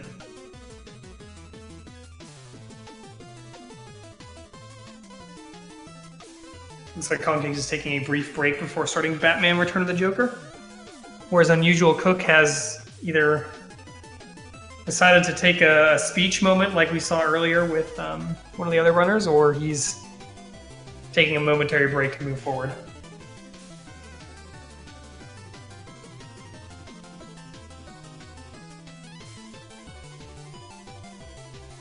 Or perhaps he's typing, because I just saw some state information pop up. But it looks like we're about to break that 8-hour mark here, coming up in about 30 seconds, which is pretty exciting. Or it may have already come up. I'm not entirely certain how synced up the time that I'm looking at versus the time in the actual stream. But hey, we've broken that 8-hour mark, which is pretty cool. Pretty cool. Actually, 8 I hours. think on that note, we're going to wrap things up here. The 8th hour, also the 11th hour, apparently. That's a good time to do so. Yeah, we got Unusual Cook finally triumphing over Gradius, which was giving him a lot of trouble. Concave said the clutch kill on Ninja Gaiden.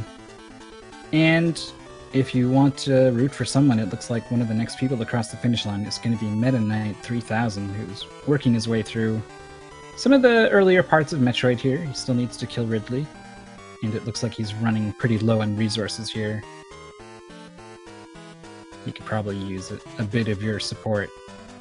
Indeed.